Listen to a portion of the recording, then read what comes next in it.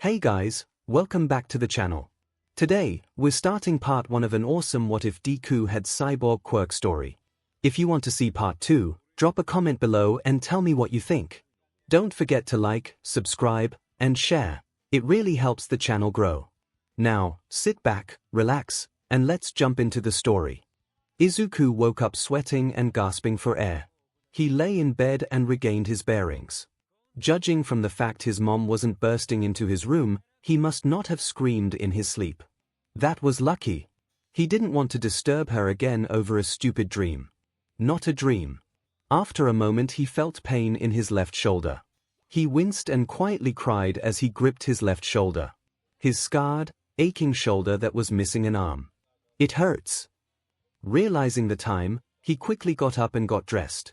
With almost a year's practice behind him, he managed to get dressed in the UA uniform with minimal hassle. Never did get the tie right, though. Looking himself over in the mirror, he quickly wiped his tears before heading down for breakfast. His mother, the sweet woman she was, greeted him with a hug before fixing his tie for him. Izuku gave a bit of a tired chuckle as she did. Izuku and his mom ate breakfast in silence before he grabbed his satchel. It was a bit of a hassle using a shoulder bag, but it was impossible to wear a backpack with only one arm.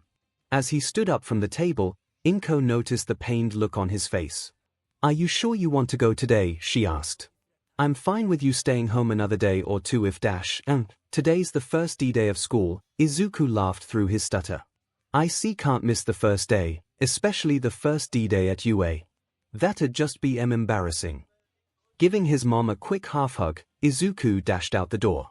𝐭𝐽 gave a soft sigh as she cleaned up the dishes. Izuku was smiling, but she could tell it was mostly a mask. She teared up a bit. "When was the last time you really smiled, Izuku?" Izuku walked down the street, taking in the morning air and occasionally moving his satchel a bit. The morning was relatively quiet and devoid of villains, it seemed. No one paid any attention to him, and he was careful not to bump into anyone, either. He really didn't want to deal with anyone this morning. He was nearing the train station before a red car stopped next to him. Izuku briefly wondered if this was another tourist who needed directions, but was surprised to recognize the driver as they rolled their window down. "Yo, Kamu Woods," greeted, still in uniform. "KK Kamu." Izuku exclaimed. "Didi didn't, how are you doing?" "The usual," the hero chuckled at Izuku's stuttering. "Heading to UA, right? Want to ride?" The thought of riding in a car with a pro hero, especially Kamu Woods, made Izuku turn red from nervousness and flail his arm while speaking complete gibberish. I couldn't," he finally replied. "I mean, why you're a pro and on DD duty and I'm off the clock," Kamu interrupted before gesturing to the empty passenger seat. "Come on, I've been wanting to chat anyways." With no choice but to admit defeat, Izuku went around the car and nervously sat in the passenger seat. Kamu drove towards UA and, thankfully, waited a bit before talking. He mostly asked about how Izuku's daily life had been, how his physical therapy was going, casual things like that. Izuku was glad for that. Nothing about his old school, nothing about the incident. In less time than the train, Kamu pulled up to the gates of UA. As Izuku thanked him and opened the door, the pro hero put his hand on Izuku's shoulder. "Listen, kid. UA isn't like your old school. The teachers there will help you if anything happens. If anyone hassles you, tell one of them, okay?" Izuku just gave a quiet nod before exiting the car and heading inside. Izuku looked up at UA. He had only been here once before for the entrance exam, so the sight of it was still amazing in his eyes. With a small smile, he dashed in to find his class. With the hustle and bustle of the first day, no one really noticed him. He was thankful for that. He didn't want to be judged for his disability on the first day. Giving a sigh of relief, he found his class quickly. Scooting in quietly, he sneaked past the other students to a desk close to the window, obscuring his left shoulder from sight. Pulling out his notebook, he wrote in it quietly while waiting for the teacher.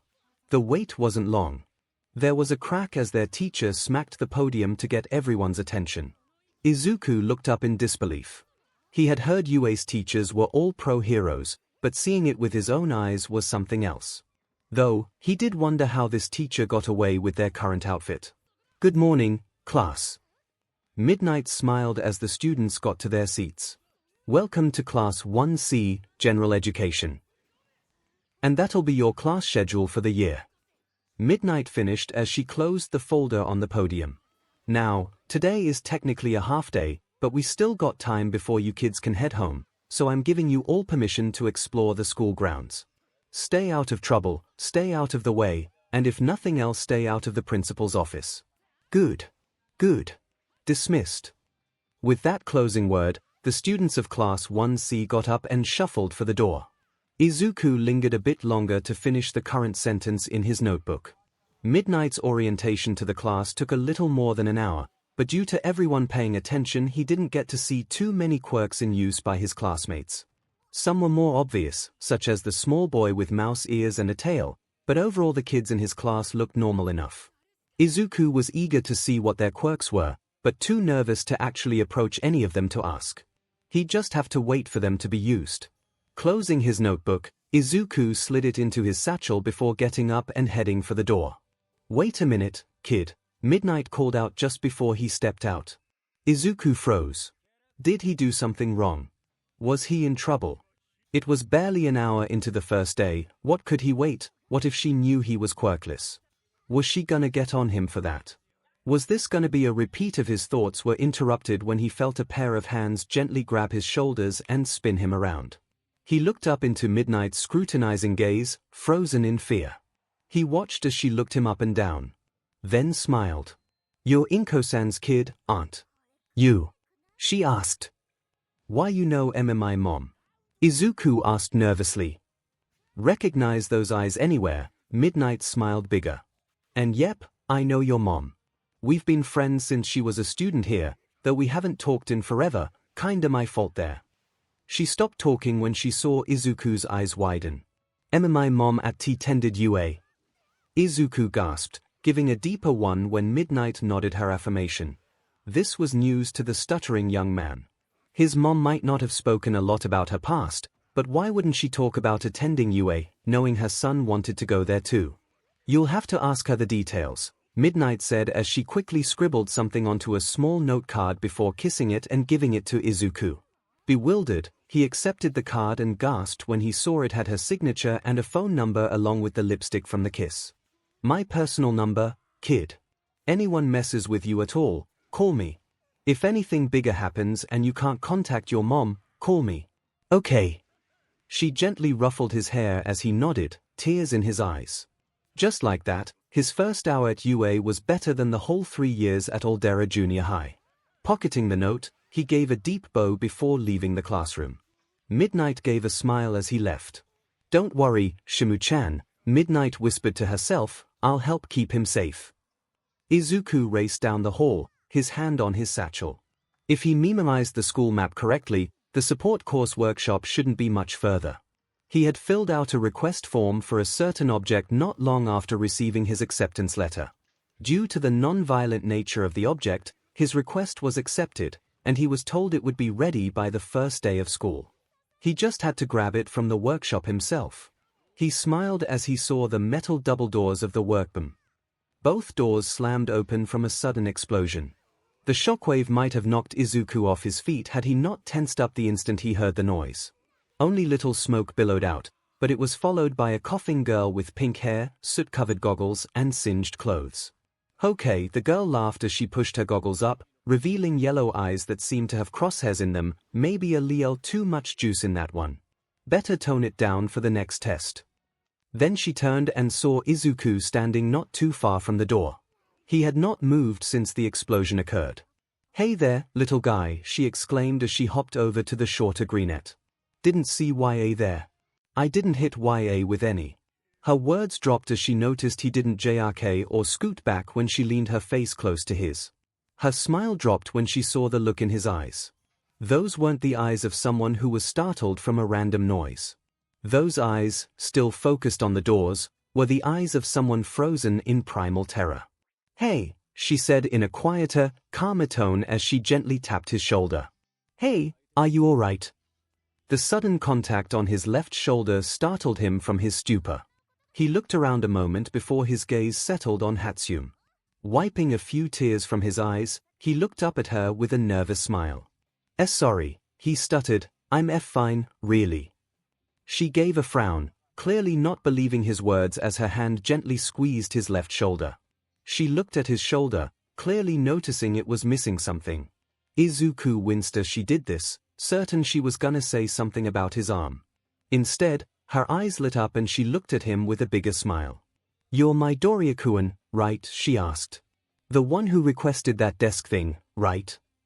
Surprised by the sudden cheerfulness, Izuku only nodded before the girl pulled him close and dragged him towards the workshop. Awesome. I'm Hatsume, and they had me work on it as an extra credit thing after the entrance exam. True, a genius like me doesn't need extra credit, but it was fun to work on. Did you come up with the basic design yourself? Pretty smart, green bean. The support student kept jabbering on, not letting Izuku get a word in edgewise, which he was completely fine with, as she pulled him towards a large workbench that was already charred black and had a flaming something on top. Hatsume casually grabbed the burning device and tossed it into a nearby can, eliciting another pop which made Izuku jump before grabbing a large metal case off the floor and setting it on the bench. She gave a chuckle before flipping the tabs and opening it. Inside was what looked like a few metal bars connecting a polished wood plank to something that looked like a 𝐻. Hatsume pulled it out with ease, gently pushing Izuku back a step before slowly lowering the apparatus onto his shoulders. There were a few curved and padded bars on his shoulders, with the rest of the device resting against his stomach. Despite all the metal, the object was fairly light, a fact the 150 centimeters tall boy was thankful for. After helping him buckle it into place, Hatsume stepped back and let Izuku try it out. At first the wooden plank was resting against his stomach, but Izuku grabbed the corner and spun it clockwise from his perspective until the corner was next to his chin. Then he slowly pushed the plank forward, hearing the gears click as it rotated forward before coming to a rest in front of his chest. He rested his right arm on it, noting it seemed a little high before Hatsume tweaked the bars on his shoulders a bit to lower the wooden plank until it was at a comfortable height. Have I mentioned how clever this design is, Mido-chan? Hatsume asked as she stepped back to admire the device. I was a bit curious why you wanted a carry-it-yourself desk, but after seeing you in person I get it. Now let me show you some alterations I made myself. She gave a smile as Izuku watched her push a small button on the edge. There was a loud click as a small panel flipped up, revealing a small compartment close to his wrist. A spot to carry pencils and erasers. It's spring-loaded so you don't gotta worry about batteries. You will need batteries for the other side, though. That button flips up a small clock that gives the time, temperature, humidity, anything you'd need to know for outside writing. Now, I know the place you're actually gonna do the writing is slanted and all, but I also took the liberty of adding a little ridge around it so you won't get any books wet if you accidentally spill a drink outside it. It's also made from mahogany and the bars are rust-resistant, so. Hatsume stopped when she noticed Izuku was just staring with tears streaming from his eyes. This is amazing, he cried. More than I ever thought. He quickly wiped his eyes and gave Hatsume a wide smile. Thank you. Hatsume gave a big smile of her own before enthusiastically patting his shoulder. Don't thank me yet, Mido-chan. You can't take this thing off school grounds yet. Apparently the principal wants to see it used and possibly have a few more made for future disabled students, but once you can take it outside, be sure to tell folks it was made by the great Hatsume, got it? Izuku gave a happy nod and Hatsume laughed before pushing him towards the door. See ya later, runt. Don't be shy about coming here, I wanna know any more clever ideas you get. And bring that thing back here before you leave for the day. She grinned as she watched Izuku almost skip out of the workshop. Yeah, he was gonna be a fun guy to hang with. However, she mentally noted she'd have to tone down any possible explosions when he was around. She could recognize PTSD a mile away, even without her quirk. The half-day was almost over, and Izuku had spent the entire time familiarizing himself with the school. He didn't really visit any of the places for the 2nd and 3rd-year students, but even then the campus was large enough it took hours to really look at everything. Something that really surprised Izuku was how there weren't too many limitations on where students could go. Since UA was a hero school, Izuku assumed there would be places the other courses weren't allowed to visit, but it really seemed like no one cared who went where, other than a few facilities for the hero course. The biggest surprise, however, were the other students. At his old school, Izuku had seen other students get harassed or questioned for not having obvious quirks, and he knew those students would bully someone missing a limb like he was. Instead, the other students he had seen here had let him pass without hassle, and it wasn't out of being ignored. Izuku knew what it was like being ignored. On top of that, a few older students had actually approached to ask if he needed help with anything. It was a stark contrast to his old school. After a while, Izuku went outside, choosing to rest a bit on a small hill overlooking a PE field. God, even the grass here felt so comfy. Did one of the teachers have a landscaping quirk? He would not have been surprised if there was one. He leaned back and closed his eyes, enjoying the breeze. Then something hit him in the chest. He jerked up, heart racing as he looked around. Finding no one else in the vicinity, Izuku sighed and looked down at what hit him. It looked like a baseball, but had some weird stuff attached to it. Maybe the baseball club was doing tryouts. They'd probably want this back. Thinking about how the ball hit him, Izuku picked it up and walked in the direction he hoped it came from. After a few minutes, he reached another part of the field and saw a large group of students about 100 meters away from the hill he walked on. Even from this distance he could see none of them had baseball bats. Maybe they weren't the baseball club. Izuku watched them for a few minutes as they all took turns throwing different ball, making Izuku feel a bit silly about bringing back the one that hit him and noting they were all using their quirks as a shaggy-looking older man watched. Wait a minute. This was a quirk assessment. That meant hero course. Izuku gasped, dropping the ball. Quickly sitting down and folding his desk back down, Izuku pulled out a new notebook and started writing. He was too far away to get the finer details of some of the students, but they all had a huge variety of quirks that he could see. He noted one purple-haired boy handed a huge guy with a lot of arms the ball to throw, while another girl threw her ball using her vine-like hair, and holy 𝐶𝐲, that girl made a cannon. The noise of the cannon made Izuku flinch a bit, but it was thankfully far enough away that he didn't freeze up again. Izuku watched them for around 30 minutes before the assessment came to an end. Izuku was a bit sad by this, as he hadn't been able to get all of their quirks down. He could guess for quite a few, but some of them, like that girl who might have had long earlobes, were too indistinct to figure out. At the end, the man who had to be the teacher said something that made the shorter boy with grape-like hair cry out. Izuku didn't know what sort of horror that boy was told, but judging from how the boy had just latched onto the cannon girl's leg and appeared to be trying to stuff his face into her, but while flailing around, he didn't feel too bad about it. Soon after that, the teacher grabbed the purple midget and carried him away while the other students began the trek back to the main building.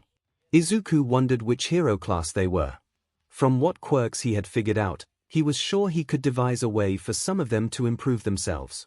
Of course, that was assuming they'd listen to him. Everyone else he'd met today might have been nice to him, but for all Izuku knew, the hero course students might be elitist and not listen to a disabled quirkless runt like him. Suddenly the hairs on the back of his neck stood up and Izuku turned around. To his surprise, he saw the shaggy teacher from earlier behind him. Judging from how the man was crouched, he must have been sneaking up on Izuku. And judging from the tweak of his eyebrows, he must have been surprised Izuku noticed him. Izuku looked over his appearance once and gasped. "Why, you're Eraserhead," he exclaimed. Another twitch from the older gentleman. "Yes," Eraserhead affirmed, "and who are you?"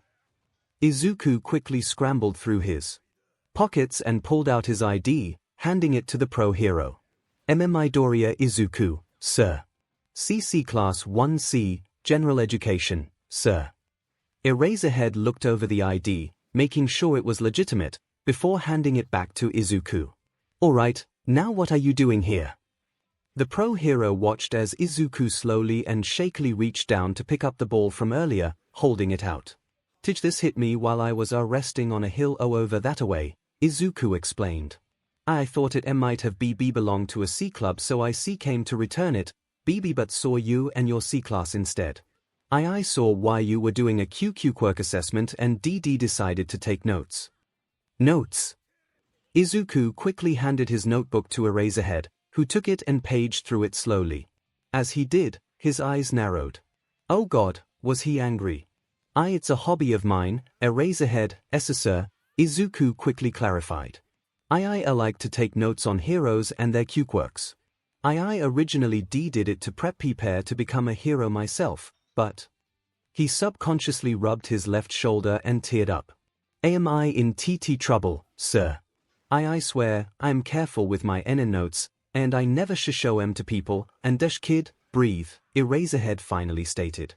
I'm not mad. There is a lot in here, however. How long were you watching us?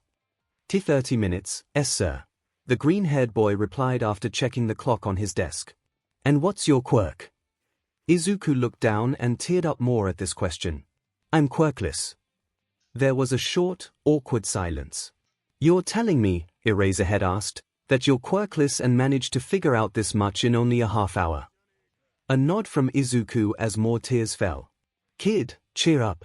I'm not mad. If anything, I'm honestly impressed.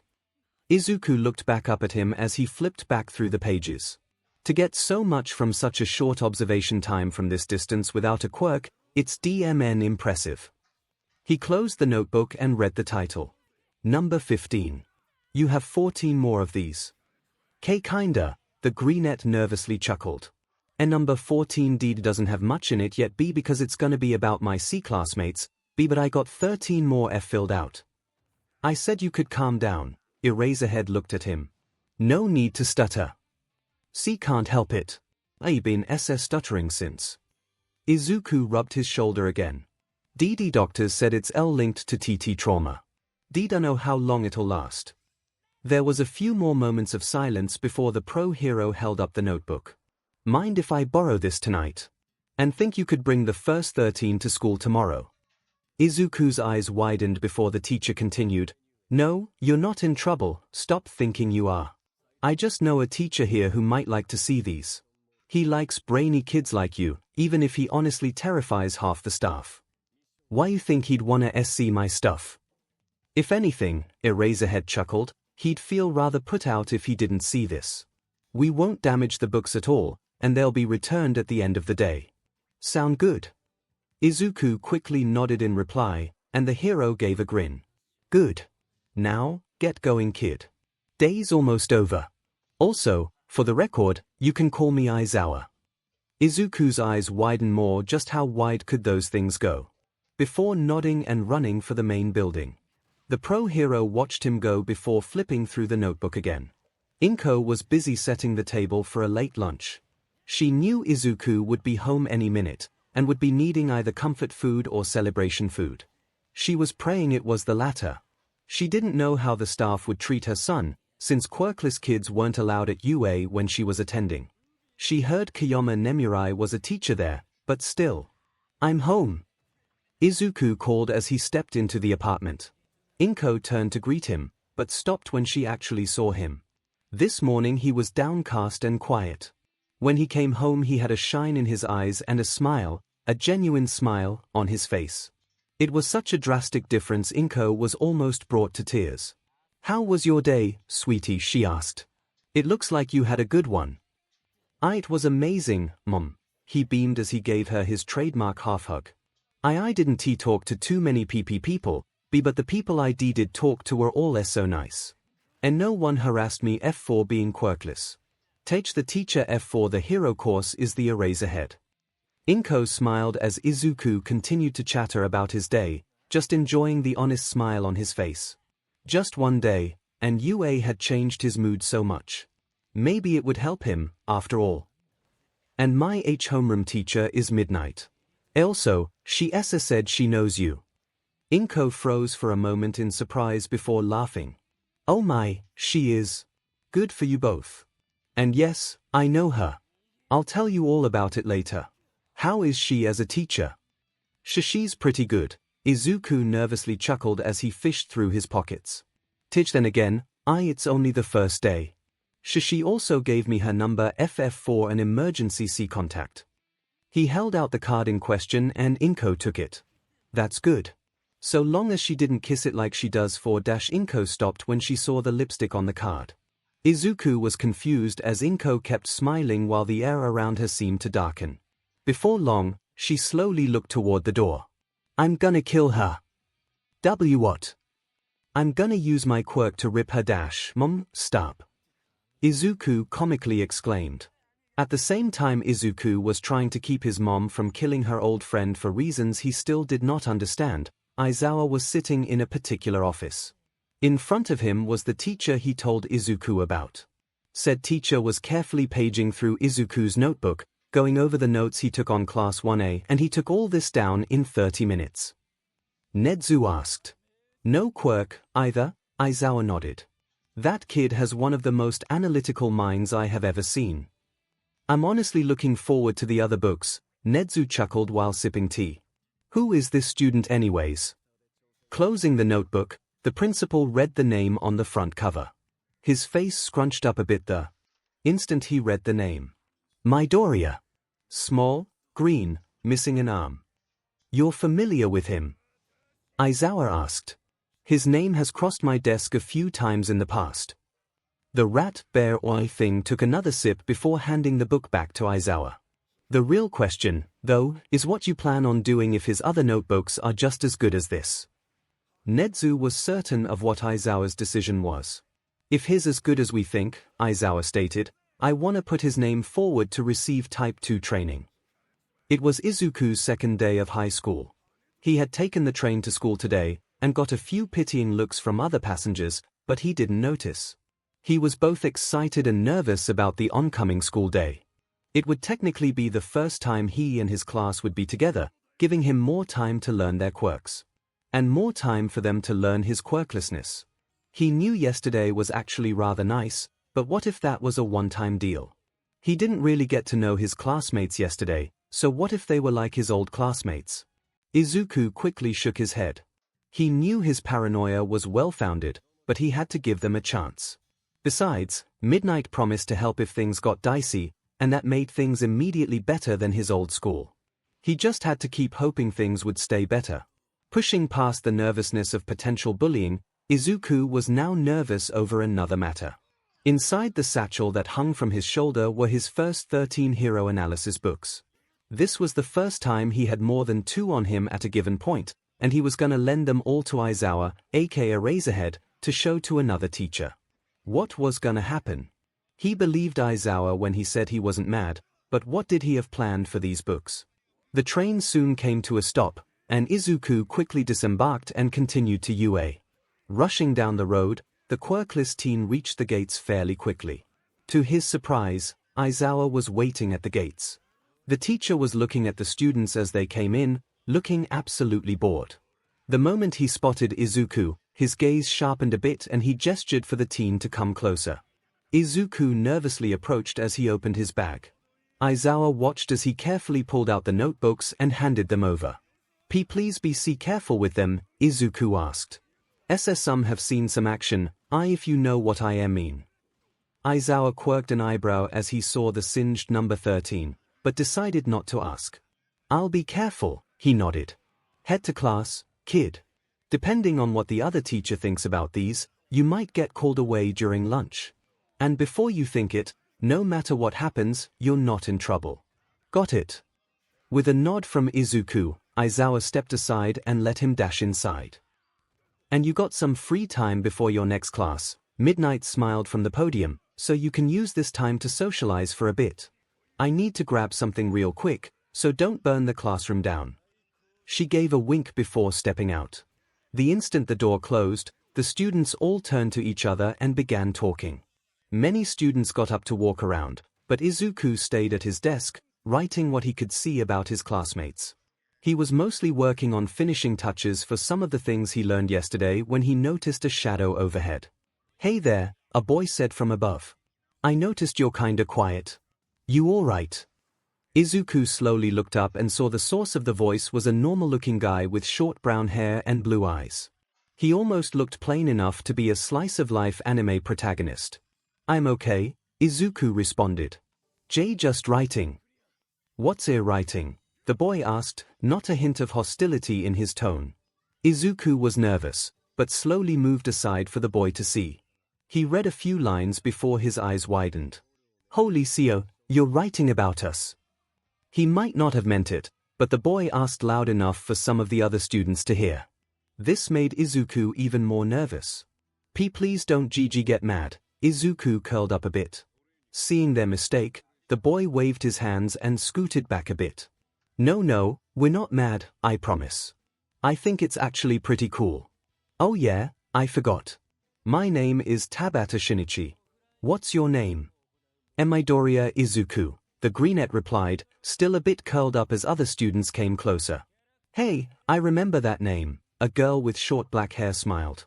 You're the kid that threw a bag at that one slimy BSTRD a year ago. Hit him square in the eye. You were so cool. No way. Another boy exclaimed, this one covered in long hair like a Wookiee. What are you doing in Gen Ed? That was total hero material back then. This question, while honestly motivational, made Izuku feel a bit sadder. Because I'm QQ quirkless. Izuku stuttered. The class fell silent at that. He knew it. They hated him now. They were gonna start bullying him and you're amazing. Everyone yelled with glee. Izuku straightened up from the sudden shout, noticing everyone was looking at him with huge smiles. You fought that villain and made it into UA quirkless? Tabata asked. Before Midoriya could reply, he turned to another male student who had long blue hair and 4 eyes with 2 pairs of glasses and asked, Yoshio, when was the last time a quirkless kid entered UA? The last quirkless student of UA, Glasses Boy Yoshio explained in a robotic tone, entered the management course 10 years ago, graduated top of their class, beating even the hero students academically. You're really cool, the small mouse boy Izuku saw yesterday squeaked from nearby. Hey, you're writing about us, right? The girl who first recognized Izuku asked. You wanna know our quirks and stuff? At this question, Izuku's eyes lit up and he nodded. The girl smiled and closed her eyes. The students closest to her gave shouts of surprise as she grew before their eyes, stopping at what Izuku guessed was around triple her previous size. I'm Asano Ryoko, she introduced. I have a gigantism quirk like MT Lady, but nowhere near as big. Least that means you won't break any buildings. The Wookiee from earlier laughed as he and several other students approached Izuku. Hey, slow down, everybody, Tabata said before anyone else could step forward. Give the kid time to write, okay. We still got some time before class, after all. Izuku was floored at this. They didn't hate him for his quirklessness at all. They were all so friendly toward him. If he weren't focused on writing, he might have started crying. For the rest of homeroom and in the following classes, Izuku wrote down everything he could about his classmates. Asano Ryoko had a smaller scale gigantism quirk, stopping at barely more than 3.5 meters. She had short black hair and violet eyes that glowed a bit whenever she used her quirk. Choji Rhinosuke was basically a real-life version of a Wookiee, standing around 180 centimeters tall and covered in long fur. Izuku noted that he loved water despite apparently having difficulty swimming. Tabata Shinichi was the pro-tag boy who first approached Izuku. His quirk just let him unspoil food, which was perfect for his dream of entering culinary school. This quirk also meant he was the perfect weapon against date RPE drags, which impressed Izuku immensely. The small blonde mouse boy was Oscar Mouskowitz. Apparently his family moved to Japan along with the Draconis family, who were big-name businessmen from America. He had a tail and sharp hearing, but was almost as nervous as Izuku.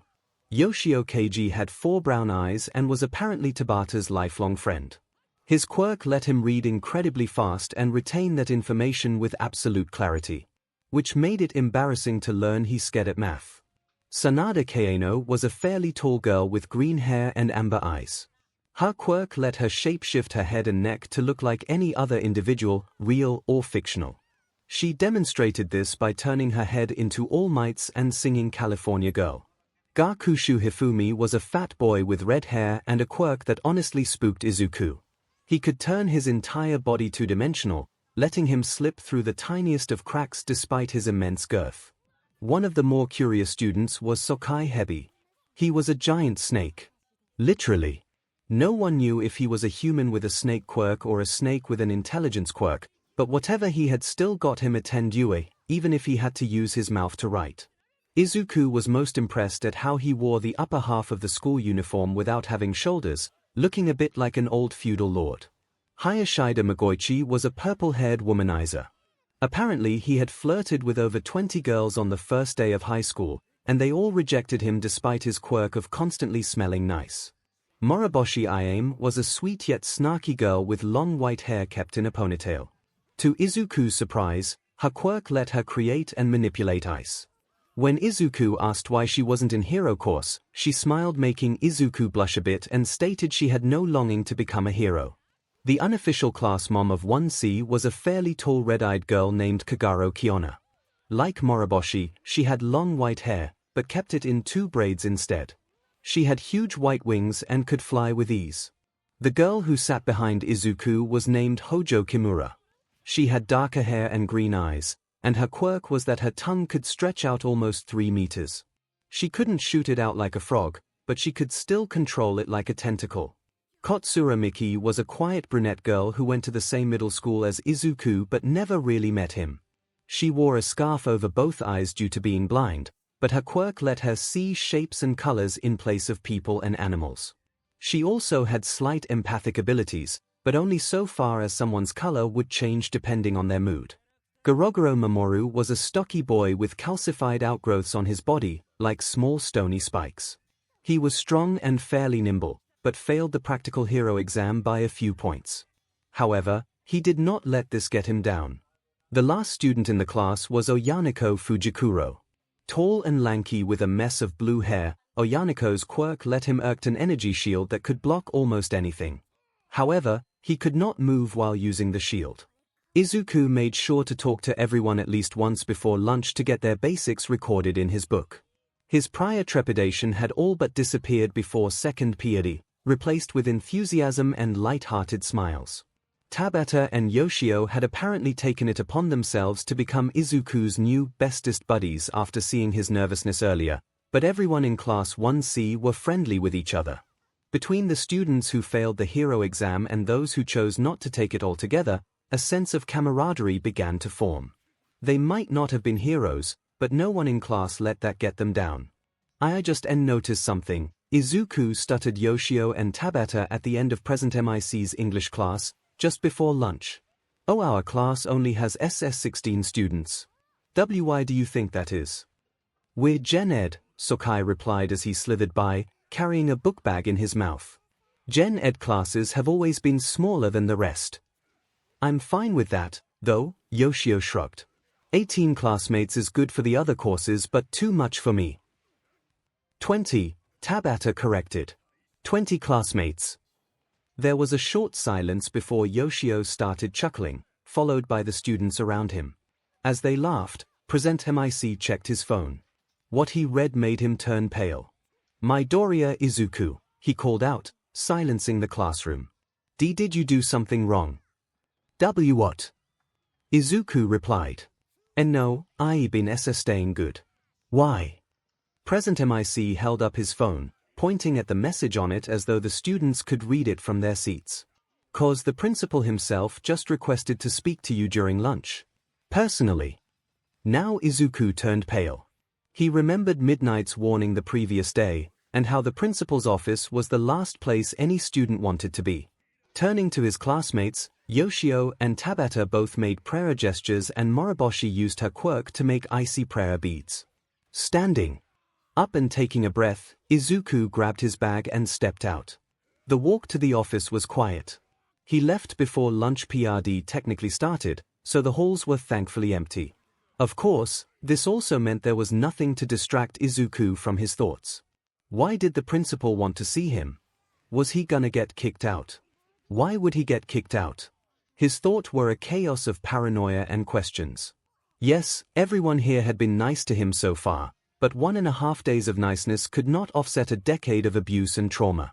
As it was, he considered himself lucky he wasn't having a panic attack. Speaking of which, he decided to take extra measures to make sure he wouldn't get one. He slowed his pace and took deep breaths all the way to the principal's office, stopping just outside. Never before had a door been so intimidating. Taking one more deep breath, He slowly reached up to knock on the door. To his shock, the door opened before he could even touch it. Not moving an inch due to the sudden opening, Izuku peered into the room without lowering his hand. The room in question was a pristine white, reminiscent of a hospital room. There were plants in each of the corners he could see, and the walls were bare save for a large mirror opposite the door. There was a large desk under the mirror with multiple chairs around it. Seated in one of the side chairs was Eraserhead, giving a side glance to Izuku. Seated at the desk was Principal Nezu, the white mouse bear thing that ran the school. On the desk in front of Nezu were a few trays of steaming katsudon and Izuku's eyes widened when he saw his notebooks on the desk. "Come in, come in," Nezu greeted, gesturing to a nearby chair. "I won't bite, young man." This snapped him out of his stupor and he meekly entered the office, jumping a bit when the door closed behind him. Taking a few more deep breaths, he approached the desk and sat in the chair in front of Nezu. "Before we begin, I bet you are wondering if I'm a bear, a dog or a mouse, right? I'm actually more focused on the fact you're the principal," Izuku admitted as he fidgeted with his hand. "Ah, a good observation to have." Nezu laughed as he poured tea for everyone. "Anyway, I called you here because of these," he gestured to the notebooks. "I have to say, young man, the observations in these are quite inspiring. There's even a few things I never noticed until you pointed them out. I'm certainly glad Aizawa convinced you to let me read them." Izuku did a spit take at this. "Why, you were the TT teacher he mentioned." He turned to Aizawa. "He was the teacher." Aizawa nodded and Midoriya turned back to Nezu. "Why were the dash? Yes, I believe we established this," Nezu laughed. "I may be the principal, but I view myself as a teacher first. Now, back to the subject at hand, these notebooks." Resting his hand on the notebooks, Nezu continued. "As I said before, the observations in these notebooks could only be described as stellar. I've seen licensed quirk analysts who aren't nearly as detailed and meticulous. It is quite clear that this is a passion of the heart." "Thank you," Izuku nodded as he rubbed his shoulder.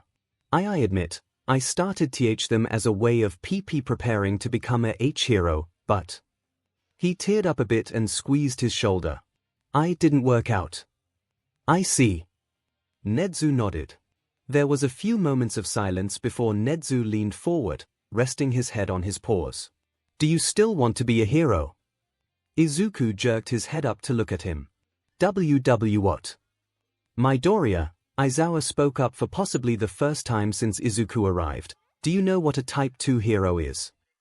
Izuku looked at him confused before meekly shaking his head. After that, Aizawa reached into his pocket at the same time Nezu reached into his vest. Izuku watched as the two heroes set their hero licenses on the desk in front of him. "Look at our licenses. Notice any differences, beyond the obvious?" Izuku looked closely at both licenses. He had seen pictures of hero licenses in the past, but this was the first time he'd seen them with his own eyes. He soaked in every detail he could. Nezu's height. Aizawa's weight. Nezu's date of weight, that was unknown.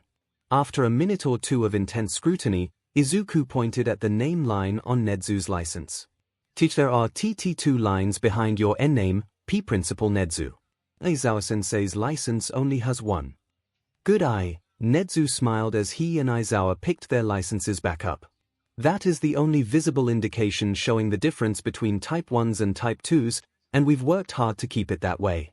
Get cozy and start eating, this is gonna be a bit of a talk." Izuku took his tray and started eating as Nezu sipped his tea a few times.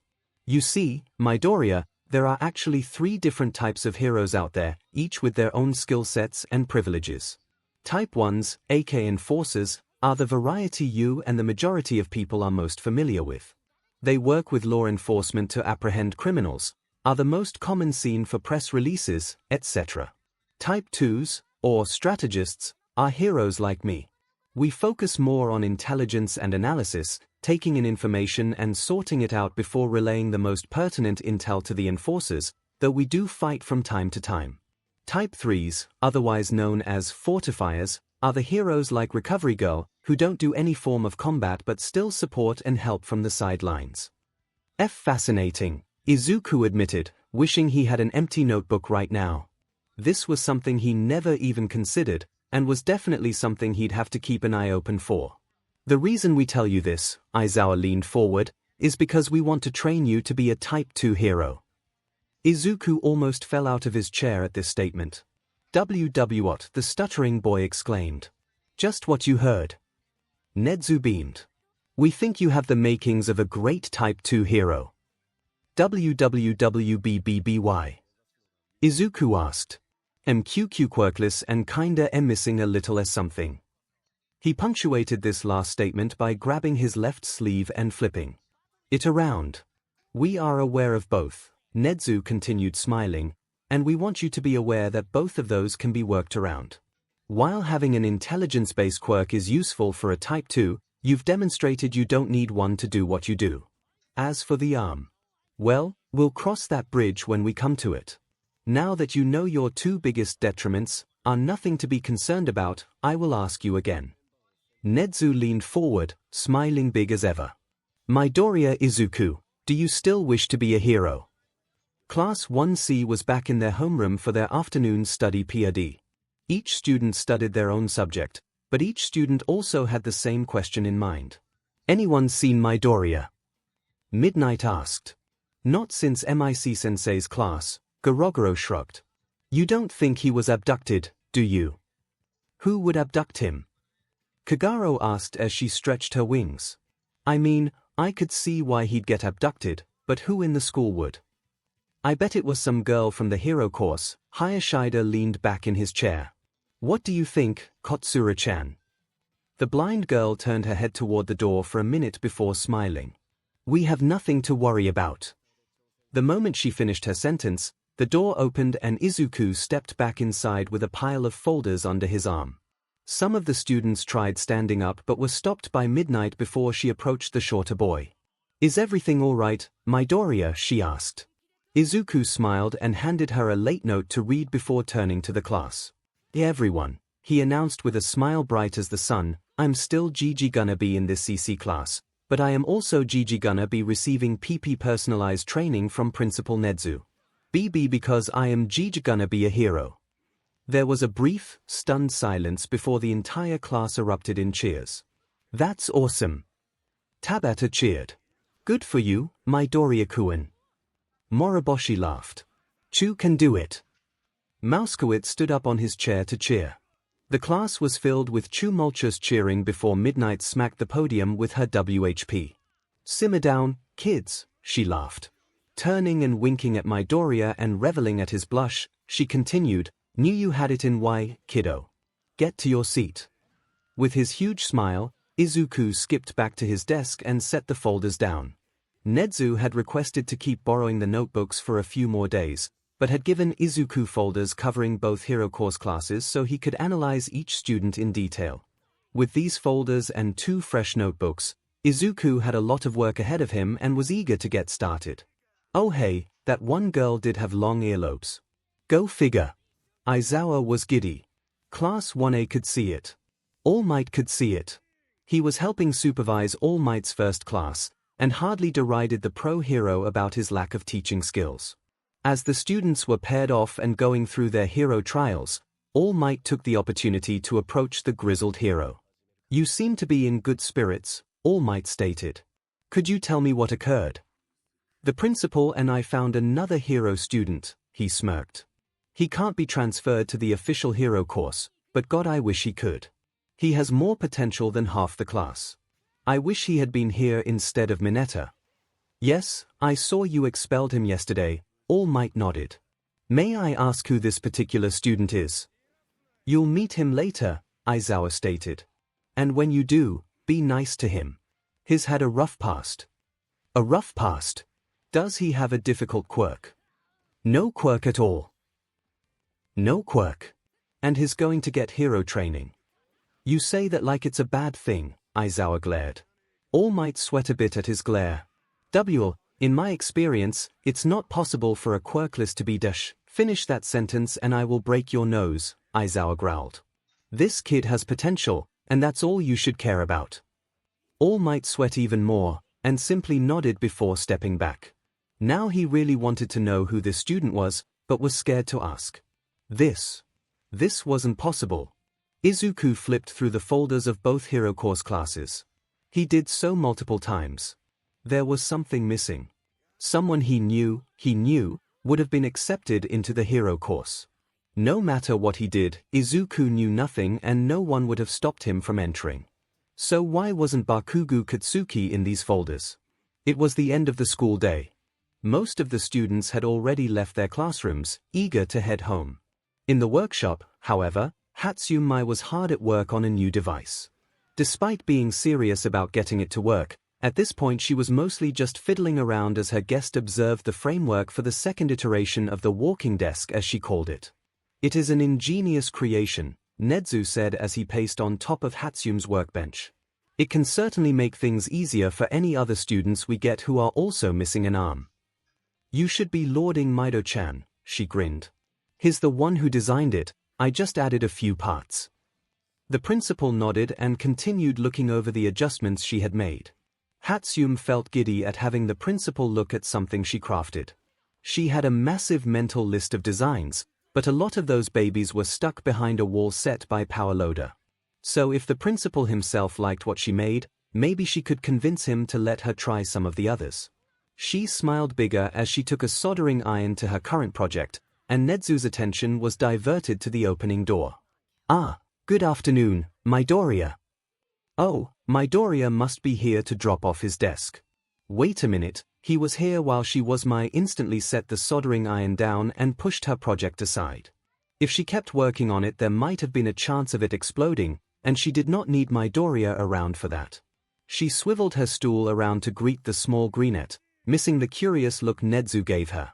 Izuku himself gave a smile as he unfastened the desk. "Could you help me get it off?" he nervously chuckled. "Still having a bit of trouble?" "God, you're too adorable." My thought as she laughed and got up to assist. Undoing the final few clips, she pulled the desk off his shoulders before giving said shoulders a gentle rub, eliciting a shy squeak from the boy. "Too tense," she observed. "I'll have to see if I can make the next desk lighter for you."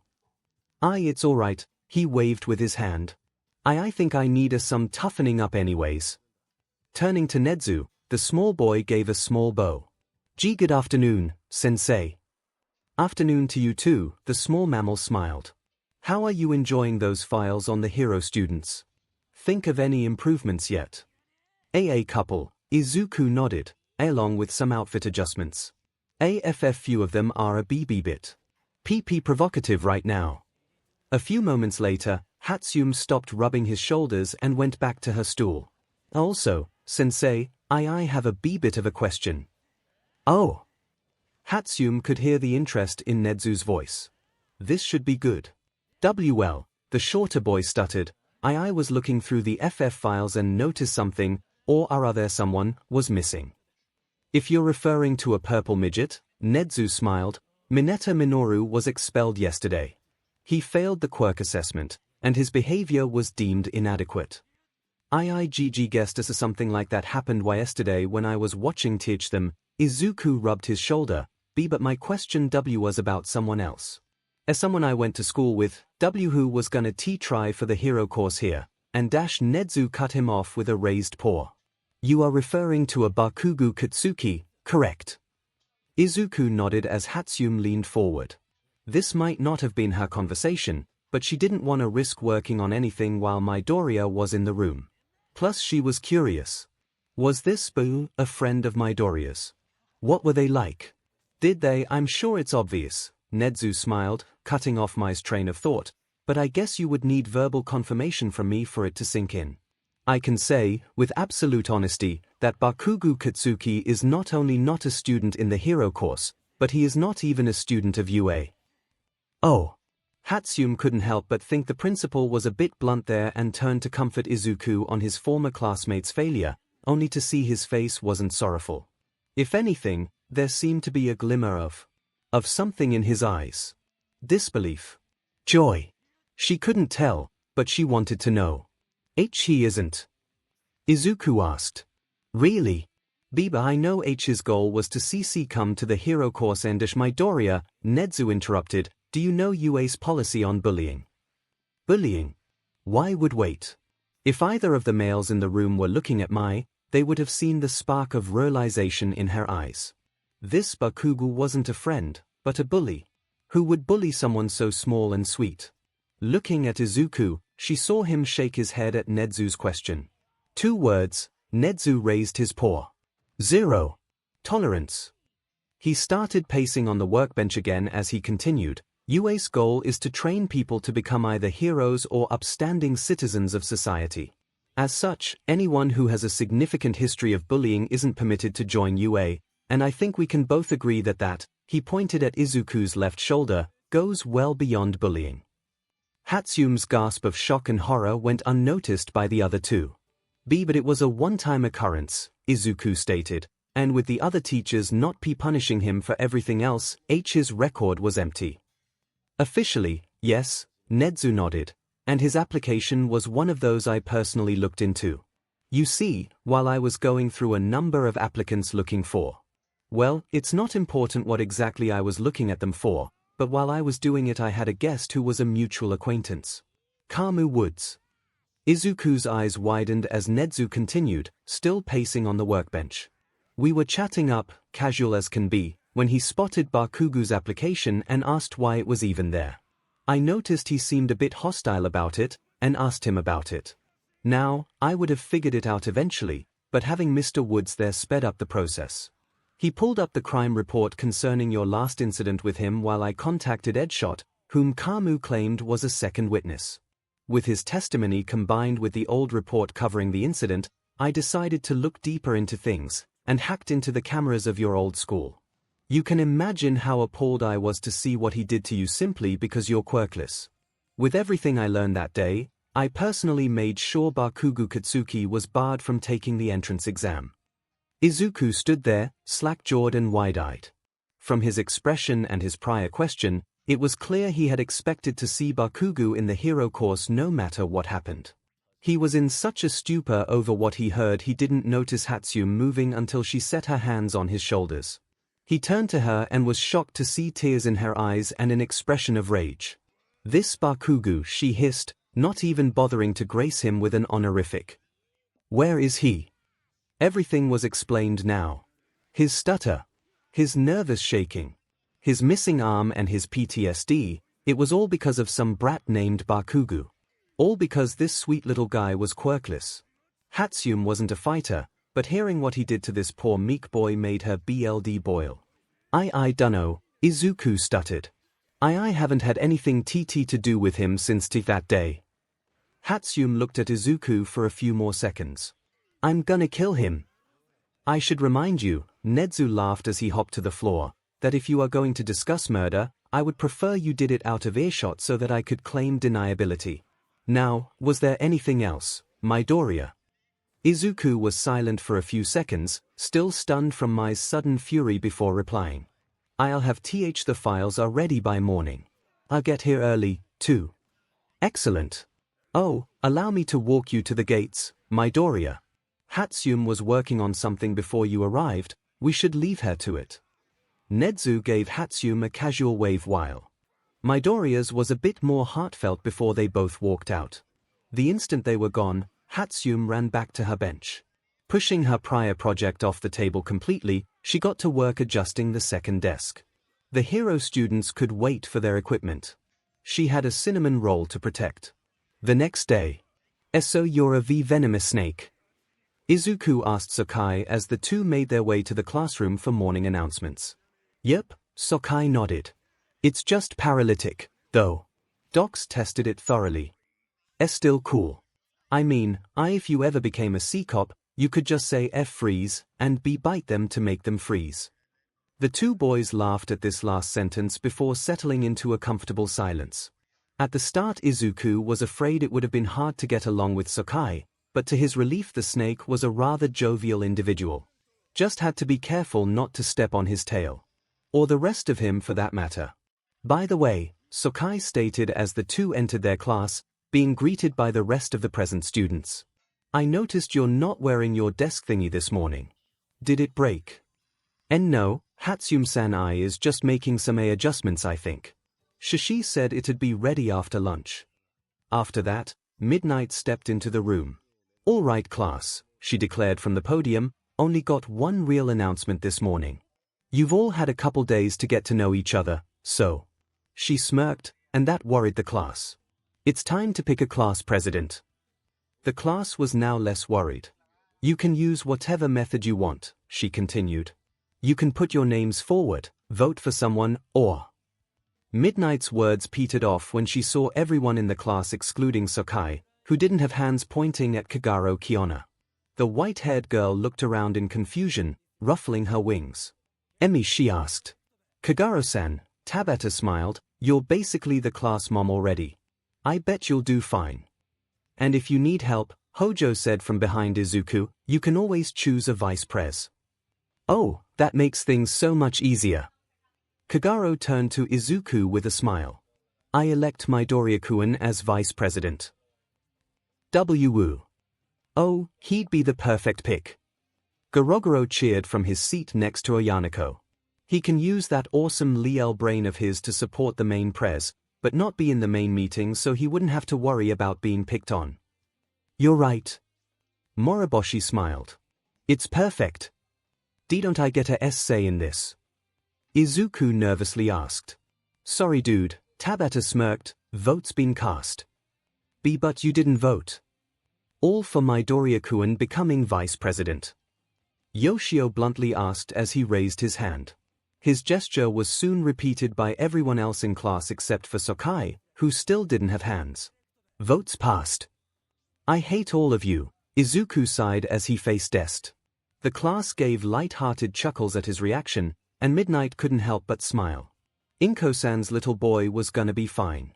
This is not FF fine, and I still hate all of you," Izuku mumbled as he sat down for lunch. The rest of his class just laughed as they sat in their corner of the lunchroom. Tabata and Yoshio sat to Izuku's left and promptly started fighting over shrimp while Sakai and Asano sat to his right, chattering calmly. "No need to be nervous," Kagero smiled from her seat across from him. "I think it'd be fine if you just help the class with studying sometimes, and maybe help me organize class outings. Nothing scary, I promise." "Gotta ask," though Tabata leaned forward, not noticing Yoshio stealing one of his shrimp, "do YA know what sort of training you'll be getting from the principal?" He looked back at his meal in time to stop Yoshio from committing another act of grant theft shrimp. Not yet," Izuku shrugged. Apparently he's called in another hero TT to look over my notebooks, and the two of them will figure it out from there." That decision made Izuku a bit nervous. He didn't want his notebooks to be shown to everyone, and what if this other hero thought they were creepy? He wasn't scared, per se, but definitely nervous. His thoughts were derailed when he heard some giggling on the other end of the room. Turning, he saw several girls he recognized as Hero Corps students. They were all looking through small folders, pointing at what was inside them and chattering up a storm. He couldn't hear what they were saying, but their expressions were certainly happy. "Those are Hero Corps, right?" Asano asked, following Izuku's stare. "You met him, yet?" No, Izuku smiled, but I did make those folders for them." The folders in question were notes and observations he had taken concerning their quirks and ideas for improvement. Judging from their expressions, it looked like the students were taking the ideas to heart. He didn't leave his name on any of the notes, too afraid of how the students would react if they learned the notes were penned by a disabled quirkless. He wanted to help them improve, and, "Excuse me," a voice spoke up, "which class are you in?" Izuku looked up at the voice, and saw a boy with short pale hair and a condescending look. He recognized the newcomer as Monoma Nito, a boy with a copycat quirk in Class 1B, where 1C, Sakai replied as he scooped up some rice with his tongue. "Why YA asking?" The Hero Course boy only sneered. "I was just wondering what sort of class would allow a pet on the grounds, but knowing it's the class with a quirkless in it makes more sense." Looking over the stunned Gen Ed kids, Monoma continued, "Any of you the quirkless? If you are, I'd suggest dropping out now. UA is too good for a useless kid like that." He started laughing, not seeing Izuku curl up. In Izuku's mind, Monoma was slowly taking Bakugu's spot. He reached for his phone, ready to contact Midnight, before he heard Asano laughing. "That's funny," she laughed. "You're funny. Wanna know something else that's funny?" She laughed for a few more moments, confusing Monoma. Suddenly, like a striking snake, Asano grew to her full height in under a second, grabbed Monoma by the head and hurled him across the room. The boy screamed as he flew past the other stunned students and right out the cafeteria doors. The lunchroom was silent as everyone slowly turned to Asano, who stood up and propped her leg on the table. "Anyone else feel like belittling quirkless people?" she roared. "Come on up, I'll throw you out right behind him." Silence reigned in the lunchroom, no one even touching their trays after what just happened. "Did you hear a squeaky noise?" as she grabbed his head. Tabata whispered to Izuku. Before the disabled student could reply, alarms blared loud and clear, plunging the room into chaos. "Oog, that wasn't fun," Midnight sighed as she lay her head on the podium. Izuku sat in a chair next to her, acting as her assistant while Kagero had a meeting with the other class presidents. "I agreed," Izuku chuckled. "Kinda crazy just how far the media's willing to go." After the media broke into the campus, the staff declared that afternoon classes would be cancelled, giving the students a much-needed study PRD to calm down. Midnight was thankful her class had been among the more calm ones during the whole event, and regretting not getting a picture of Asano carrying some of the class to safety. It had been a comical sight, some students under each arm, Sakai coiled around her like a decoration and Izuku riding her shoulders. "Didn't you see them this morning?" she asked. "They were crowding the gates and harassing any student they could." I came in early this morning," Izuku replied. There weren't any reporters when I arrived." "Lucky you," she ruffled his hair. "Heard you were actually really calm through the entire thing. You know, being calm in a crisis is a good trait for a hero to have. That was something the judges were looking for during the entrance exam, which I'm sure you would have passed even with your arm." I doubt it." Izuku leaned back in his chair. Back then, before IC came to this class, I was in a bad spot. No one told me I could be a HH hero. Even had a P-Pro I really looked up to tell me that to my face." "What?" Midnight's face scrunched up in anger. "A pro hero told you that? What hero told you to give up on your dream?" It's nothing, really." Izuku flailed his arm, grabbing the attention of some other students. It was a while ago, and I'm much better now." "That's not important," Midnight poked his nose. "A pro hero told you couldn't be a hero. That's a gross violation of the hero code. Heroes are supposed to be supportive and encouraging all the time. A pro who says such discouraging things could get fined, lose status, any of 100 things to show just why saying mean things like that is a bad idea." I don't think he meant it that way. I mean, all Izuku covered his mouth, forcing himself silent. Midnight asked. When Izuku refused to continue, she looked away in thought. After a few moments, she looked back at Izuku with a concerned face. Ait. Izuku tensed up at the name, and Midnight's concern sharpened. "Are you saying," she whispered, "that All Might himself said that to you?" Izuku looked down and away, unwilling to reply yet knowing his silence was admittance enough. Midnight just stared for a few moments longer before standing up and turning to the class. "Kids, something's come up that I need to deal with. Just keep studying, relax, chat, whatever. I shouldn't be long." Not giving anyone a chance to ask, Midnight strolled out the room. She was a woman on a mission. As you can see, Nezu explained to the Type 2 hero seated across from him, this young lad certainly knows his stuff. That is no understatement, Sir Knight I agreed as he paged through one of Izuku's notebooks. His notes are a bit messy, clearly a transcript of his own observations and thought process, and yet magnificently detailed. These books also do a good job showing just how his skills improved over the years. If he weren't a first year, this would be incentive enough to take him on as an intern. How good is he physically, though? Not too good, I'm afraid, Nezu chuckled. Prior to our scouting him out, it looked like most of his physical training came from figuring out how to run from his tormentors. That combined with his small frame make me think he'd be more of a precision fighter than an overpowering one, possibly reliant on tools. Which is why you requested me personally, 𝐼 observed. Alright, I'll help you train him. His missing arm might be a bit of an issue, but I'm sure you've got something planned for that. Before 𝐻𝐻𝐿 could reply, his personal phone started ringing. One moment, 𝐻𝐻𝐿 held up his paw before taking the phone. Principal 𝐻𝐻𝐿 speaking. I'm sorry, she's doing what? 𝐻𝐻𝐿 listened to the person on the other end for a few more seconds before sighing. Be right down. Hanging up the phone, the mammal turned back to 𝐼. Forgive me, but something has come up that I need to handle. I shouldn't be gone long. Take your time, 𝐼 said, holding up the notebook in his hands. I'll be reading these more. This Midoriya has around 8 pages of notes on Pro Hero Slenderman, and no one else has notes like this.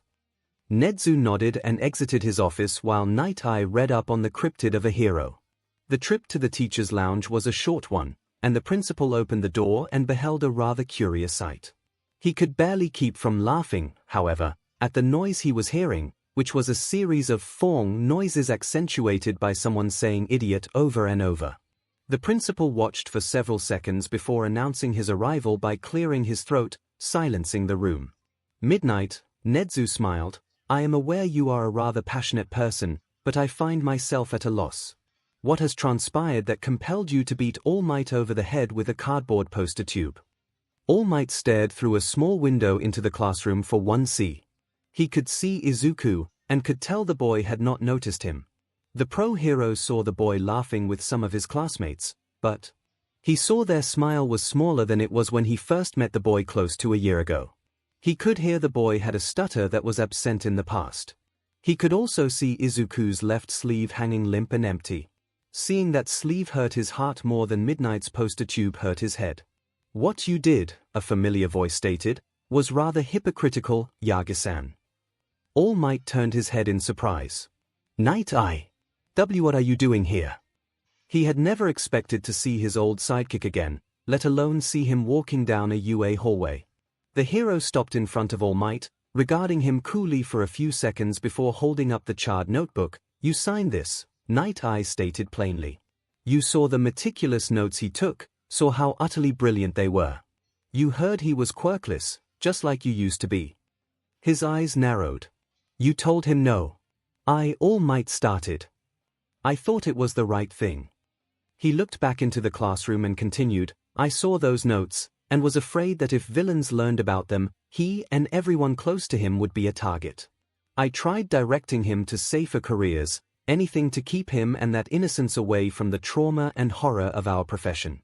When I saw him charge that villain back then, I was scared for him but also in awe. In that moment, he reminded me what it meant to be a hero.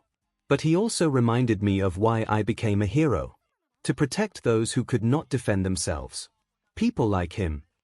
And yet he still ended up being maimed in defense of another, 𝐼 admonished. All Might flinched at that, and after a few seconds 𝐼 sighed.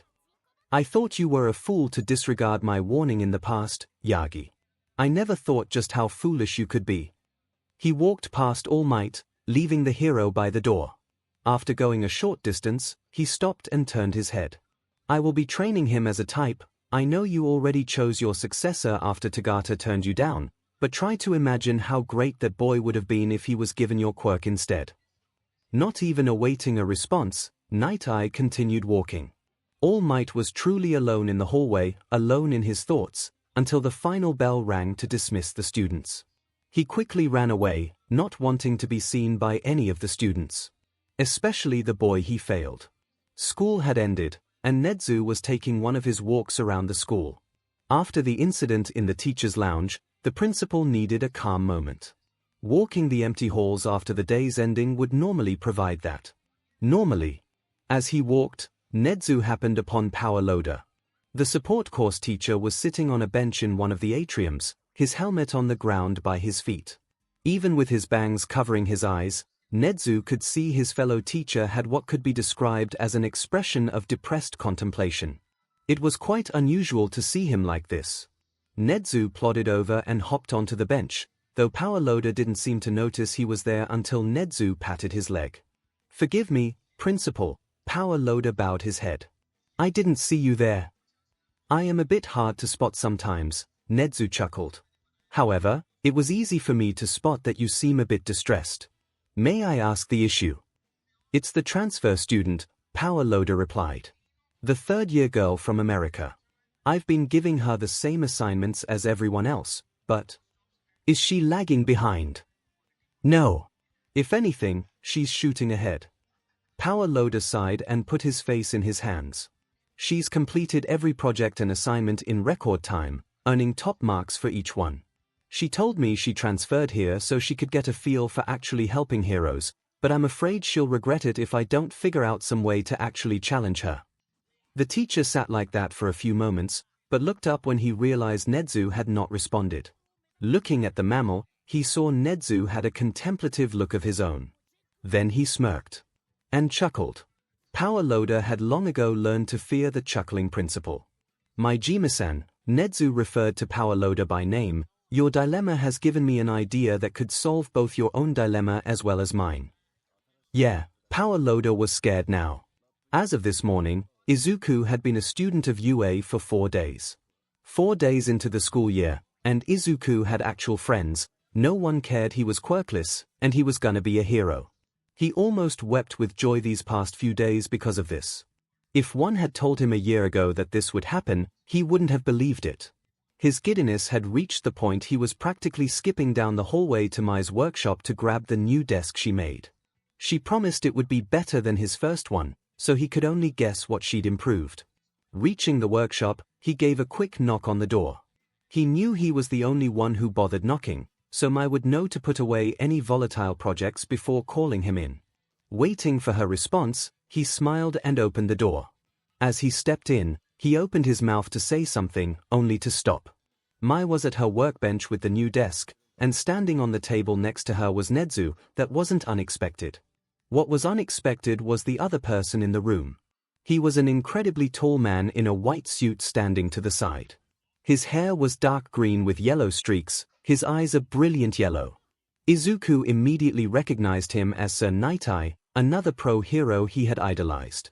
His glower was a bit intimidating, but was nowhere near as hateful as Bakugo's had been.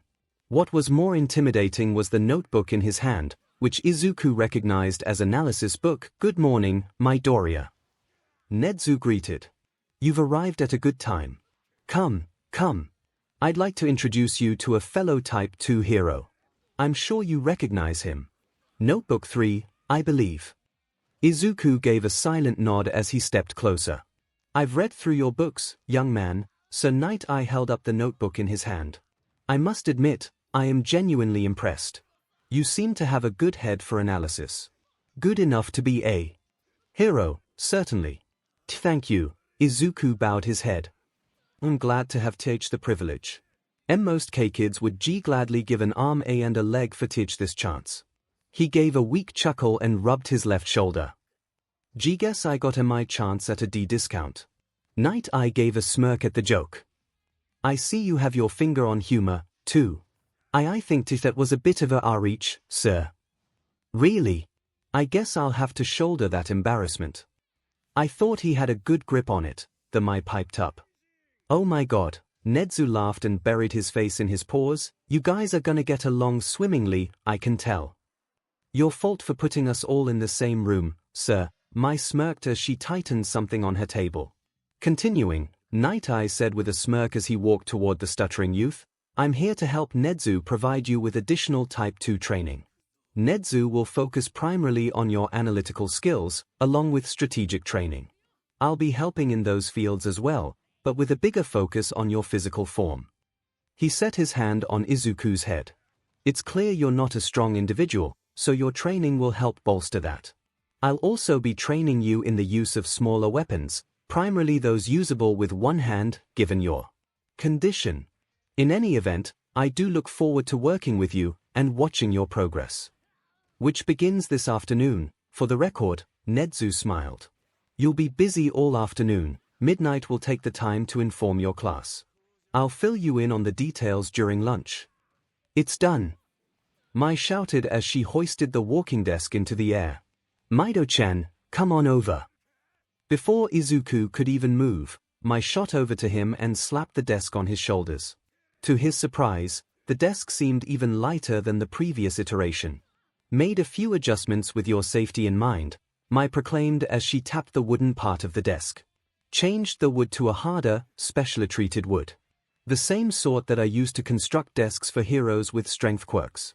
I bet this could stop one of All Might's fingers, so you can use it as a shield. The pipes for the frames are heat resistant, so any JRKS with heat quirks can't use them to burn you. Also comes with a quick release strap right here. Tug it and it'll just fall off. The biggest addition, though. She tapped a button on the side and a small slot opened up, dropping a tiny red vial into Mai's hand. The vial was red and had a small light glowing inside of it. Hatsum, Nedzu asked with a frown, where did you get that? Saw a sample in the lab yesterday, the inventor responded, fabricated a copy myself. Anyway, Mido-chan, this is an experimental power source UA is devising. They use solar-powered plasma cells for the school buildings and stuff, but can't implement those in equipment cause they release a massive electric shock if they get wet. This little vial can run for almost a decade without dying, and its sole purpose is to send a signal to a few devices, which will be carried by myself, Midnight and your class president. It will send this signal every 3 seconds. If you ever get in trouble, break the vial. When it breaks. Mai snapped the vial between her fingers, and a second later the tablet on her workbench started beeping loudly. Basically, if we don't receive that signal, our devices will alert us. You are awfully protective of Midoriya, Night Eye observed. You have only known him a few days, correct? Mind telling us why you're so adamant on keeping him safe? Mai was silent for several seconds. My cousin was a pro hero. This stunned Izuku, and surprised Night Eye. Nedzu seemed unaffected, but very little could change him visually. Mai waited a few seconds, letting the news settle, before continuing her explanation while adjusting the desk to fit Izuku's small frame. My cousin used to be pro hero scouter. He has a similar quirk to mine, only his was a lot stronger. He could count the fingers of someone standing on a mountain 15 kilometers away. He felt his quirk was better suited for spying and watching. He rarely got into a fight himself, and his arrest record was almost non-existent. Then, one day, villains captured him. They left in him a room for over 2 weeks, occasionally questioning him and testing their quirks on him. The worst part was they'd always begin the torture by flashing bright light into his room, disorienting him. That got to him. She finished working on Izuku's HNS, but rested her hands on his shoulders, looking at the floor. When he was rescued, it seemed like he'd be fine. His time in the hospital was peaceful and quiet. When he was released, the media was waiting for him. Their cameras all had flashing lights. Seeing those again, he forgot he was out. He just fell to the ground, begging for it to stop. After that, he's had to avoid anything with flashing lights. Anytime he's gotten hit with them, he'd just freeze and his eyes. She lifted her head and looked at Midoriya, tears in her eyes. Your eyes were just like his when we first met. After that explosion, you weren't here. You were back where it happened. She gently rubbed his left shoulder. My cousin was a pro hero, an adult. You're 15 years old, Mido-chan. You shouldn't have suffered enough to get eyes like that. That's why I'm helping as much as I am. I want to help you get better. And make sure you don't get worse. The instant she finished her sentence, Izuku pulled the quick-release strap for his desk and pulled her into a tight half-hug. Mai was surprised by the sudden gesture, and slowly hugged back, resting her head on top of his. Izuku himself was silently crying into her shoulder. The pro heroes, to their credit, remained silent through this exchange. Neither of them knew about Izuku's PTSD before this, though Nedzu thought it might have been a possibility, and now they both knew Izuku would need more than hero training to get through everything. The majority of the school day was thankfully a calm one for Midoriya. His classmates were all as supportive as they had been, with a few geeking out over his new desk. Midnight was normal as ever, though everyone was curious about the abundance of cardboard poster tubes in her classroom. The only thing that could have gone sour that morning was when the class was heading to Cementos' classroom, when they passed Class 1B on their way to Midnight.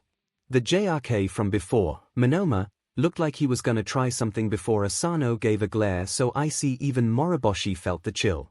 The hero course student quickly shut his mouth without saying a word. Lunch arrived quickly enough, and Izuku was called to the principal's office soon after it began. Night Eye was there again, and the two older men man and mammal informed Izuku of what his afternoon would be like. Both two heroes knew that analyzing quirks on paper was vastly different from analyzing them with your own eyes, so it was decided Izuku would go with Class 1A to the unforeseen simulation joint to observe their quirks in action and up close. He would do the same with Class 1B the following day. Nezu also pointed out that Izuku would be meeting with someone the following morning, but refused to explain further. Good thing Izuku was patient. However, it was hard to see that patience as he rolled on his ankles in front of the bus that would take him and 1A to the USJ. Standing with him was Aizawa, and the two waited for Class 1A to arrive. The teacher looked down at him, at the small Viridian boy, and couldn't help but think he should have belonged in hero course in the first place. That first day they met, the boy had sensed Aizawa sneaking up on him.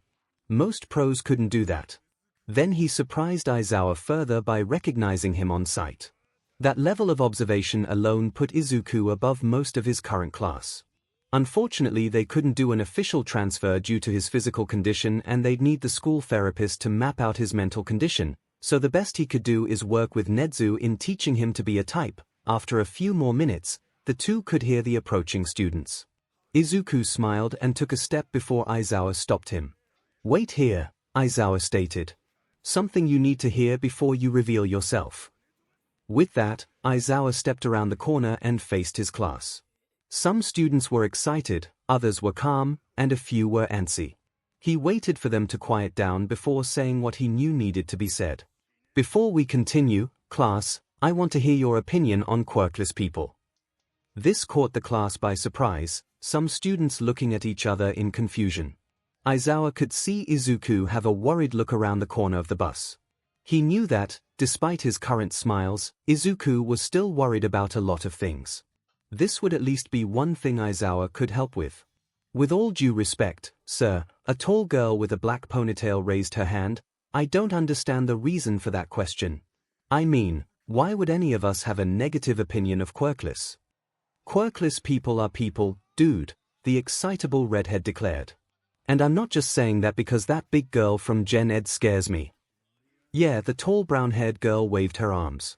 "People who think quirkless means worthless are absolute assholes." A few of her classmates laughed at this announcement, but agreed with the sentiment. Aizawa noticed Izuku's face slowly soften, like he was about to cry. "Good answers," Aizawa finally said before waving Izuku over. The one-armed kid walked over next to Aizawa, giving a shy smile and bowing his head. "This is Midoriya Izuku, from Class 1C. He will be joining us for this trip. He is quirkless. And the one who wrote those pamphlets you received yesterday morning." That made the class explode with excitement, and made Izuku duck behind Aizawa. The teacher raised his hand before the class could mob the Gen Ed student. "Try to keep calm around him," Aizawa defended Izuku. "In case you haven't noticed, he hasn't exactly had a good past. He is going to be receiving specialized hero training from the principal himself, which includes analysis. He's already come up with ideas from reading your folders, now he's coming to see your quirks in action. Everyone on the bus. You sit next to Midoriya because you're the only student I trust not to try anything." Everyone nodded and clambered onto the bus, with Izuku and Momo sitting towards the back. It was a bit of a cute and funny sight seeing them sit side by side, with Izuku's head barely reaching the same level as Momo's shoulder. Soon the bus started going, Aizawa decided to nap, and the other students started talking among themselves. Izuku might have been excited before, but actually sitting with the Hero Corps students made him nervous again. "So, you wrote those notes on us, Kero?" The frog girl in the seat in front of Izuku peeked over the top towards the boy. Oh, yes, that was me," Izuku nodded. Did you like them?" "They were awesome," the brown-haired girl from earlier replied, her head appearing next to the frog girl's. "I never would have thought that way before those notes." "Oh, I'm Uraraka Okiko." "I'm Tsuyu," the frog girl raised her hand. "I tend to speak my mind a lot." "Gotta ask, did you lose your arm because that's a rude thing to ask," Momo interjected. I'm sure however it happened was an unpleasant experience. It's alright, Izuku stuttered as he self-consciously rubbed his shoulder. It happened around a year ago. I'll tell you the story later, promise. The rest of the bus ride was fairly quiet, with the surrounding girls making small talk with Izuku, bringing a blush to his face. Why was UA filled with pretty girls? After a fair bit of time, the bus came to a stop and Aizawa immediately stood up.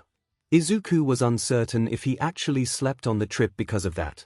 When the doors opened, Class 1A plus Izuku walked off and into the building. Both Izuku and Okiko geeked out upon seeing Hero 13 was there, too. Before anyone could really do anything else, however, the hairs on the back of Izuku's neck stood up as what looked like a black cloud appeared in the middle of the area just beneath the stairs. The other students noticed as well, wondering if this was part of their training. That line of thought was immediately stopped when a literal horde of unpleasant-looking individuals came walking out of the cloud. Villains! Izuku gasped. Izuku was frozen in fear. There were villains. A lot of villains. He knew the actual Hero Corps students weren't ready for this, and he most certainly wasn't ready, either. He snapped out of it when he saw a couple Class A kids move in front of him. "Stay behind us," the tall brunette, Uraraka Okiko, whispered. "We'll keep you safe, Kero," Asui croaked. Having the two Hero Corps students shielding him helped his nerves, keeping him getting a panic attack. He could overhear Aizawa and 13 whispering something, but he couldn't catch it. He turned and saw the doors behind them were still open, and had an idea. As the villains finished pouring from the gates, Izuku quietly shuffled towards one of the other students. "Ida-san," he whispered, "Go back to the school. Get the TT teachers.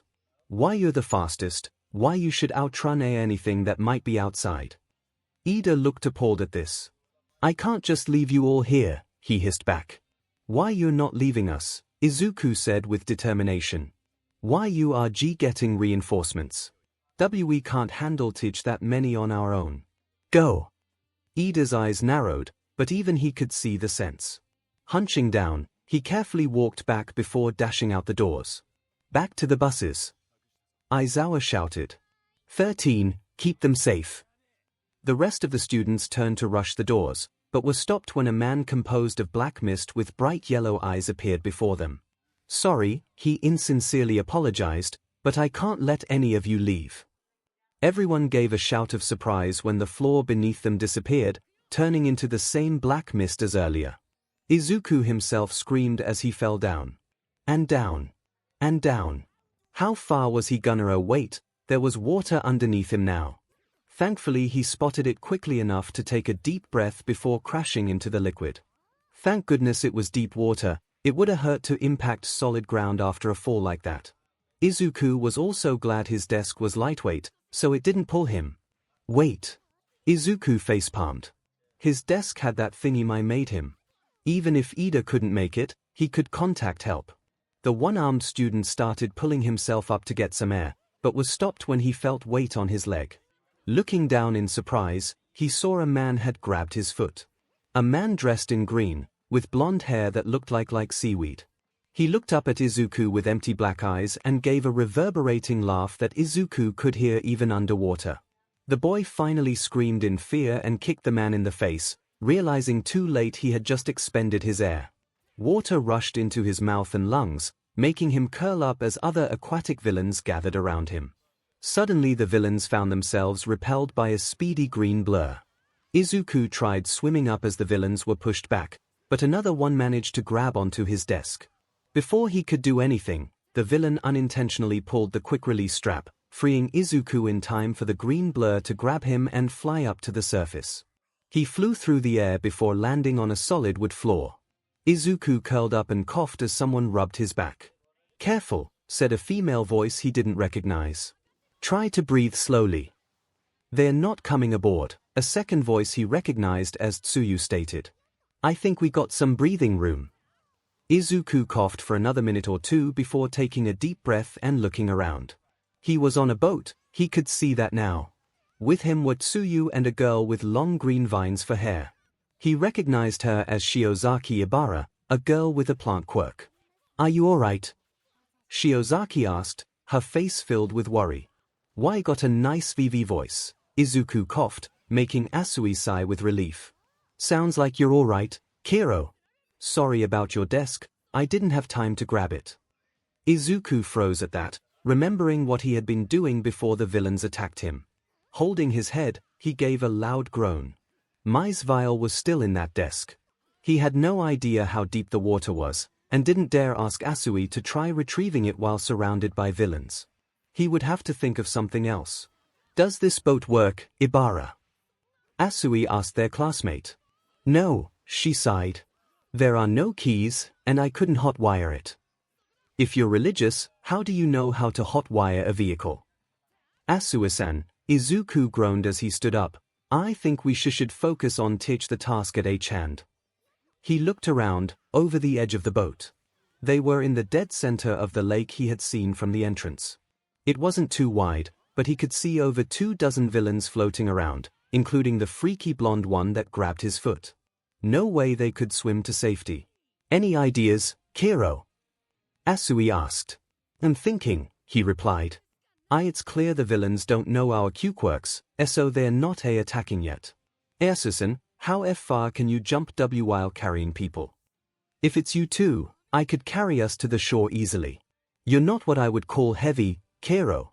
But some of those villains could catch us in midair, and I'm the only one who can fight effectively in water." "She's right," Shiozaki sighed. "My vines are good, but they are slow in the water." Izuku sighed and dropped his head. He knew the villains would get impatient soon, and he needed to think of something. Thinking was all he was good for, after all. Looking towards the front of the boat to see the shore on that side, he noticed the bow had solar panels on top. At least that meant the villains couldn't explode any gas. Wait. Solar panels. His eyes widened as he remembered what Mai told him that morning. They use solar-powered plasma cells for the school buildings and stuff, but can't implement those in equipment cause they release a massive electric shock if they get wet. Izuku dashed past the girls and into the boat's engine room. Confused, the girls followed him. He saw it had a traditional-looking engine, but next to it was a big black box. He knelt down and worked on opening it, quietly thanking Asui as she helped him wrench the box open, revealing an array of fist-sized cubes that were shining with a green light and had plugs on top. "Kinda dumb to put these on a BB boat," Izuku laughed as he started pulling them out. "But we can let that oversight slide for now." "What are those?" Shiozaki asked. "Plasma cells." I'll look around for more. Asui-san, can you see if there's any T-tape down here? "What are you thinking, Kiro?" the frog girl asked as she rifled through the nearby boxes. "A friend told me about these," Izuku stuttered as Shiozaki returned with an armful of cubes. "They're good batteries, but if they get wet, they release a big shock. So, if we throw those in," Shiozaki finished with wide eyes, "we can incapacitate the villains.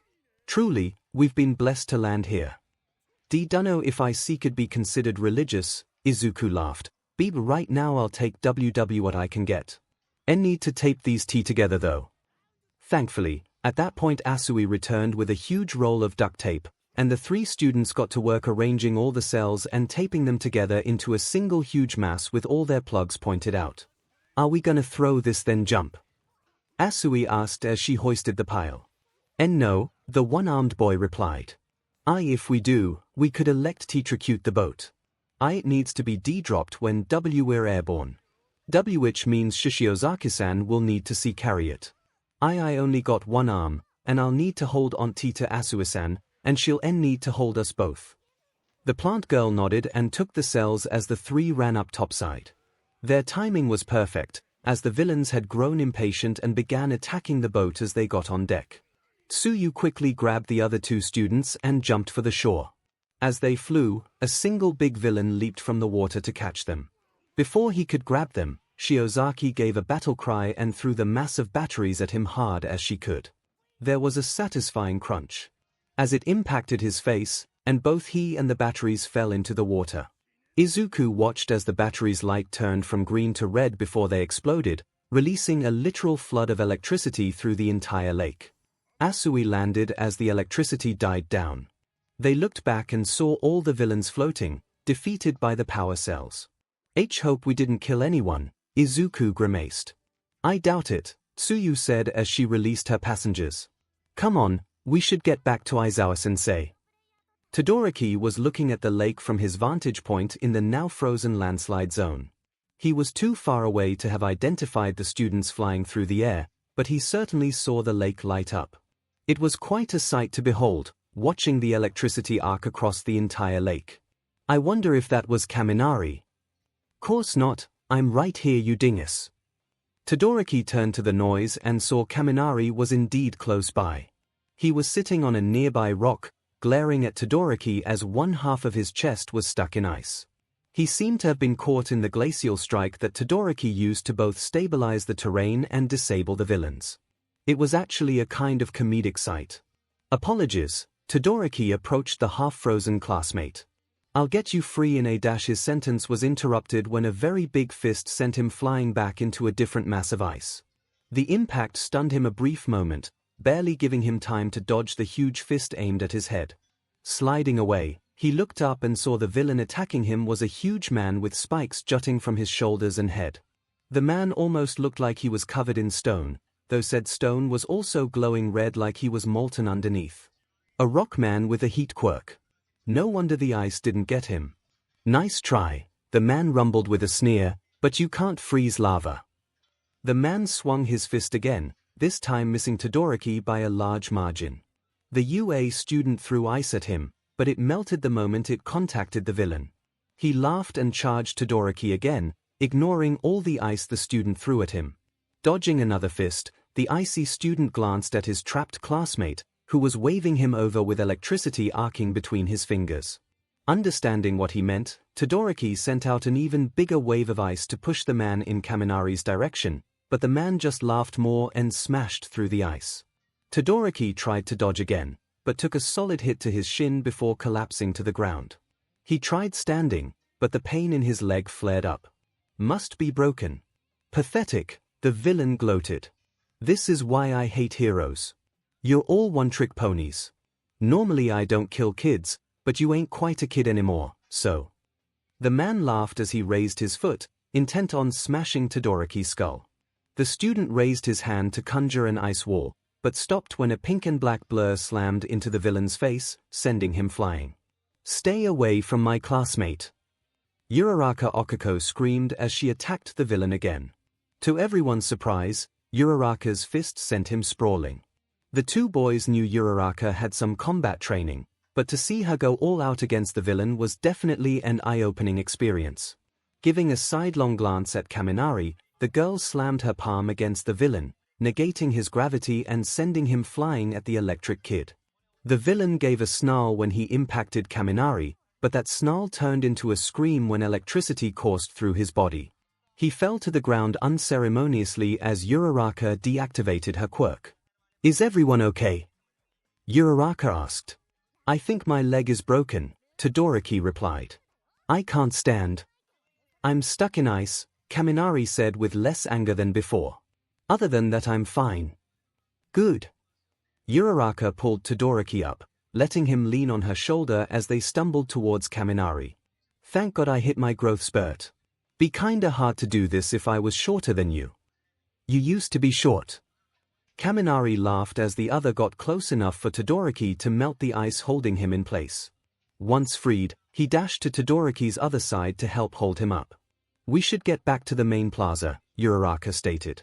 Others might be heading there too. Others were indeed heading to the plaza, as demonstrated by Izuku, Ibara, and Tsuyu after their flight from the lake. They had encountered a couple other villains along the way, but they were quickly dispatched by the hero students. As they neared the plaza, they hid behind a nearby boulder to observe the area. There were a lot of villains lying unconscious in a heap, but there were quite a few more still up and active. They weren't doing anything, however. They were all quite a distance away, likely keeping an eye on the entrance. Closer to the group, though, a single, massive villain with black skin and a head like a brainy bird had pinned Aizawa to the ground. The hero wasn't moving. Not far from him were what Izuku assumed were the two ringleaders. One of them was the foggy guy who warped everyone in the first place, The other was a lanky man with pale blue hair who appeared to be covered in hands. "And you're sure no one got out?" the handman asked. "Yes," Fog Guy replied. "This class's roster listed 19 students, and I warped 19 individuals." The hand guy laughed maniacally about how things were working out as Izuku gave a quiet sigh of relief. He was one of the warped individuals. That meant they didn't spot Ida. Help would be coming. Now they just needed to figure out how to help Aizawa out from under that Hulk wannabe. 2 hero students and a Gen Ed student with 1 arm versus over 24 villains, a Hulk, Fogman and a freaky guy with a hand FTSH. Not good odds. Even worse odds when the boulder they were hiding behind suddenly crumbled and shattered. "What do we have here?"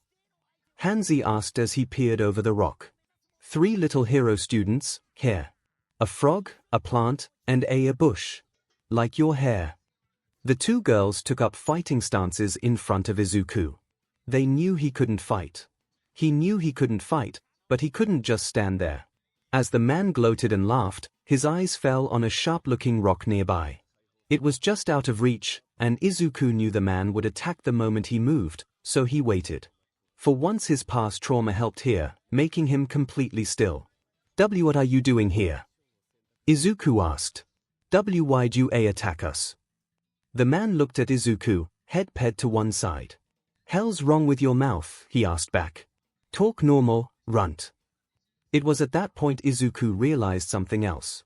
The way he had been kneeling this whole time, Hanzi probably didn't notice Izuku's lack of an arm. He remembered one time he escaped Bakugu's bullying by sacrificing his jacket to an explosion. Maybe he could do the same thing here, if need be. "Whatever," the man continued when Izuku didn't reply. "Anyway, we came to kill All Might with my nice pet over there, but the hero isn't here. Totally a waste, so we're getting our kicks killing your teacher. And maybe you too." With a speed one wouldn't have expected from a skinny frame, he lunged at Tsuyu, his open palm aimed right for her face. It was like she was frozen in place as he flew at her. Open palm, fingers extended. He destroyed the boulder using his quirk. Must be like Uraraka's, requiring 5-fingered contact. Izuku couldn't remember the last time he did a fast mental mutter like that, but with his thoughts lined up, he quickly grabbed the sharp rock before shoving Tsuyu out of the way with his left shoulder. Hanzi's fingers clamped down on Izuku's sleeve, grabbing his shoulder in the process. Izuku screamed as pain flared up in that spot, retaliating by stabbing the sharp rock into the villain's hand. Said villain screamed and yanked his hand away, taking Izuku's sleeve with him. At the same time, Izuku jumped back, still holding the sharp rock and hissing as his shoulder bled through the torn jacket. The man sneered as the girls helped pull Izuku back further.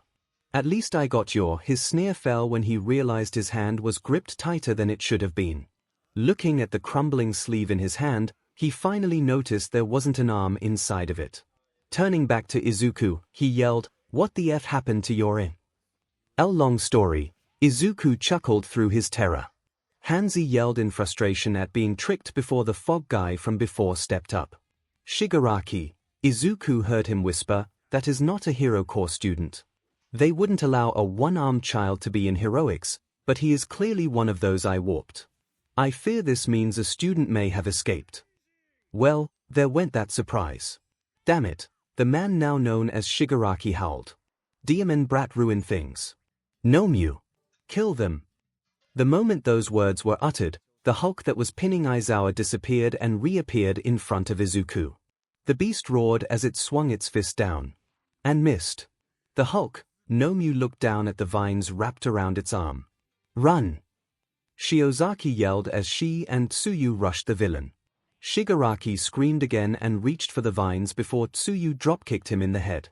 "Go get Aizawa-sensei!" Izuku yelled. Driven by something he'd never felt before, Izuku flipped around the rock in his hand, jumped at Nomiu, and gave a roar of his own as he stabbed the rock into its eye. Nomiu roared and tried to bat Izuku away, but missed due to the loss of depth perception. That didn't last long, as Izuku watched with horror when the beast's eye regenerated right in front of him. More vines wrapped around both Nomiu and Shigaraki, almost getting Fog Guy as well before the 3 kids rushed for Aizawa. Tsuyu was fastest and reached Aizawa before the others. She started pulling him out before everyone heard snapping sounds behind them. Tsuyu's eyes widened and Izuku turned in time to see Shigaraki lunging at him, palm aimed right for his face. He couldn't dodge this one. Shiozaki was distracted with dodging the freed Nomyu. He didn't even have his rock to defend himself. Shigaraki was mere meters from him. Centimeters. Suddenly the sound of shattering glass filled the immediate area.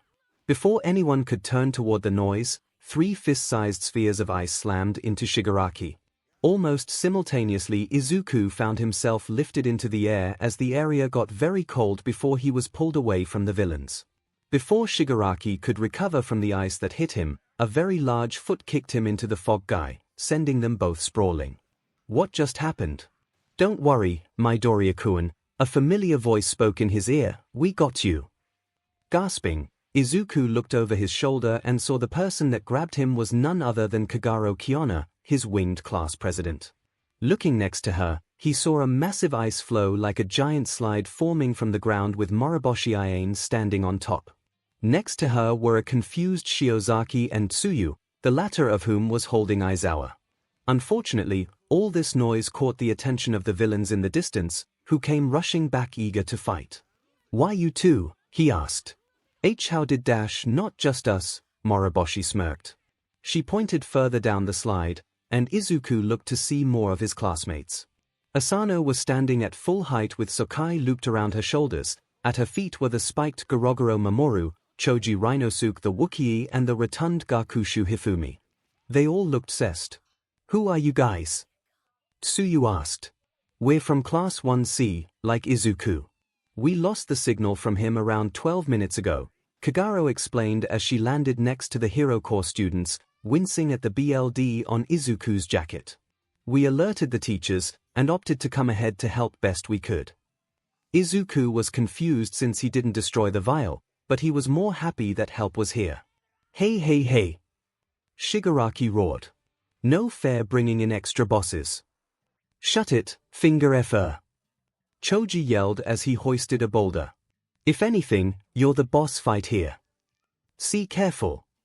Izuku warned from his spot as Kagero took off her jacket and wrapped it around his shoulder. That guy CC can break things D down if he touches them. Big guy there has SS strength and regeneration. They wanted to use him to kill All Might. Did they now? Asano sneered. Well, they'll have to get through us, first. We're Class 1C, beaches. Gorogoro flexed his arms. And you're dead meat. With that declaration, the students from general education rushed forward to meet their foes. Uraraka and Kaminari hurried best they could, carrying the wounded Todoroki between them. With how many times they almost stumbled, Kaminari was tempted to ask Uraraka if she could just carry him piggyback, but decided against it. He would never know how wise this decision was. What weirded them all out, however, was that they hadn't encountered a single villain since they escaped the landslide zone. None of them knew if this was a good thing or a bad thing. Why is it so quiet? Kaminari asked as the trio hustled through a forested area. We were practically swamped back there, but now. Just be grateful we're not being attacked right now, Todoroki sighed. Not sure how well I could fight with one leg. Wonder how everyone else is doing, Uraraka voiced with worry. While they had not run into any villains, they had not run into any classmates either. She could only hope they were just busy with the villains in wherever they landed. She turned to say something else, but stopped when the trio was hit by a sudden cold wind. Before anyone could react, all 3 students saw a massive, intricately carved fist made of ice shoot up from somewhere past the tree line. They watched as it sent a group of villains flying before crumbling into snow. That wasn't me, Todoroki deadpanned. Let's go. Okako yelled as she swung Todoroki around to carry him bridal style and ran ahead, leaving Kaminari. Said Electrokinetic just watched her disappear between the trees. DMN her and her long legs. As Kaminari struggled to catch up, Uraraka wove her way between the trees with Todoroki holding on tight. With the way she was bounding, he guessed she must have used her quirk to lighten her mass without negating it entirely. Didn't that quirkless boy come up with that idea? Todoroki had to admit, his ideas were beyond clever, but too many relied on his fire. If they both survived, he'd have to ask for more ice-only ideas. Todoroki was shaken from his thoughts when he and Okiko heard a ch as another villain face-planted the ground in front of them. Breaking through the tree line, the two students saw a bewildering sight. There was an actual horde of villains in the main plaza, definitely more than half what came through the weird mist portal earlier. In their midst were a bunch of UA students fighting back. Uraraka and Todoroki recognized Tsuyu, Ojiro, and Kirishima, but the majority of them were unknowns for the most part. They recognized the tall girl who was swinging a villain like a baseball bat from lunch the previous day. There was also a fat kid who seemed to be able to flatten himself, then inflate back to normal with enough force to knock back anyone around him. On the opposite end of the plaza they saw a giant snake and a boy with spikes fighting a big bird-headed villain with an exposed brain. With all of this going on, there was a white-haired girl shooting fist-shaped chunks of ice at villains as she circled the plaza on a small iceberg. It was a literal battlefield. What did we miss? Uraraka asked. Uraraka-san. Todoroki-kun. Both students turned and saw Shiozaki running up to meet them, only stopping to wrap another villain in her vines. I am glad to see you are well.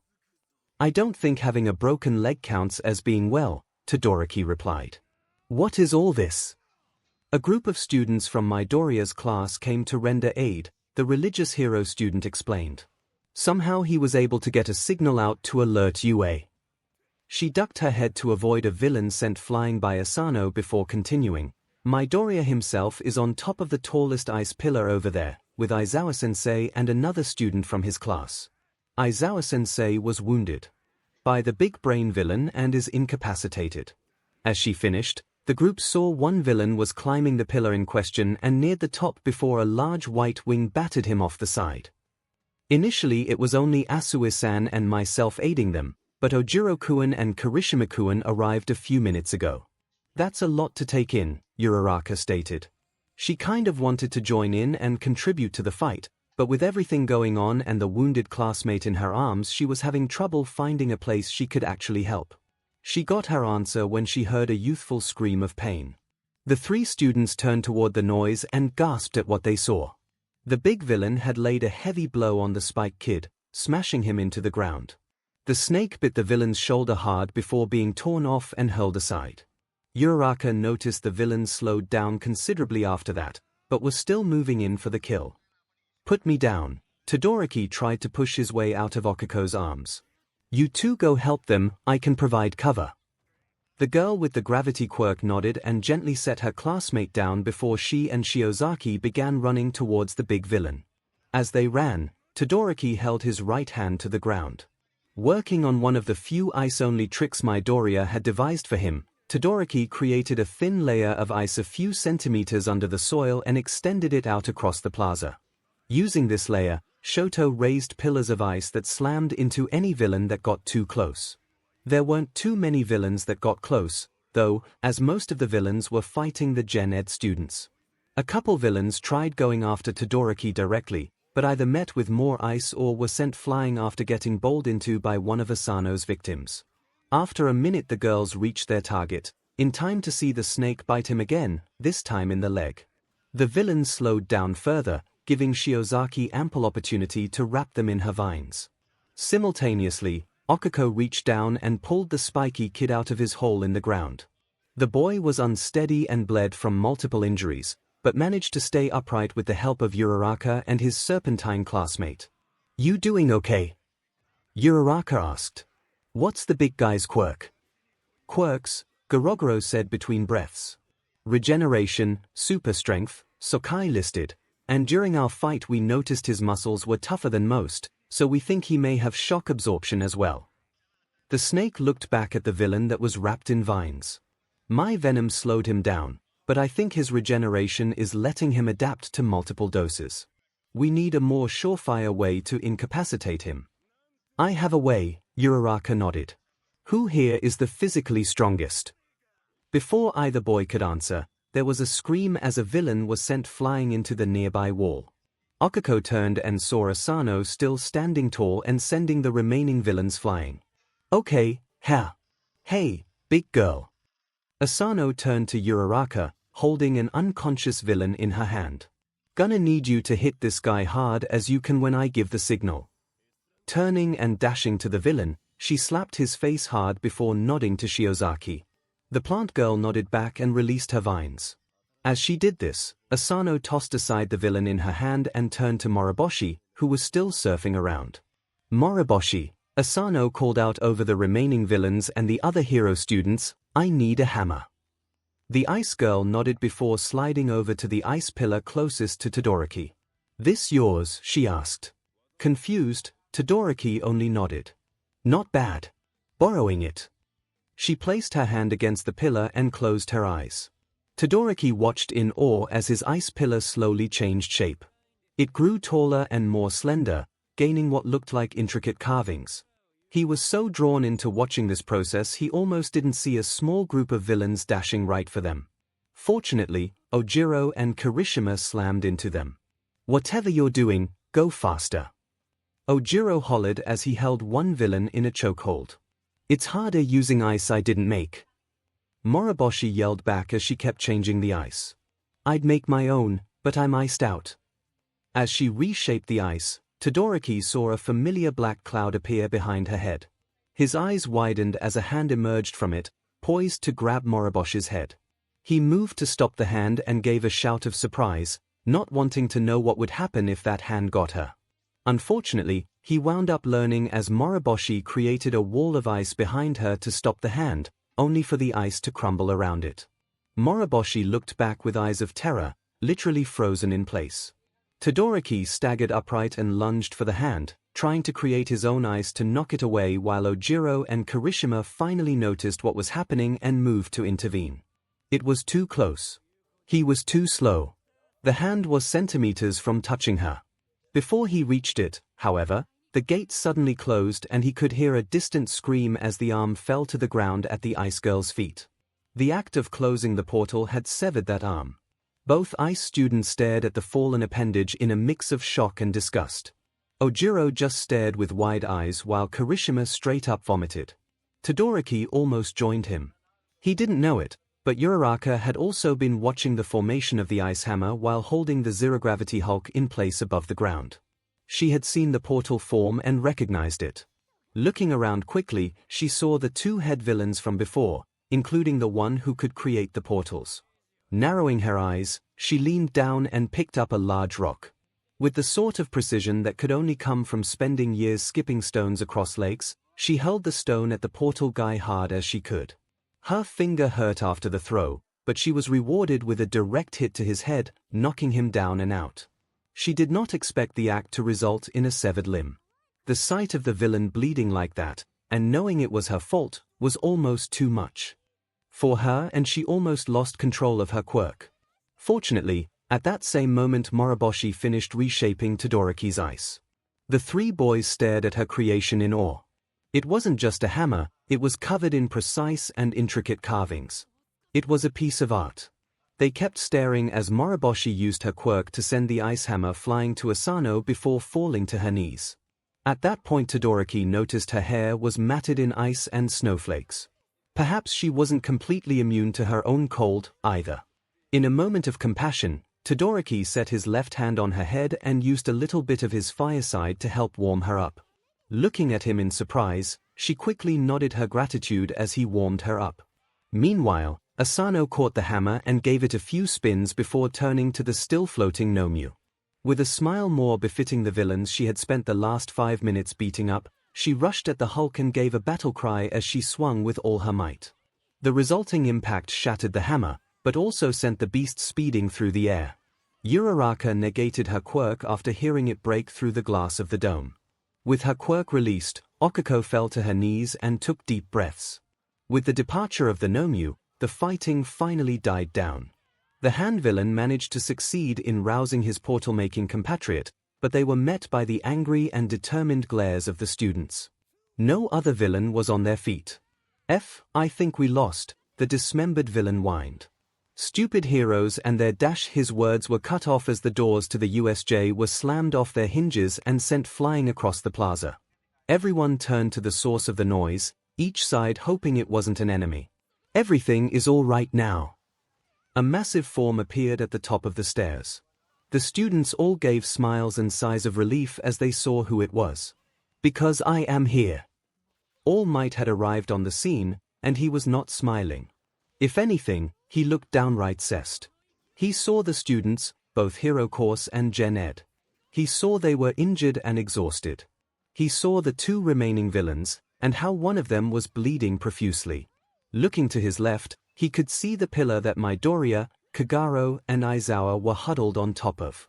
No one said a word after his announcement, but the silence was broken by a massive amount of electricity erupted from the forested area behind Shigaraki and Kurogiri. We definitely cannot win now, Kurogiri muttered to Shigaraki. I advise we retreat. No fair, Shigaraki hissed as he held his stump of a right arm. Our Nomyu was defeated before All Might even got here. Our troops were beaten by NPCs. Fine. He turned to All Might and roared, you and your little brats win this time, All Might, but the League of Villains will kill you. As he finished, a big portal appeared behind him and both villains retreated before All Might could reach them. With their retreat, the fighting had officially ended. Ida had returned with other teachers not long after the fighting stopped, and with him came the medics. It took some time, but all the students were accounted for and were receiving treatment for their injuries. Everyone had also been questioned about what happened, and they all explained what they could. The students who explained the most were Asui, Shiozaki, and Midoriya, who had been present for the majority of the villain's speech. Izuku was relieved to hear none of the villains he had incapacitated with the shock bomb had drowned, and was even more glad to hear none of the students had died either. Aizawa and 13, however, had been gravely injured and would likely remain hospitalized for some time. Once the medics cleared everyone, Izuku was rushed by his classmates. They were beyond worried for him, and wanted to make sure he was all right. Izuku assured them that he was all right and actually relatively unharmed. However, there was one more bit of unpleasantness that had to be sorted out. Something that filled the Gen Ed students with dread. They broke a lot of rules, and had to answer for them. Rather than be taken back to the main buildings, the present students of Class 1C including Izuku were instructed to wait in the USJ until Nezu arrived. There was a slight chuckle as the mammalian principal drove up in a scaled-down Cadillac, but no one laughed as he approached with Midnight in tow. He had his trademark grin, but Midnight looked less happy. All the Gen Ed students stood in a line in front of these two teachers, nervously fidgeting with whatever they could. You caused a bit of havoc. Nezu finally spoke up after minutes of silence. There is a literal bridge of ice connecting the 1C classroom to this facility, and ice scattered throughout the main plaza down below. That does not even cover the fact that the school went on lockdown the moment we received the distress signal, and you students chose to come fight. We understand your reasoning, Midnight added, and we know you wanted to help protect Midoriya and the other students, but you kids haven't received any combat training while at UA. Your quirks might be powerful, but these were legitimate villains. You could have died. Midoriya is exempt since he was already here, but the rest of you should have known better. The students stayed silent. There was nothing they could say to excuse their actions.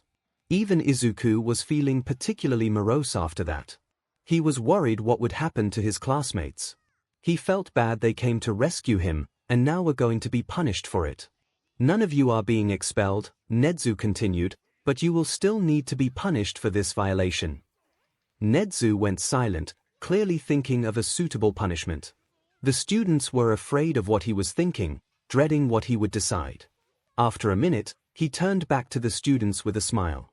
I know. As punishment, you must clean up all the ice. Every piece from here to the main building must be gone, and you cannot go home until it is achieved. That surprised them. On one hand, that was a lot of ice. On the other, they had Moroboshi. They knew that, when rested, she'd be able to clear the ice in no time at all using her quirk. The principal must have known that as well. I know you can clear it quickly, Nezu said, confirming their belief. The reason for such a lenient punishment is because I'm truly not mad at all. Taking in their widening eyes, the tiny principal continued, while you may have broken at least a half-dozen rules, you did it with the intent to do good. Now, normally I am not an ends justify the means sort of individual, but you are also students. You are in the process of learning how to do things, driven by emotion above all else. You heard your friend was in danger and rushed to help. That is a very heroic mindset. Just be sure to rein it in next time, alright? The students nodded. Excellent. Midoriya, you will return to the main building with Midnight. I will remain here to supervise your classmates. With that, Class 1C gave Midoriya one last hug before Midnight pulled him towards the doors. The two clambered into the remaining automated bus and sat side by side. When it started going, Midnight pulled Izuku into a tight hug. I am so sorry, she whispered. I promised I'd keep you safe, and you got attacked your first week here. I'm so sorry, Izuku. Izuku could hear the remorse in her voice, and though flustered by how close his face was to her chest, he reciprocated the hug best he could. It's alright, Midnight, he replied after a moment. You didn't know it would happen. P+, I was with hero students. They helped save me, T2. The two stayed in the hug, neither willing to move. After a few minutes, Izuku tightened his hug and gasped. Izuku? Midnight asked with worry. Emi's gonna kill me, the student stated. I lost her desk in the lake B back there. Midnight stared at her student in surprise for a few moments before laughing and pulling him closer. If he was worried over something small like that, he was gonna be alright. Now she just had to figure out how to explain this to 𝐭𝐽. At the same time Midoriya was being suffocated by Midnight's generous bust, there was a small bar a few towns over that was occupied by a misty barkeep, an annoyed doctor and a screaming villain. Against one wall was a television with a camera on top. Displayed on the TV was a man that, if you knew him, would qualify as living nightmare fuel. It's not fair. Shigaraki yelled as his stub was being tended to. We lost the fight before All Might even got there. They had more NPCs than we thought, and they were way powerful. It's like they were keeping secret weapons or something. An interesting twist, the man on the TV replied. Did they happen to say who they were? They identified themselves as Class 1C, Kurogiri explained. According to the records, 1C is a general education class. They should not have received combat training, and yet so many of them were quite proficient at it. I'm gonna kill them, Shigaraki declared after his arm was finally wrapped in bandages. I'm gonna hunt down those brats and kill them all. Calm yourself, the man on the TV ordered, silencing Shigaraki immediately. While losing the Nomyu was a hard hit, we can still learn from this event. We've learned that the hero courses aren't the only ones with students prepped for battle, and we know that having 100 minions does no good if they are all so weak. With this in mind, Shigaraki, I want you to focus on rebuilding the league's numbers. However, rather than focus on quantity, I want you to focus on quality. Bring in a few powerful members. They defeated us with a handful of strong individuals, let us show we can do the same to them. I will, Shigaraki sneered. I'll get people better than those brats. More powerful. And they will kill them. Shigaraki gave a laugh, but winced and held his right shoulder. But first, I'm gonna need a new arm. It was the morning of the following day. There was a public announcement stating that school was cancelled so the students could recuperate from the incident, so Izuku was exploiting this by sleeping in. True, he still woke up before 8 due to sudden phantom pains in his shoulder, but he lay in bed thinking about everything. He had been in UA less than a week. Less than a week, and already so much stuff had happened. He had actual friends, his teachers actually looked out for him, he was receiving hero training, and almost died from a large-scale villain attack. Even with that last part, he had to admit his first week of UA was so much better than the previous 10 years of his life. He also had to admit last night was pretty fun, too. Midnight had actually scrayed him home, and then hung around a few hours while his mom hugged him half to death. Not long after that, Kamu Woods had dropped by to make sure he was alright, and the night turned into an impromptu game night between the Midoriyas and the heroes. Izuku gave a small laugh when he remembered the look on Kamu's face at multiple points during their game. The pro heroes had walked away with the knowledge to never play Tokaido with his mom and expect to win. He was shaken from his thoughts when he heard someone knocking on the front door of the apartment. That was weird, they weren't expecting anyone. Figuring it might have been important, he got up and quickly got dressed. This turned out to be a good idea, as he threw on a t-shirt just as there was knocking on his bedroom door. 𝐒𝐬𝐽, 𝐒𝐭𝐚𝐲 asked through the wood, "Are you up?" "Right here," 𝐒𝐬𝐽 replied as he opened the door. "What's going on?" "Your principal is here to see you," his mom explained with a smile. "He brought someone with him, too. I'm gonna cook breakfast for everyone." 𝐒𝐬𝐽 nodded and quickly jogged to the living room. The minute he turned the corner, he saw 𝐒𝐬𝐽 sitting on the couch between the pile of 𝐒𝐬𝐽's notebooks. He was wondering if he'd ever get those back and the other guest. 𝐒𝐬𝐽 froze in place the moment he saw the other person. The new person was a girl he did not recognize. Despite her height, she looked kind of young, like someone who was just on the edge of adulthood. She had long blonde hair, but in the light it shimmered like fine golden thread. Her eyes were like polished turquoise behind a pair of thin eyeglasses, and beheld him with a soft gaze. Her skin was of a fair complexion, unmarred by freckles or markings. She wore a white dress shirt with pink cuffs under a raspberry red waistcoat that accentuated her curves.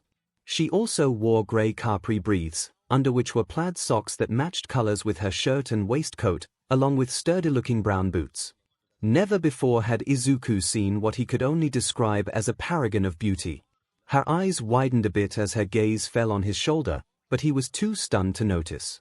"Good morning, Midoriya," 𝐒𝐬𝐽 greeted, breaking 𝐒𝐬𝐽 from his stupor. "I'm sorry if this seems unexpected, but I did tell you that I would be introducing you to someone this morning, and I didn't think it would be a problem to keep my word despite this meeting not occurring in school." It's fine," the short green kid stated as he sat in the armchair across from the two. "May I ask who this is?" "This," 𝐒𝐬𝐽 gestured to the girl, "is Melissa Shield, daughter of the famous David Shield, and transfer student for Class 3H support course." 𝐒𝐬𝐽 then turned to Melissa. "Good God, what an appealing name," and said, "Melissa, this is Midoriya Izuku of Class 1C General Education course. He has been chosen to receive specialized hero training." "A pleasure to meet you," Melissa greeted with a smile. If Midoriya had not already been sitting, he might have fallen to the floor.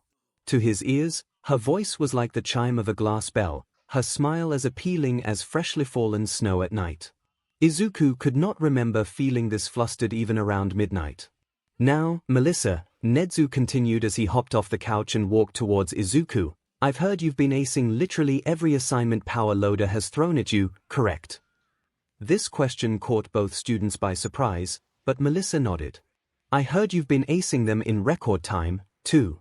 Which is why I want you to help us with this." "Us?" 𝐒𝐬𝐽 asked. Instead of a response, 𝐒𝐬𝐽 stood next to 𝐒𝐬𝐽 and gestured to his left shoulder. "As you can see, Melissa, young Midoriya is missing a little something. And I want you to fix that." Once again, both students were caught by surprise. "Why you mean?" "Correct," 𝐒𝐬𝐽 said with a glint in his eye. "I want you to make Midoriya a prosthetic arm that is fit for combat." 𝐒𝐬𝐽 sat in a daze. He was gonna get a new arm. A new left arm. After everything that happened, he could barely remember what it felt like having one of those. What would it be like? Was it gonna look like something from an anime? Or maybe something like he'd seen in the support course workshops?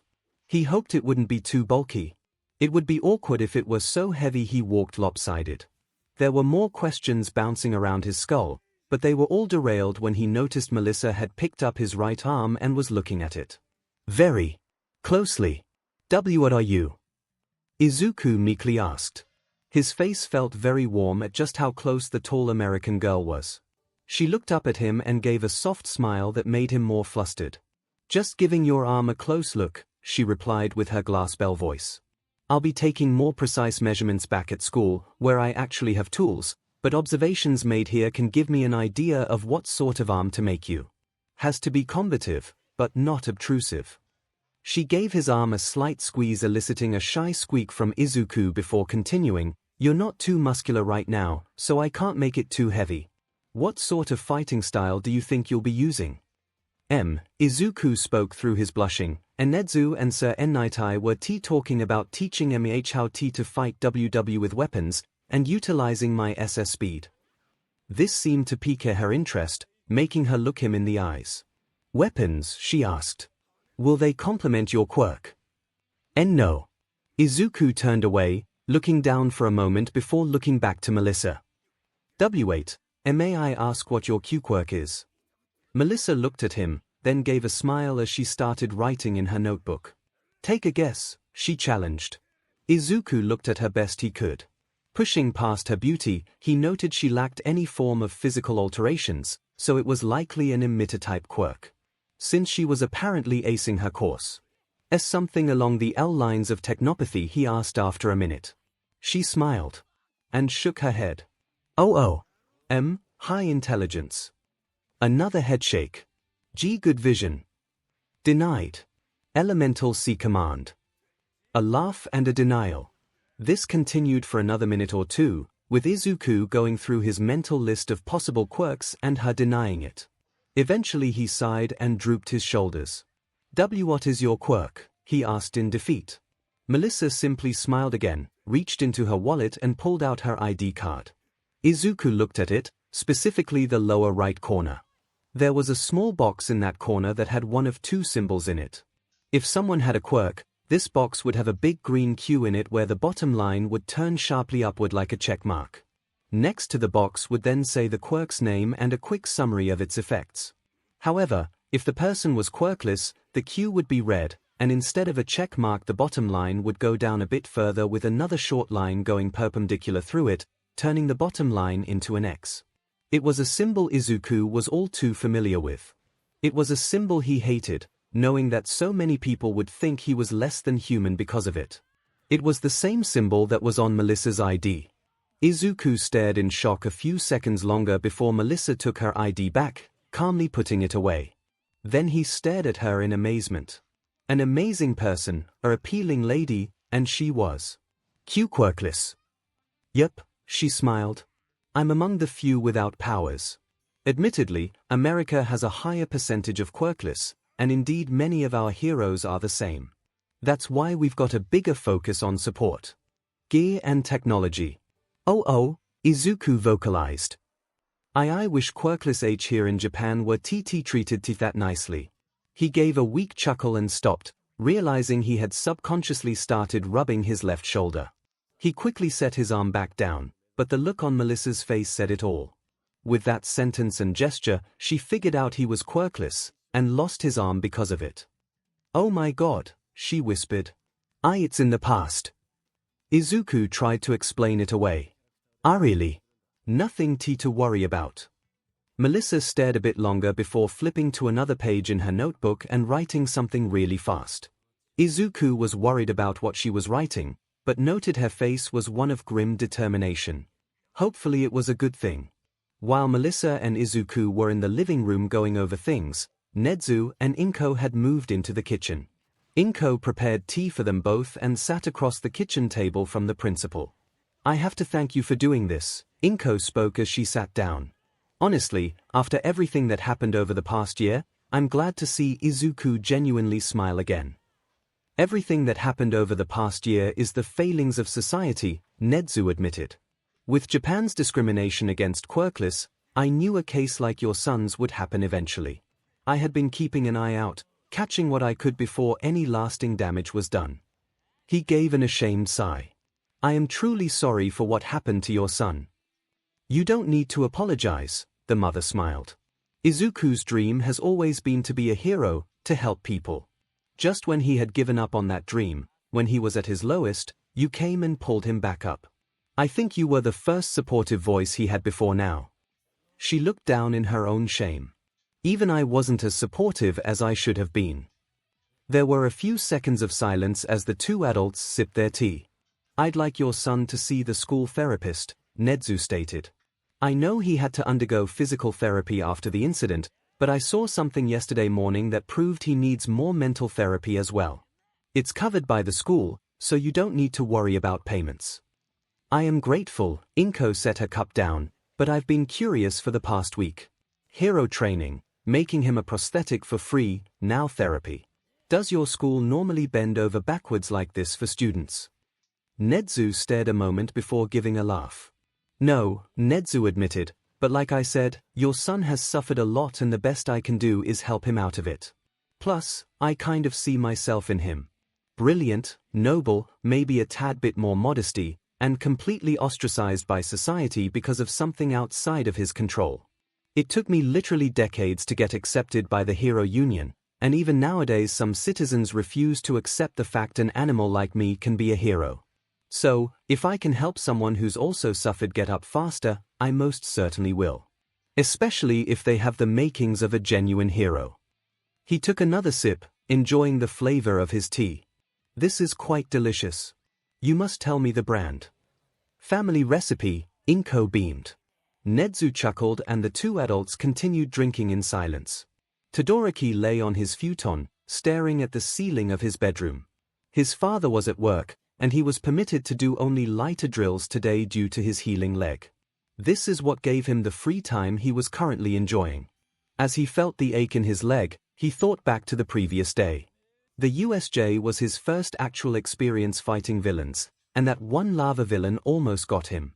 He would have to train his ice side harder. He never wanted to feel so weak again. While his thoughts were on his ice quirk, he remembered that ice girl from the general education class. He recalled how she was almost gliding around the area. How she took his ice and reshaped it into a weapon for her friend. How she could make ice float in the air without making it into snow. Her use of that quirk was beyond anything he imagined possible with his own. Seeing what she could do. Seeing just how easily it came to her. Even just seeing her. Appealing. He shot to his feet, then staggered back onto his bed because his leg was still aching. After a minute, he got up a bit more calmly and walked to the computer in his room. He overheard that girl's name was Moriboshi. The school would keep her address secret, but the online phone book would no doubt have her address listed. All he had to do was look through the list of Moriboshi names living in town and he could find her in no time. He knew Moriboshi could not be that common a name, so that list shouldn't be one name. Todoroki stared at his computer screen, bewildered at what he saw. Musutafu was a large city, well over 100,000 people living there, and there was only one family with the last name Moriboshi. It really wasn't a common name, here. After making sure it was the right Moriboshi, Todoroki quickly grabbed his bag and a nondescript hat. Making sure all his hair was under his hat, he quickly jogged through the halls of his massive house and out the door. No one was home, so he didn't need to tell anyone where he was going. He also knew his dad would be furious if they learned where he was going, but he didn't care. He was a man on a mission. One weekend later. And after everything calmed down, Melissa told Izuku, "My classmate looks at the goat and says I won't tell anyone if you won't," before just walking away. Izuku almost stumbled from laughing so hard at the end of her story. The two of them were walking down the hall towards the support course workshops, with Principal 𝐻𝐻𝑒𝐻 in front of them.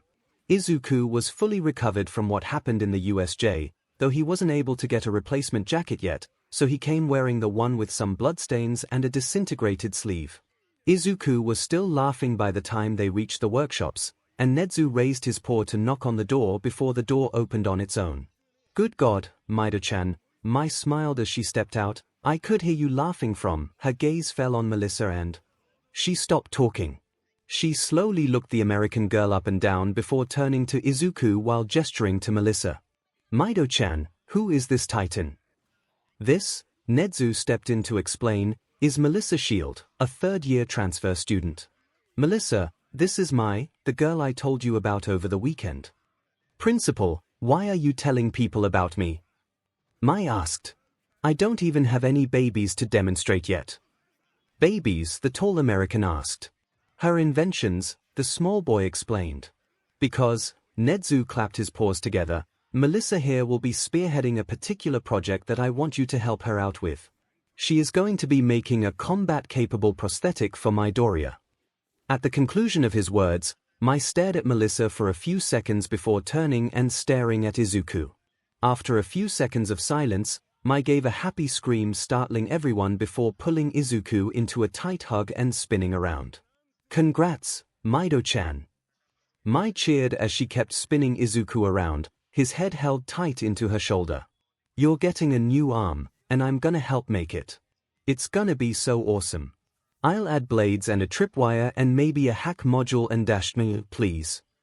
𝐻𝐻𝑒𝐻 laughed as Melissa stared in total shock. Let the boy down before you break something. Mai gave a few more spins before setting Izuku down, chuckling as the small boy wobbled on his feet. Everyone took this opportunity to finally enter the workshop while Izuku staggered in behind them and collapsed in a stool. Nezu and Mai helped Melissa unload the various papers and notes she was carrying in her bag. As Melissa got them arranged nice and neat, Izuku gasped and straightened up. He stuttered, "There's something I need TT to tell you." The inventor turned as Izuku got to his feet and bowed. I lost the desk you made me last week. I lost it in a Lake area D during the villain attack. I'm so sorry. He started tearing up a bit. I know why you worked so hard on it, and I lost it on the first day you gave it to me, and his apologies ceased when Mai hugged him tight. This wasn't the same sort of hug she gave earlier that ended with her spinning him around. This hug was a warm, comforting one. Don't worry, Mai whispered into his ear. Your life is more important than any device in this lab. I'm sorry I couldn't be there for you. Izuku teared up a bit more at her words and returned the hug best he could. They held the hug for a few more moments before Mai pulled away and gave a trademark smile. Honestly, Mido-chan, I wanted to talk to you about that desk. Gimme a minute. She hopped off, past Melissa and Nezu, and reached down behind her table. After a moment she straightened with a smile and exclaimed "He." As she held up a certain contraption Izuku recognized instantly. "Touch the desk," he gasped. How did you we're a hero school, Mido-chan." Mai laughed as she walked over with the desk and started putting on the smaller boy. I heard what happened, tracked the energy from the vial, hired a fish kid from management to retrieve it. You know, Nezu turned from helping Melissa arranging notes, you still need to tell me how you managed to duplicate the red matter after seeing it once. Classified. Mai giggled as she clipped the last strap for Izuku. All done, Mido-chan. Now get to class. I don't want to know what midnight would do if you're late. Izuku nodded, gave Mai a quick half hug and dashed out the door. Once he was gone, Mai clapped her hands and turned to Melissa and Nezu. Okay, what are we dealing with? I was thinking of something like this. Melissa pointed at one of the pages. Not bulky, but definitely not the uncanny valley sort of limbs that America used to make before they reached the logical conclusion that they looked creepy. Plus, with this design, we can hide a few weapons for him, like stopping you right there, Mai interrupted as she pointed at one page that detailed small flashbangs. None of these. Nothing explosive around Mido-chan, he has PTSD involving explosions. This, on the other hand.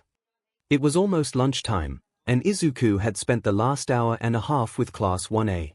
Since they couldn't do the exercises in the USJ, it had been decided Izuku would work with them during the pre-lunch study PRD to see if there was any other way to improve their quirks. Aizawa looked like a mummy and was snoozing on the floor as Izuku was finishing up with Yorozu. It looks like the amount of lipids you used up is less dependent on the mass of the C creation, Izuku stated, but rather the materials the object is made from. Try creating things using CC ceramics instead of M metals in the future and record the drain for those. If you ever need to CC create something particularly C complicated but one-time use, might be more feasible to use lighter M materials to retain more energy. I see, Momo nodded in agreement. I'll start small with like knives and stuff. She gave a smile. You are definitely hero material, Midoriya-kun. Anyone who told you otherwise was gravely mistaken. Izuku chuckled and blushed at the compliment as everyone else gathered their belongings to head to lunch. Once they opened the door, however, Class 1A found the way blocked. What's going on? Izuku asked as he got up. He had to get on his tiptoes to look over everyone's shoulders, but he could see a literal horde of people was blocking the doorway. It took a moment, but he recognized a lot of them as students from Class 1B. He also saw Monoma was at the front of the group, looking as snobby as ever. We came to see the famous Class 1A, he sneered to Kirishima. Honestly, I'm not that impressed. Bet you guys feel all high and mighty because you fought some villains, here. Think you're all that? Excuse me. Everyone in the hallway froze at the voice, while the students in the classroom turned with confused expressions as Izuku squeezed between everyone to address the Class B student directly. No one in class 1A had ever really heard him shout like that, and they were kind of worried. He might explode if he did it again. Why you think we're happy WWE got attacked? Izuku asked. Why you think we're glad WE almost died? See, cause that's what happened BB back there, and oh my god, one of the class B students, whom Izuku recognized as Tetsu, exclaimed. Everyone turned to him in confusion as he raised his hand and pointed at Izuku. What happened? Izuku was initially confused until he noticed the student was pointing at his side, where the bloodstains from last week were still fairly prevalent on his jacket. Oh, he explained, a villain kinda disintegrated my sleeve, and I haven't been able to get a replacement coat yet. Dude, another student gasped, you lost your freaking arm and you're more worried about your jacket. Wait, what? Izuku snapped his gaze back to the students. To lose your arm and come back so quickly, Tetsu started tearing up, I've never seen anyone so manly. No, it's not we were wrong. Another Class B student, whom Izuku recognized from the folders as Yorashi Inasa, yelled. Truly he is what all us hero students aspire to be. The other students loudly agreed, clearly moved by what they perceived to be Izuku's bravery and nobility. The only one who didn't share the sentiment was Monoma, whose eye twitched a bit as he tried to recover the situation. And maybe so, Monoma started, but it's not like they Monoma. Aizawa appeared from behind the Class A kids. You may not have come to cause a physical altercation, but you are clearly trying to harass your fellow students. I'm pretty sure Principal Nedzu warned you about this after you were thrown from the cafeteria last week. Monoma paled as Aizawa continued. I'm pretty sure today qualifies as Strike 2. You know enough about baseball to know what happens when you hit Strike 3, right? Instead of answering, Monoma just turned and fled. A few seconds later, the rest of the students dispersed, finally clearing the door. I lost my armor a year ago. Izuku told empty air. He stood there as the other Class 1A students exited the room, shaken from his confused stupor when he felt a hand pat his shoulder. Giving a jump of surprise, he turned and saw Uraraka leaning down to his level. Wanna come eat lunch with us? She asked. You're practically a classmate already. Izuku replied, blushing a bit at how close Uraraka was. I was gonna eat with my classmates, since I haven't actually shared a lunch with them for a while. He fidgeted nervously for a second when he saw Uraraka pout before continuing, but I don't think they'd mind if you ate with us. That brought a smile back to her face. Dang, looking at her she was almost as pretty as Melissa. With a nod from Uraraka, Izuku smiled and started walking back to Class 1C with her. The minute they approached the door, however, it slid open with a bang. Standing in the doorway was a female student neither of them recognized. Okiko stood tall at 182 centimeters, but this other girl was even taller. She had a pair of small horns jutting from the sides of her head just above the ears. Her skin was fair, but there were emerald scales up the sides of her face and disappearing into her dark blue hair. She looked down at the two students with deep red eyes full of disinterest before turning back to the class. Oscar, she called with a husky voice. See coming, the mousy student replied as he approached. With a nod from the new girl, the two exited the class and walked down the hall, away from the cafeteria. Once she was gone, Izuku and Okiko stepped into the classroom. Welcome back, Midoriya-kun, Hojo, the girl with the long tongue, greeted. Who was that? Izuku asked. Maria Draconis, Tabata replied as he stretched his arms. Daughter of the CEO of Draconis Industries, second-year management student. Oscar eats with her all the time. Yoshio cleaned his four-lensed glasses. You must not have seen her yet because your lunches have been elsewhere. Who's the girl you're with? Hayashida smirked as his purple hair flapped without a breeze. She's pretty. Teach, this is Uraraka Okiko, F from 1A, Izuku explained as Okiko gave a slight bow. Shishi was wondering if she could eat with us. Of course. Asano smiled. We got no qualms with hero kids, and I recognize her from the USJ. She's fine by me. After hearing this, the rest of the students gave their agreement, and soon the class plus Okiko made the trek to the cafeteria. Grabbing their food, They picked a corner of the cafeteria for themselves and sat down chatting away. After a minute, Asui and Shiozaki joined them, followed quickly by Kaminari, who had apparently befriended Choji the Wookiee during a part of the USJ incident that no one else had seen. Izuku looked around as they ate. There he was, surrounded by friendly faces chattering away happily. He spied Asui had joined Yoshio in a game of Steel Tabata's Shrimp unnoticed while Kagero was regaling Shiozaki and Uraraka with some of the stuff Class 1C did. He may not have been talking to anyone, but he wasn't being ignored either. Sometimes someone would turn to ask him to affirm a statement, other times someone would ask him to pass a condiment. He was in a group. He belonged. The feeling he got from this was a happy feeling he would never take for granted. Looking up from his lunch, he saw a flash of gold in the doorway of the cafeteria. Turning towards it, he saw it was Melissa peering into the room with Mai by her side. After a moment, Mai spotted Izuku and distinctly pointed at him before walking over, followed by Melissa. In Melissa's arms were a notebook and a few loose pages. Izuku cleared the seat next to him. Okiko had been sitting in the one on his other side, giving Melissa a place to sit as she arrived. "Hey, Midoriya-kun," she greeted. "I just need to ask you a few things." "Who are you?" Asui asked as Tabata stole one of her shrimps.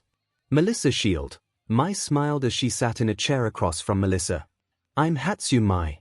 We're both support course, and we're making Mido-chan's new arm." "Oh, he told us about that." Hayashida smiled big, the air around him suddenly smelling of cinnamon. "Midoriya-kun, you didn't tell us you were on good terms with 3 appealing ladies. Don't be so greedy." This got a laugh from the class as Izuku turned beet red and stammered a defense. "Anyway," Melissa smiled as the laughing died down, "I wanted to show you what Mai and I have planned for your arm, but first I need to ask you a question." For the record, Mai raised her hand. I tried to deter her, but the American is persistent. What do you need to know?" he asked nervously. If Mai had tried to stop her, this could only mean the question was gonna be awkward. "I would like to know how you lost your arm," Melissa replied. "If you could tell me that, I could design the arm with better defenses to prevent it being lost in a similar fashion." "Now, hold on." Sokai slithered from his chair to stand next to Izuku. "That's a bit of a personal question. You can't just ask that out of the dash." "It's okay," Izuku interrupted. All of Class C fell silent at that, watching as Izuku took a few breaths. I think it'd be safe for me to tell you all, but I'm only gonna say it once. I'm not gonna give names, but this is more for your safety than theirs. I don't want any of you to get arrested for attempted murder." "What do you mean attempted?" Mai's eyes narrowed. She already knew the name of the culprit, but it seemed like she was playing ignorant so that she could hear the full story. This got a slight chuckle out of Izuku before he took a deep breath. Anyway, it happened a few days after the slime villain incident." Izuku walked down the street in a slump. It had been 3 days since the incident with the slime villain. 3 days since he saved Kaken, only to be reprimanded by the heroes, then berated by Kaken for his deed. 3 days since All Might himself told him he couldn't be a hero. Ever since that day, Izuku felt empty. Being a hero was the only thing he'd ever wanted to be. Now, after literally everyone told him no, he had no idea what to do with himself. He still carried his hero analysis book, but he hadn't opened it for days. It almost felt pointless to, now. He just wanted to help people, but how could he when no one would let him? How could he make some impact on this world, make people feel better, if even heroes yelled at him for helping? Why did everyone think quirkless meant worthless? He was shaken from his thoughts when he felt the familiar reverberation of an explosion, heard the familiar bang. He turned towards the source and saw a familiar sight. There was Kaken, standing as haughty as ever with his friends. On the ground in front of him was a girl from their school. He recognized her as Aiko, a girl he shared an art class with. He remembered she had mentioned she wanted to enter UA, but only because of their art program. It looked like Kaken didn't care, he wanted to be the only student from their school to enter. He was saying something to her, definitely something insulting, while popping his quirk in her face. Izuku felt his chest heat up. The heroes all praised Kaken. They were saying something like him could be a hero. Izuku was told to be realistic, while someone like him was a shoo-in for heroics. Someone who used their quirk to hurt and demean innocent people. No, that was not right. It wasn't right at all. He wasn't a hero. 𝐭𝐿 was never heroic. 𝐭𝐿 was a... Once again, Izuku found himself moving without thinking, rushing towards the group of students. Bakugo sneered as he shot his right hand out, intent on burning Aiko's face, but caught Izuku by the arm instead. Izuku had thrown himself between the bullies and the girl. Said bullies were surprised and stopped moving for a few seconds, long enough for Aiko to get away. "Deku," Bakugo growled. "What the hell? Shut up," Izuku growled. That surprised Bakugo again, whose face twisted in anger. "What did you say, you little dash? You heard me, Baku. I'm done letting you walk all over everyone just because you have a quirk. I'm done being afraid of you just because you think you're so awesome when you're not." "Deku." Bakugo growled more. Izuku felt Bakugo burning his arm, but he didn't care anymore. For once in his life, Izuku was angry and he was gonna let it out. Heroes are supposed to be supportive. Uplifting. Heroes use their quirks to make people feel better. "Shut up, you dash. You only use your quirk to hurt people. To destroy their possessions. To make yourself look powerful." Izuku had tears in his eyes, feeling everything all at once. All his sorrow, all his anger, all his pain, but he didn't stop. Not even though Bakugo was glaring at him angrier than Izuku had ever seen him before. "You've never used your quirk for a single heroic thing in your entire life. Deku, don't you get it, Bakugo? Are you so egotistical that you can't see it? Shut the fu dash, you're more like a villain than a hero." And then everything exploded. The minute Izuku finished his sentence, there was a loud boom and his vision turned white. He felt searing pain in his left arm as the force of the explosion sent him flying. He felt himself bounce off a hard surface once or thrice before rolling to a stop. There was loud ringing in his ears, and he had trouble opening his left eye. What little bit he could see through his left eye was spotty and milky. His body ached all over, but curiously most of his left arm seemed numb. Lying there for who knows how long, he finally realized he had landed on his chest, his face against the pavement. Groaning and crying in pain, he tried to push himself up only to stumble to his left. His stupid numb arm must have buckled. He needed to get up though. He must have landed in the street. He needed to get up before a car hit him. He slowly pushed himself to his knees with his right arm. Why wasn't his left arm cooperating? Come to think of it, sounds on his left side seemed a bit muted, too. He slowly lifted his head, trying to get his bearings, but froze. Lying on the ground, mere meters away, was a severed arm. Izuku gasped when it finally sunk in. There was a left arm. It was just lying there, blood pooling around the severed side. Where did it come from? Was someone else caught in Bakugo's explosion? Oh God, did he actually kill someone this time? As he kept staring, Izuku saw the buttons on the cuff of the sleeve around the arm. He recognized the design on them as belonging to 𝐒𝐪derer, like him. Were there any other students nearby? Izuku remembered Bakugo's bully friends, but neither of them were wearing their coats. Was there someone else? He looked around best he could, still dazed and mostly deaf from the explosion, but he couldn't see anyone else. The next time he looked at the arm, he noticed something. There was a watch on its wrist. Though it was cracked, he recognized it as a special limited edition All Might watch. There were only 500 ever made, with 100 distributed to 5 stores across Japan.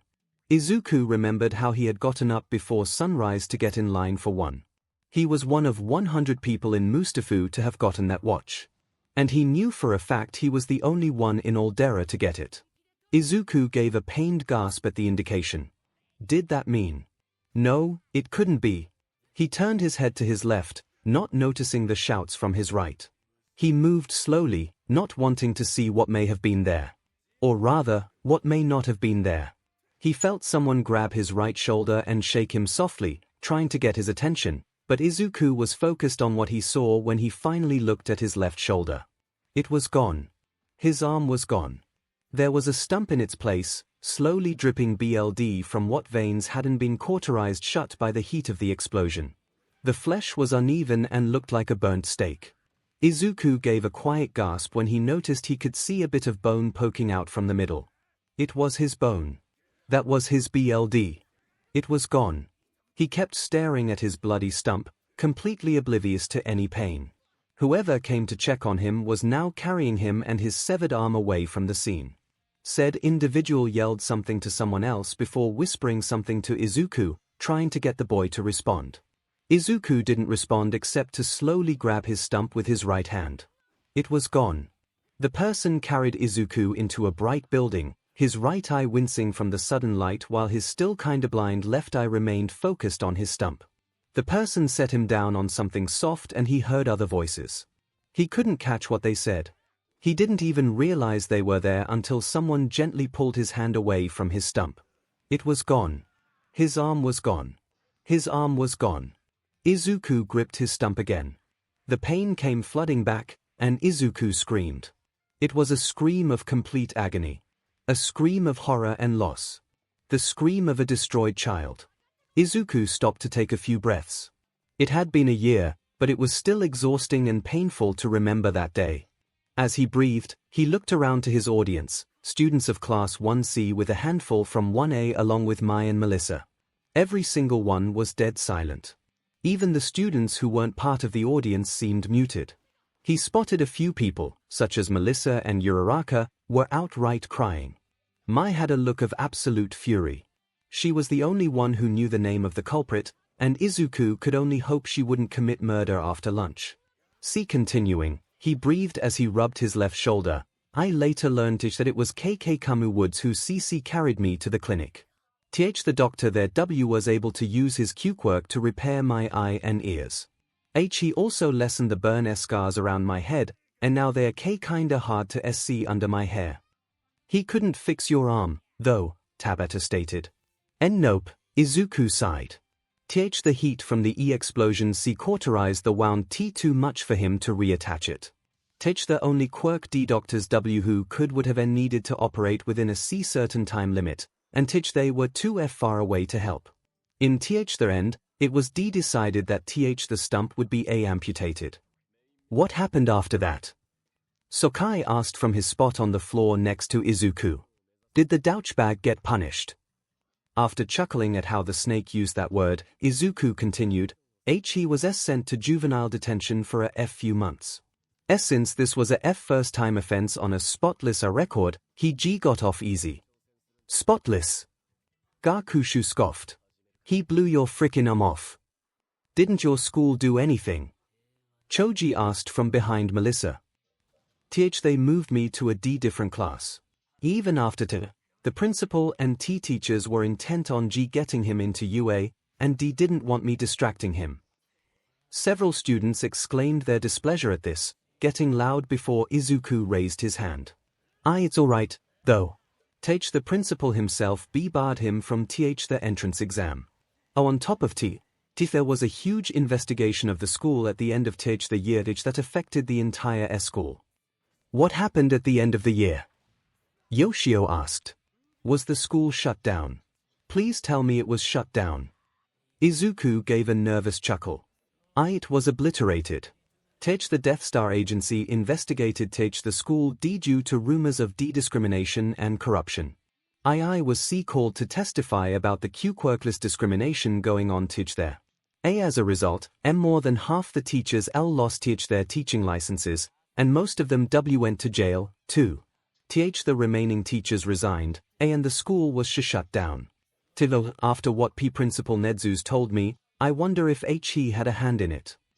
Meanwhile, up in the principal's office, Nedzu gave a sinister chuckle as he eavesdropped on the entire conversation through the cafeteria security cameras, remembering just how delightful it had been to destroy that prejudiced school. Back in the cafeteria, Izuku took a breath and looked back at his friends. Anyway, that's how I lost my arm, and that's why I was so depressed at the start of the year. But things are better now. He smiled. With tears in his eyes. I'm in UA. I have all of you, now. Not alone, anymore. The instant he said this sentence, His entire class cried out and tackled him, wrapping him in a group hug unlike any he had felt before. Izuku thought he could hear Ida from Class 1A shout about being quiet from somewhere else in the room, but he couldn't quite hear him over everyone in his class talking all at once, all saying nice things to him. Melissa and the Class 1A students only watched, not sure they would have been welcome to join in the hug, but they cried all the same. Mai was crying profusely, a mixture of sorrow over what happened to Izuku, and unadulterated rage at what this Bakugo Katsuki did to him. She knew Izuku wouldn't like it if she went out hunting for him, but on the off chance she happened to stumble into him somewhere, well, he was gonna learn the hard way just what happens during a VSCTMY. It was the end of the school day. Vlad King was making his rounds to make sure the students had all gone home. As he did, he remembered this past afternoon. His class finally got to meet that quirk specialist Nezu had told them about, and was shocked to see it was a one-armed quirkless kid from Gen Ed. Even more surprising was that his class had apparently run into him before lunch, assumed he was from Class 1A, and thought he lost his arm during the USJ incident. He had to admit, it was pretty funny watching everyone's reactions to him explaining that part. As he stepped outside, he heard a rumble from around the corner. Too loud to be a custodian. Vlad decided to investigate. Before he even turned the corner, though, a large foot stomped into the ground mere meters away. Looking up, he saw it belonged to a really tall UA student. She seemed to be trying to catch a particularly fat student who was somehow around 3 meters above the ground. Said student was also somehow flattening and expanding himself over and over to avoid her grip. Vlad was about to intervene, assuming this was a fight, until he noticed there were more students in the field. He saw one stocky boy with spikes on his back and arms dodging a large snake in a uniform as it seemed to fly at him from different directions. Towards the far end of the field was a really hairy student throwing boulders at the barriers seated by another student. What was going on? Thankfully, he received his answer when he turned his head a bit more and saw a group of students huddled in the corner. He noticed they were talking to the quirk specialist from earlier, and Aizawa was leaning over him, looking at whatever was in the kid's hand. He began to walk towards the group, but stopped when he saw Aizawa had noticed him and started jogging his direction. "What's going on here?" Vlad asked as Eraserhead approached. "Class 1C is using the field," Aizawa replied. "The sports festival is in 2 weeks, and Midoriya's class wants to do good in it. They're gonna be using the field to practice quirks and tactics." Vlad was initially gonna ask just how good they'd be, considering they weren't hero course, but then he remembered that it was Class 1C who came to support the hero kids during the USJ incident. They had been strong enough to fight villains, even without any form of hero training. Maybe they could get pretty far. Especially that. Wait. Didn't Class 1C have a girl with an ice quirk? "She left earlier," Aizawa replied. "Said she had something that needed doing." Moroboshi sat at the base of a tree, wearing a casual outfit. Said tree was in a secluded area just outside of town, away from any potential prying eyes. Normally she didn't come out here, but she was waiting for someone. As said individual approached, she got to her feet and regarded him coolly. "I admit," she stated, "I was beginning to think this request was a joke." "I do not make jokes," Todoroki Shoto said as he approached. "I asked you to meet me out here because I have a request. No, a plea, if you will." Moroboshi quirked an eyebrow as Todoroki took a breath. "Could you teach me to use ice like you do?" She stared at him silently for a while, long enough to make him feel uncomfy. "The techniques I know are not things you can half-butt," she finally responded. "You would have to put everything you have into mastering them." "I understand," Todoroki nodded. "That includes your fireside." "What?" Todoroki's eyes widened. "Why would I need to practice my fireside, which I am sworn to never touch, if I wish to master ice techniques?" "Because your fireside is linked to your ice," Moroboshi said as she walked closer to the hero student. "You know Midoriya-kun, right? You know how he's studied quirks for years. During his studies, he's learned that dual quirks like yours are a single quirk, rather than 2 separate quirks. You can practice your ice side all you want, but your inexperience with your fire side will weigh you down." Seeing the confusion on his face, Moroboshi sighed, trying to remember how Midoriya had described it to her earlier, before looking back up at 𝐤𝐷. Your quirk, she explained, is like twin swords. They are both powerful weapons, but only if you use them. If you reject one sword and never use it, not only are you hindering your own combat potential, but leaving that sword on your hip is making dead weight, leaving you off balance at best. You're refusing to use your fire side because your SPM donor is Endeavor, right? While any anger you feel towards him is undoubtedly justified, not using your fire quirk because of him is like refusing to use a sword just because someone else has a sword just like it. You can't do that and expect to win many fights, because you can bet villains will use every weapon they have. She turned and started walking away, leaving Todoroki to contemplate her words, before stopping and turning back to him. Use your fire, Todoroki. Once you can do that, I'll teach you what's safe for you to learn. She took a few more steps. Wait, he called out. What do you mean what's safe for me to learn? You'll see in 2 weeks. She continued walking after this. She did want to teach him, to help him, but she couldn't do that before he learned to accept himself. All of himself. 2 weeks until the festival. It was Saturday morning, and Class 1C was out in the UA field. Most of them were practicing their quirks, working to make them stronger and more effective. A few students were off to the side. Asuka, Sanada, Hojo, and a few others would work their bodies, but they knew their quirks wouldn't help in the long run, so they elected to focus on helping the others in any way they could. This usually came down to helping Asuka prepare refreshments for everyone. Tabata and Yoshio had disappeared to work on something, while Hayashida seemed busy flirting with some upperclassmen. One could guess how successful that was. Amidst all this, Midoriya was sitting on a hill with Aizawa, observing the students who were practicing their quirks. Aizawa was still bandaged like a mummy from the USJ incident, but volunteered to supervise their practice. Is it just me, the pro hero asked, or is the fat one getting faster? That's Gakushu, Izuku clarified, and don't let his G-girth fool you. He's always been fast. Izuku watched as the aforementioned student dodged Sakai repeatedly without even using his quirk. Left, right, left, up. To both student and teacher it was like watching a dancing water balloon. The almost hypnotic routine was interrupted when everyone heard a loud Kia, followed by Asano faceplanting the ground at her full height.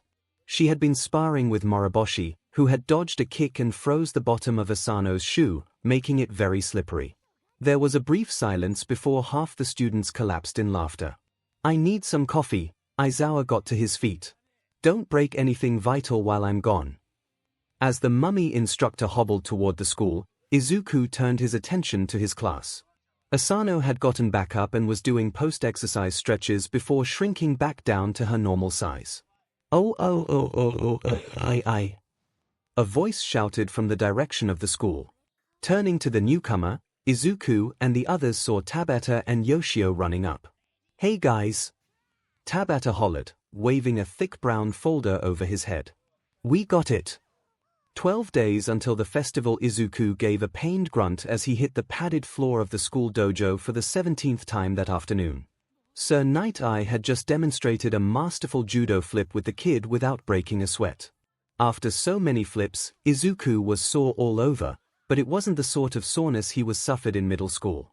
This was the soreness of training, not the soreness of bullying, so it was marginally nicer. Too slow, the tall hero pointed out.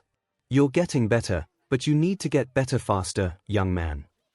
Sorry. Izuku whined a bit as he got to his feet. He barely straightened up before having to duck under Night Eye's roundhouse kick.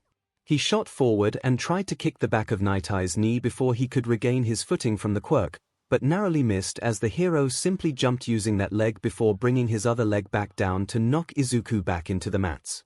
There was another grunt of pain from Izuku, but a smile from Night Eye. There you go, he acknowledged as he helped Midoriya back up. I remember a few days back you tried to counter that with a punch. You've learned to aim for a possible weak point, and that will be vital for you, young Midoriya. You're small so you can't overpower your foe, but every foe has an opening that can be exploited. You're good at analyzing, so work on using those skills to spot openings and weaknesses on the fly, got it? With a determined nod from the smaller boy, Night Eye smiled again and ruffled his hair. Midoriya was determined, focused and a quick learner. All Might definitely made a mistake letting this kid go. Ahem. Principal Nezu called out as he entered the room. Izuku and Night Eye turned and saw he was dragging a tea cart into the room with his tail. I believe it is time for a tea break. Need to replenish that sugar after eating mats all afternoon. Both humans laughed at the principal's joke as they took him up on the offer. Izuku accepted a cup and took a calm sip, giving a content sigh at the flavor. Night Eye took a sip and his eyes widened. Principal, he gasped, this tea is amazing. Midoriya's mother gave it to me, the rat bear or thing chuckled. Family recipe. She won't tell me how to make it myself. This elicited a chuckle from all three as they took another sip of the divine tea. 10 days until the festival on Wednesday afternoon, Izuku found himself in the support course workshop. Due to his close friendship with Mai, said workshop was a very familiar and comforting place for him. Unfortunately, he found himself in a very unfamiliar and uncomfortable position as he was sandwiched between Melissa and Mai at a nearby work table. He was happy the girls were focused on what was on the table, or else they'd see his face redder than Mai's hair. Here's what we got planned. Mai smiled as she unrolled a blueprint. Izuku looked down at the paper and gawked at what he saw. This is gonna be your new arm, Mido-chan. It'll be powered by more red matter, crafted by yours truly, so there's no way it'll run out of power before we make an upgraded version. It's made of a heat-resistant alloy, Melissa explained, and built with shock-absorbent struts, making it pretty durable against explosions. The implant on your shoulder will be made from the same material. With that implant, it'll plug into your shoulder directly and perfectly, leaving no room for anything to get wedged. The palm and fingers will have a special nerve-connected padding so you can actually feel when you're holding something. It'll also give some manner of temperature detection, but you won't actually feel burned or chilled. Before any of that, though, Mai continued as she pulled a big box over, there's something you gotta do. She quickly opened the box and pulled out the contents. Izuku gasped as he saw it was another prosthetic arm, but it looked very little like what was on paper. It was skinnier, and looked like it was made of pewter. This is a beta arm Mel and I made earlier. After you get surgery done this weekend, this'll help you get used to having 2 arms again. It has the same nerve padding, and is made of similar materials, but is nowhere near as durable. Think of it as training wheels for your shoulder. Mai gave a chuckle. You'll be able to put your desks on by yourself after this. Kinda gonna miss helping you with that. And maybe I should ask you for help, anyways, if that's how you feel, Izuku joked. Both girls laughed at this remark. Mai put the beta arm back in its box and dashed off to check something in the next room over, leaving Izuku and Melissa alone. Izuku turned to look at the third-year girl, taking in the beauty that just permeated off her. He'd known her less than a week, but he felt it was now or never. Sshield-san, he asked, I was wondering if you were gonna be busy tonight. I was actually about to ask you the same thing. Melissa smiled as she put the blueprints into a poster tube. I'd like to talk to you more about your arm, see what sort of accessories you'd like us to install. Oh. Izuku vocalized his surprise. And not busy at all. We can talk tea tonight. He gave a nervous chuckle, feeling like he lost his chance. Excellent, the taller inventor patted his shoulder. We can talk about it over dinner. Your mother recommended a good restaurant not too far from the school. Does 7 sound good? 9 days until the festival. Wait, Oscar asked as he and Izuku exited the classroom for lunch. Are you saying she asked you out to dinner last night? I was surprised, too, Izuku nodded. I mean, I was gonna ask her, but I didn't think she'd take charge like that. Was it a good dinner? Absolutely. We talked about my new arm, and Midoriya-kun. Both boys turned and saw Momo running up. Izuku was a bit surprised to see her in this part of the school before lunch, and Oscar had never seen her, so he didn't know what to expect. Midoriya-kun, I was wondering if...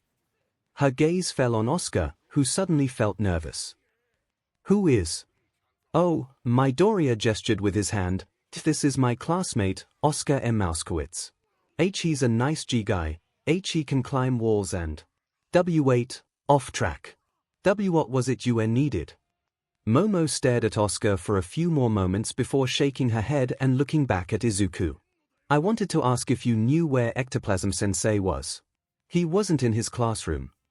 Oh, he's down in the SS second gym with Vlad King. Izuku stuttered. Momo nodded her thanks and glanced at Asuka one more time before dashing off. The two boys watched her go. Did I do something wrong? Asuka asked. She kept looking at me. Maybe Shishi thinks you're cute. Asuka gave a chuckle at the inconceivable notion and the two boys started walking towards the cafeteria. 8 days until the festival Friday night. It was time. Izuku lay on a padded operating table in Recovery Girl's personal clinic on UA campus. His mother was there, as were Midnight, Nezu, Melissa, and Mai. Mai was carrying the black box that Izuku had seen a few days prior. Inside that box was the first step to regaining what he had lost. No. He could never regain what was lost. His arm. His innocence. His best friend. He couldn't get back any of those. What this was. It was the next step to moving beyond his past. Are you comfy, child? Recovery Girl asked as she lifted the table just a bit. You're gonna be here a while, so I wanna make sure you won't be hurting when we're done. I'm fine, Sensei, Izuku smiled. I might fall asleep before we even begin. This got a chuckle out of everyone present. We're gonna put you under, now, Chio explained. With how late it is and how long this could take, I wouldn't be surprised if you slept until morning. We're going to attach the nerves in your shoulder to the implant as it goes in. That'll let you move the arm like you used to, but don't feel bad if things don't work perfectly immediately. You've been without an arm over a year, after all. Ready? Izuku didn't answer immediately. He looked at everyone present, gave a genuinely happy smile, and nodded. I'm ready. 6 days until the festival Class 1C was abuzz with excitement. It was Monday morning, and the sports festival was that Saturday. It almost felt like a holiday was just around the corner, and these kids were eager for its arrival. We're gonna nuke the festival. Gakushu cheered. I bet no one will expect us to get past the first event, but we're gonna take home the gold. Maybe Chu will, Asuka said as he munched on a cinnamon roll, but the rest of us will be lucky to just squeak by. Dude, Sokai groaned, you really need to think of better mouse puns. Say, anyone seen Midoriya?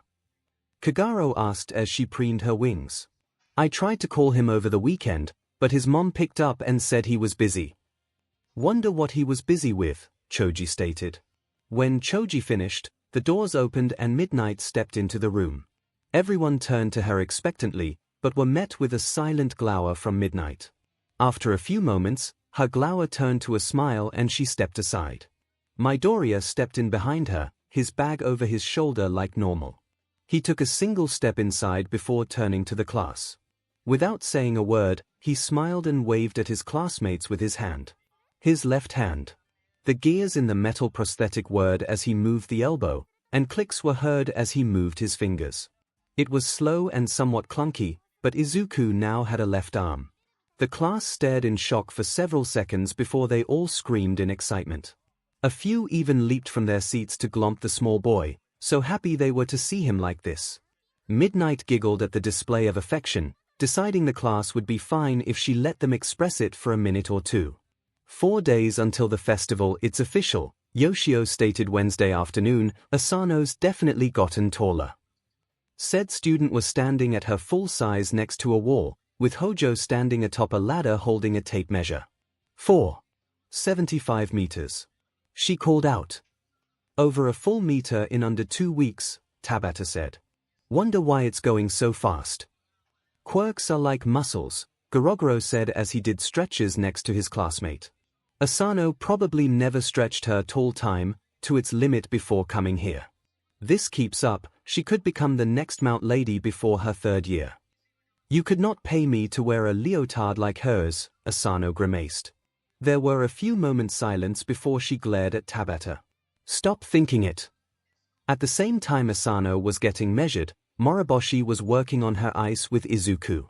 He observed as she made intricate pillars and small weapons. He watched as she conjured a shield of ice, then converted it to snow. Heard from a teacher you won't be participating in the festival, Moroboshi asked as she made a helmet from ice. That true, Mido-kun? Unfortunately, Izuku nodded as he scratched his head with his right arm. Due to my disability, I am ineligible for the competition. Don't worry, though, I'm still gonna be doing something cool. Moroboshi shrugged and worked on more ice constructs. Hey, why you can lift things with your ice while it's forming, right? Gotta be careful when I do, though, Moroboshi admitted. If I try something too heavy, the ice'll break once the construction is finished. Could only lift it while the ice is forming. As she continued, Izuku got a contemplative look. Suddenly his eyes widened and he turned towards the other group. Gorogoro-kun. Oh, over here, please. 2 days until the festival. Class 1A was exhausted. They had spent the afternoon doing a rigorous series of exercises covering a myriad of situations. Izuku had been volunteered to act the part of the rescued civilian. He wasn't required to do any analyzing during this exercise, so he actually got to relax a bit.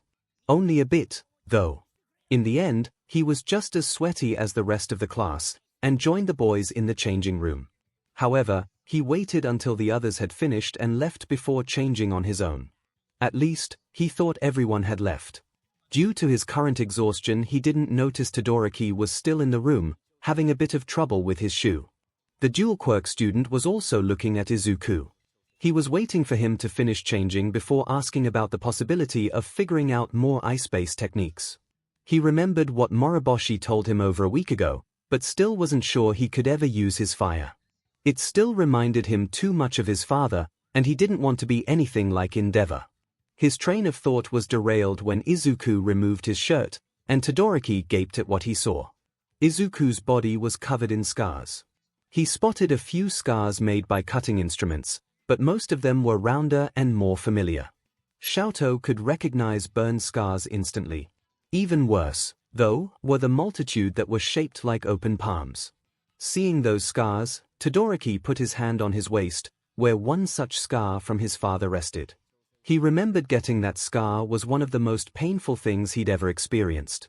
Seeing Midoriya, a quirkless child, covered in scars like that almost made Todoroki sick to his stomach. Just how much abuse had Izuku suffered before coming here? Too much, Izuku stated.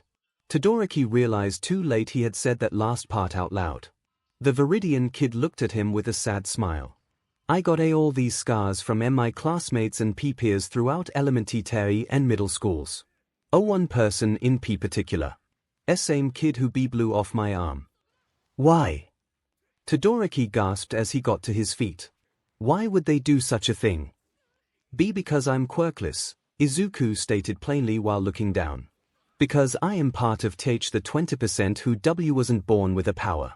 Because of a lot of people view me as less than human.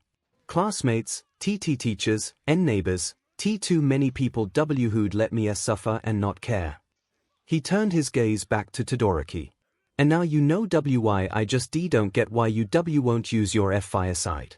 Why you were blessed with something amazing, but you're not using it for what? To spite the same sort of person who gave me all these. Todoroki-kun, take it from me. Things won't be better if you don't use everything you have. He pulled a new shirt on and walked out the door, leaving Todoroki alone in his thoughts. That certainly gave him more to think about. One day until the festival. It was Friday afternoon, now. Class 1C was assembled on the training field, lined up in front of midnight. She had supervised them for this last afternoon of practice. Taking a breath, she looked at her students with a smile. Everyone, she hollered. Tomorrow morning is the festival. Tomorrow is what you've spent the last 2 weeks training for. I want to see you all do your best, and show the rest of the school, the rest of Japan, that you're not to be underestimated just because you're Gen Ed students. With that in mind, I have only one more thing to tell you. She waited a few seconds, letting her words sink in, before giving her parting words. No matter how far you get, no matter if you lose, I have never been more proud of you. Now go home, eat something good, go to bed early, and be here by 7 a.m. tomorrow morning. Class 1C dismissed. Friday afternoon, day before the sports festival, the various students of Class 1C were in high spirits. They had finished their final set of exercises and were on their way home. Most of them had already left, but a few were still on UA grounds cleaning up and grabbing a few things. Among these students were Izuku, Gakushu, and Sokai. "You are sure you got everything this time?" Izuku laughed as they were finally making their way to the changing room. "Positive," the rotund Gakushu sighed. "Sorry for making you come back 3 times to help." "Meh," Sokai would have shrugged if he had shoulders, "wasn't a problem. My excitement for tomorrow removed any exasperation I may have had over this."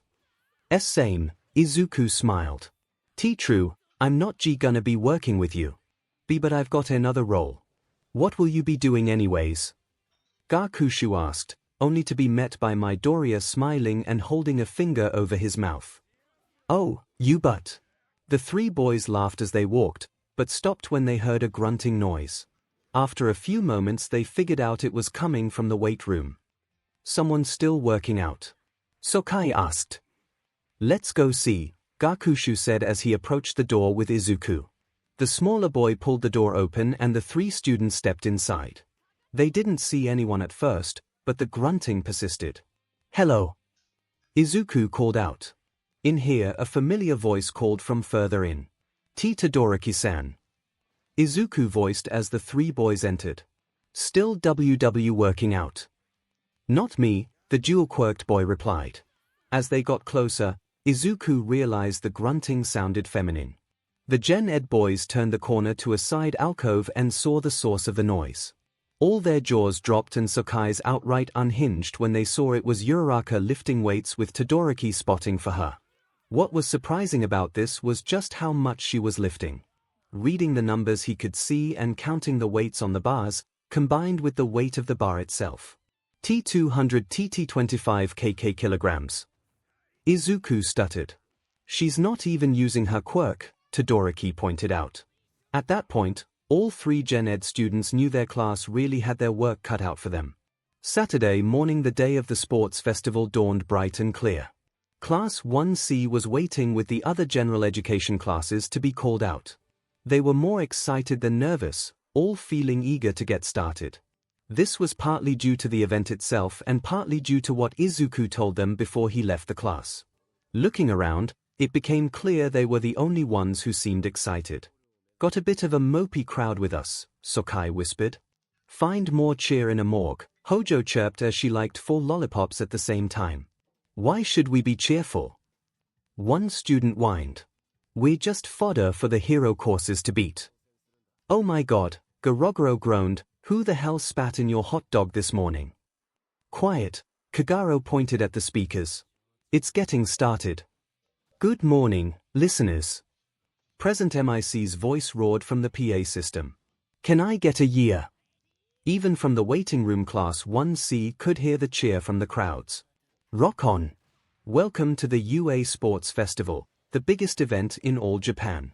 Today we'll see our youngest and newest students, hero and otherwise, strut their stuff and make their mamas proud." The crowd cheered even more, bringing a laugh out of Present MIC's awesome crowd today. And even more awesome is our special guest for the day's events.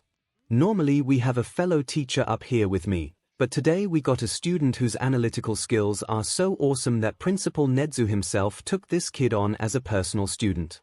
Say hello to UA's resident quirk specialist, Midoriya Izuku of Class 1C. Hello. Izuku's meek voice called out from the speakers. His classmates gave a roaring cheer of their own when they heard this, getting a derisive glare from some of the other Gen Ed students. "That's what I'm talking about." Without further ado, let's bring out the contestants.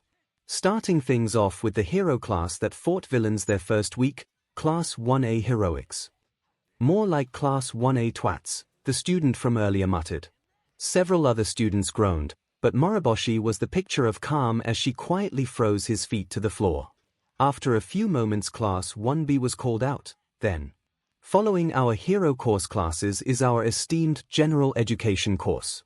Let's start with the class that actually came and supported Class 1A during the villain attack.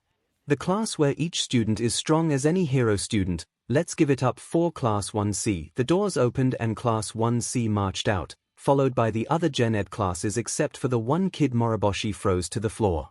A few of the students winced as they stepped into the sunlight and found themselves dumbstruck. It was one thing to see the sports festival stadium from a television, it was something entirely different actually standing in it. The stadium was large enough to hold thousands of people, and each seat was filled. They should have felt nervous, but Class 1C was actually feeling excitement. They were here. They were standing where so many legends once stood, and they were gonna show off their stuff.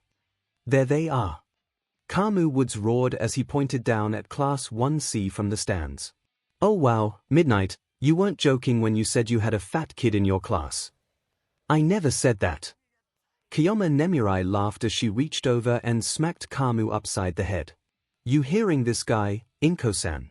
He called your son's friend fat. Inko just laughed from her seat between the two heroes. Watching them playfully mess around, Inko remembered the previous night when she heard these two had taken today off for the sole purpose of bringing her to the festival. She would have been alright just watching it from home, but she couldn't refuse them after everything they did to get her VIP seats. Even if Izuku himself wasn't competing, his friends were, and she was happy to see them. Alongside Melissa, Izuku's classmates had occasionally visited their humble abode over the past few weeks, and Inko was glad to meet every one of them. As the last of the management course students arrived on the field, Inko had a thought. Kaya-chan, she addressed Midnight, aren't you usually the announcer for these events? What are they going to do with you taking the day off? Don't worry, the A18 hero winked. We got this covered, Inko-san. As Midnight relaxed in her chair, the heroine who was filling in for her took their spot in the field. Alright, everyone. Mount Lady raised her arm as she yelled. It's time for Players Pledge. Representing the first years as a whole, please step forward Uraraka Okiko. The brunette took a breath and marched forward to stand next to the pro hero as she took the microphone. Looking out over the entire first-year student body, she stood up straight. As the first years of UA, she announced, we pledge do our best in this festival. We pledge to go far as we can, knowing that wherever we fall is a step further than we stopped yesterday. We pledge to compete with our heads held high, knowing we've proven ourselves worthy to walk the same halls as legends past. We pledge to compete with respect and honor befitting UA. And to any villains who might be watching. Okiko's face turned to a determined glower as she stared right at a camera. We pledge to face you and defeat you again and again until you are nothing but a whispered boogeyman. She shot her hand up. Plus ultra. Plus ultra. The crowd joined in at the end, along with most of the students. The crowd cheered as Okiko gave a relieved sigh and returned the microphone to Mount Lady before rejoining her class. That's what I'm talking about. Present MIC cheered. Class 1A has quite the firebrand among their peers. Why you bet? Izuku piped in. And I think we're ready for the first event, alright. You got it, little man.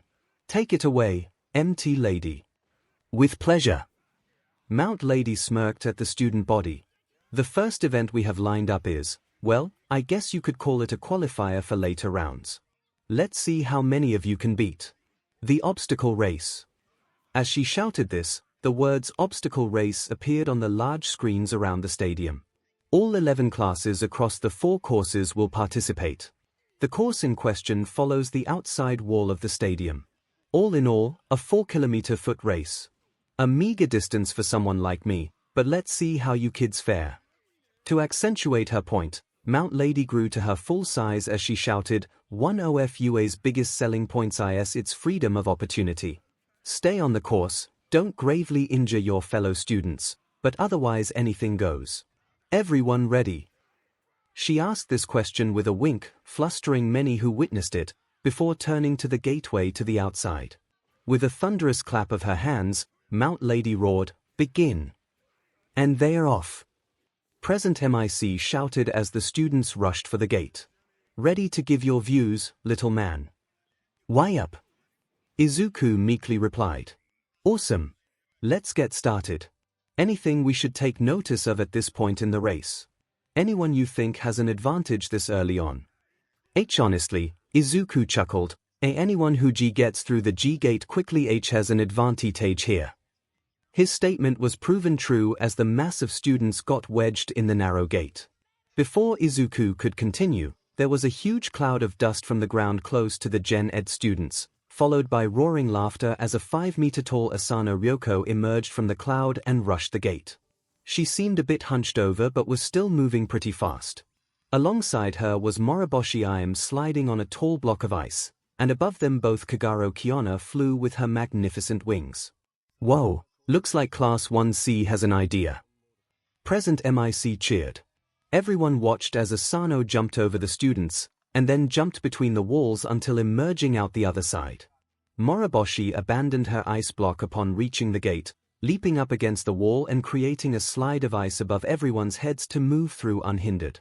Kagero simply flew over everyone, dodging 1 or 2 projectiles thrown in her direction. As they emerged out the other side, the Class 1C students froze in shock at what awaited them. Time for the first obstacle. Present MIC roared. Robo Inferno. Everyone present stared at the handful of robots blocking their path. Each robot was the size of a small skyscraper, and they were all staring right at the gate. Present MIC, Izuku stuttered, what are those? 0 pointers, the hero laughed. They were an obstacle during the practical portion of the hero exam. What do YA think, here? Oh my god, I would have died. As Present MIC laughed at his co-commentator's slow wording, Moriboshi got to work freezing one of the robots to the side. Todoroki emerged from the gate and unleashed an ice attack of his own, though his attempted to cover all the robots and narrowly missing Kagero as she flew over the robots. Moriboshi deftly redirected his ice before using her quirk to tip her robot to the side, creating enough room for Asano to rush through before it fell back the other way and blocked a majority of the students. Hey, what's this? The loud hero asked. Did Moriboshi just help Asano down there? Yep. Izuku cheerfully replied. There's nothing in the R rules that says the S students can't help each other. My class WW worked hard to come up with ideas to support each other best they can for long as they can. The crowd actually cheered at this, enjoying the surprise turn of events. Most of the students were in a solo mindset, so seeing Class 1C working as a team at this point was nice to see. Asano kept running hunched forward as Moriboshi surfed on ice next to her. Kagero was still above them, dodging ice from Todoroki before Moriboshi spun around and accosted him. Still not using your fire? The ice girl asked as she conjured multiple ice weapons. It's still up for debate. Todoroki replied as he dodged her attacks. Better use it soon, or you'll lose fairly quickly. As if to prove her point, Moriboshi quickly spawned an ice hammer and golf swung it into Todoroki's stomach, sending him flying off course and earning a pain from the crowd. Dropping the hammer, she rushed to catch up with the rest of her class. Looks like some of Class 1C is just about at the second obstacle. Let's see how well they handle. The fall. At Present MIC's words, Kagero Kiona, who was in front, learned what he meant with such a plain name. In the middle of the track was a massive pit. It was easily 20 meters deep with water at the bottom, and over 100 meters across. Jutting up from the bottom were stone pillars connected by ropes. It was clear the students were meant to cross the ropes to reach the other side. However, it was clear whomever designed this obstacle didn't know about the 1C class president. With an innocent laugh, she easily and quickly flew across the pit. She was quickly followed by, unexpectedly, Hatsumai from support course. Said student was cackling like a madman as she used what appeared to be rocket boots to soar over the pit. Okay, we should have seen that one coming. Present MIC deadpanned, the quietest he had spoken all morning. This time it was Izuku's turn to laugh. As Asano drew near to the pit, she did something unexpected.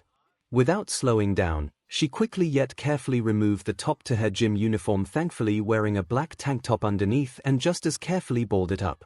Using her momentum and size-augmented strength, the 5-meter student gave a roar and hurled her jacket far as she could. It flew across the pit, narrowly missing contact with the recovered Todoroki and the skirmishing Moriboshi, before falling just short of the other side. Everyone in the audience was confused as to what she was doing, and so were all caught by surprise when a long snake body shot out of the coat and bit down on a tree root on the edge of the pit. As the coat continued to unroll, the crowd gave a roar of surprise. Sokai wasn't the only one hiding inside Asano's coat. Holding onto the snake like a rope were almost a half-dozen other Class 1C students. The spiky 𝐤𝐵𝐺 and Choji the Wookiee were the first to climb their serpentine friend to solid ground. Following them were 𝐻𝐻𝐼𝐻 and 𝐺𝐻𝐻𝐼, the latter of whom had used his quirk to flatten himself and wrap his arm around the lanky classmate. As they climbed Sokai, Asano began the task of jumping from pillar to pillar. She narrowly made it to the other side and helped pull Sokai up before the other classes could catch up. What a surprise! Present MIC roared. Is that why she was hunched for the beginning portions of the race? Again, Izuku replied, and no rules against helping your classmates. Everyone watched in awe as Class 1C, a general education class, had used clever tricks to keep ahead of everyone else. The only ones who came close were Todoroki and Hatsune. Uraraka and a few others had passed the pit a bit after Asano and were now doing all they could to catch up. Uraraka did her lesson mass trick to speed up her bounds while Ashido slid on a trail of slick acid. It initially looked like it would be a straight shot to the end, but the students soon arrived at a stretch of track with a huge sign next to it. Said sign displayed an image of an explosion with an unfortunate stick figure flying away. Time for the last obstacle. Present MIC exclaimed. This one's called Danger Mines. Midoriya-chan, give us the rundown. Midoriya explained as he read from the program MIC had given him. This one is a stretch of land with cleverly hidden mines. Some are fairly obvious, but there are a lot hidden. They're not strong enough to cause serious harm, but the explosion is still loud and strong enough to send you off course, so be careful. Thank you, kiddo. So, we all know how Kagero Kiona is gonna utterly bypass this obstacle, but how do you think the rest of your class will fare? Honestly, Izuku smiled as some of the students started hitting mines, and most of them might have been at a DD disadvantage if not for a certain classmate. Among the grounded students, Sokai had taken the lead. With his low-lying body and vision, he could discern where the mines were buried by seeing even the most minute bumps in the ground. He slithered quickly, weaving between the mines, and behind him ran the other lead members of Class 1C. In the very back were Asano, who had shrunk down to move between the mines, and Moroboshi, who both had their hands full deterring other students.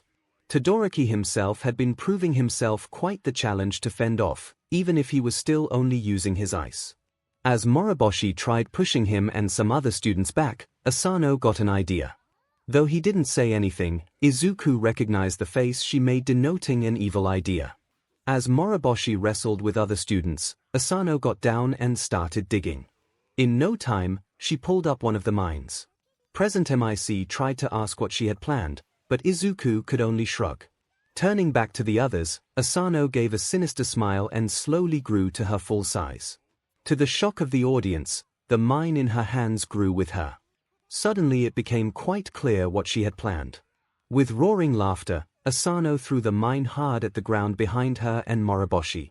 The resulting explosion was not only significantly larger than a normal mine, but the pressure detonated almost every other mine, stopping almost all the other students, including Todoroki. With that job done, the two girls rushed for the finish line, closely pursued by Uraraka and Hatsune, who had somehow avoided the explosions. We have our winner for the obstacle course. Present MIC cheered as Asano and Moroboshi approached the gate. Surprising no one due to US not taking flight into account, our first place winner is Kagero Kiona of Class 1C. The crowds cheered as Asano and Moroboshi entered the stadium. Holy CRP, for the first time in UA's history, the majority of the top 10 winners of the obstacle course are from general education. What an amazing result. Don't underestimate MI class. Izuku chuckled as Present MIC continued reading off the placements for everyone. Sokai scored second place, followed by 𝐤𝐵𝐺, 𝐻𝐻𝐼𝐻, 𝐺𝐻𝐻𝐼, Choji, Asano, and Moroboshi. Uraraka came in ninth, with Hatsune coming in 10th. Due to Asano's giant mine trick, it took another 30 seconds for the next competitor to come in. Winded, chilled, and beaten up good, Todoroki narrowly took the 11th place slot before Shinsu Hitoshi. The other students to come in looked just as beaten up. Though Asano didn't know it, she had set a precedent, and all future sports festivals would prohibit students with growth quirks from enlarging minds. "Looks like we got a lot of injuries down there," MIC declared, "but nothing too big. We'll take a 30-minute break so all the students can see Recovery Girl for their injuries before we read off the full results." I gotta say, that was quite the interesting event. "I know." Izuku laughed. "Looks like my C class just had the overall advantage. And now to see if their luck holds." After a half hour, Todoroki was back on the field in the stadium. His wounds weren't too severe, so there was no problem in healing him up. That race had been surprising. He hadn't even made it into the top 10, but that's not what had his concern. His ice quirk was powerful, and he was skilled with it. That was true. What was also true was just how much better Moriboshi was with hers. He could still only use brute force tactics with his eyes, but Moriboshi was making ice weapons in the blink of an eye during that race. The awe he felt seeing her in action far outshone anything he had witnessed short of All Might himself. He still wanted to learn from her, but still wasn't sure if he could truly use his fire. Her words and Midoriya's words rang through his mind, but it felt like there was something that was stopping him. That something that made him decide not to ignite, some mental barrier he had long since forgotten. Oh, he could focus on that later. Mount Lady was announcing the next event. Time to choose the second event of the festival. The massive heroine yelled as a spinning wheel appeared on the screens. The wheels spun incredibly fast for a good 10 seconds before Mount Lady clapped her hands, scaring away any birds in a kilometer's radius and stopping the wheel, landing on. Cavalry battle. Mount Lady roared. "Allow me to explain the rules. This is similar to a traditional cavalry battle you may have played or seen before. The 44 winners of the obstacle race will form teams of 4 people, with 3 people carrying the rider. Each teammate will have a headband marked with a certain number of points. The goal of the battle is to score as many points as possible within the time limit by taking headbands from opposing teams. A team is disqualified if all players lose their headbands, or if the rider touches the ground. If even one player still has a headband, the entire team is still in it. Each headband is worth a number of points depending on your placement in the obstacle race." Here. That was interesting. That meant that even someone who came in dead last could win if they get enough headbands. Todoroki listened to Mount Lady read off the point amounts per headband. Since he scored 11th, it was unlikely anyone would come after him, which meant he could focus on getting as many. And so on all the way up. The only exception is the first place ribbon, which is worth a whopping 10 million points. Or he could focus on getting that one instead. That's right. Mount Lady continued. 10 million points. Almost as much as my prize-winning smile. She gave a wink, eliciting hundreds of camera flashes, before continuing, "You all have 5 minutes to choose your teams. Anyone else who's not on a team before the timer runs out will be thrown together, so choose quickly." With that in mind, Todoroki looked around for Class 1C. Perhaps he could convince them to let him join. "Oh my." Present MIC blared. Looks like Class 1C already made their decision. Surprised, Todoroki continued looking around until he saw the students of Class 1C. Sure enough, they had all made their teams already, 2 teams made from the 8 students to pass the obstacle race. Wait. 8 students. Enough to make 2 teams. That was way too convenient. Did they plan this? How could they have prepared for this? The second event is randomized, and Midoriya was stuck up in the commentator's booth the entire time. There was no way they could have known the second event would be a cavalry battle. Right. 2 weeks before the sports festival. Hey guys. Tabata hollered, waving a thick brown folder over his head as he and Yoshio rushed towards the rest of 1C. "We got it." What did you get?" Izuku asked as the rest of the class gathered. "It better and not be another of those weird doujinshi why you showed me earlier, with the ogre girl and the dash. Oh god, you showed him the doujins." Yoshio groaned as Tabata waved the folder. "Not those!" Tabata exclaimed. "It's the result of mine and Yoshio's hard work." He gestured everyone to sit down, and waited for the class to do so before pacing in front of them with the folder in his hands. Now, Tabata explained, our big objective with this sports festival is to make a big impression to everyone watching. Well, in order to do that, we'd need to get at least a few of us to reach the third stage of the event. The first stage is usually something big, Yoshio stepped in, designed to whittle down the masses to a more manageable number. Usually it's something like an obstacle course or a scavenger hunt, something that can accommodate a large number of participants. The third event is almost always a fighting tournament, consisting of one-on-one matches between students. Any of us who are skilled in combat should be able to handle whatever the first event might be, and we don't have to win the third event to make our impression on everyone. He pushed up his four-lensed glasses for dramatic before stating, this means it is the second event which we would have to worry most about. How could we prepare for them, though? Hojo asked as she raised her hand. The second event is always randomized, isn't it? Yes, Tabata took over. However, Yoshio and I looked into the second events and noticed a few things. First and foremost, while the decision is overall random, the second event is almost always selected from a list of 8 events, which in turn was taken from a list of around 16. Wait a minute, 𝐒𝐩𝐬𝐽 piped up. What about last year's event? That one had Kamu Woods and Pixiebob make a forest on a giant turtle. That event honestly gave me nightmares, Sokai shuddered. About that, Yoshio replied, Tabata and I deemed that sort of event as an anomaly, just as any other event that required the aid of a hero from outside UA's employ. And they never use anomalous events 2 years in a row, Tabata pointed, so we can ignore that sort of thing for this year. Continuing, Yoshio used his quirk to memorize and compile a list of every sort of second event used since UA Sports Festival became publicized. A trend I figured out through careful use of math, which Yoshio still SCKS at, was that it seemed like every year that went by where a certain event wasn't used, the following year seemed to have a higher chance of that event being chosen.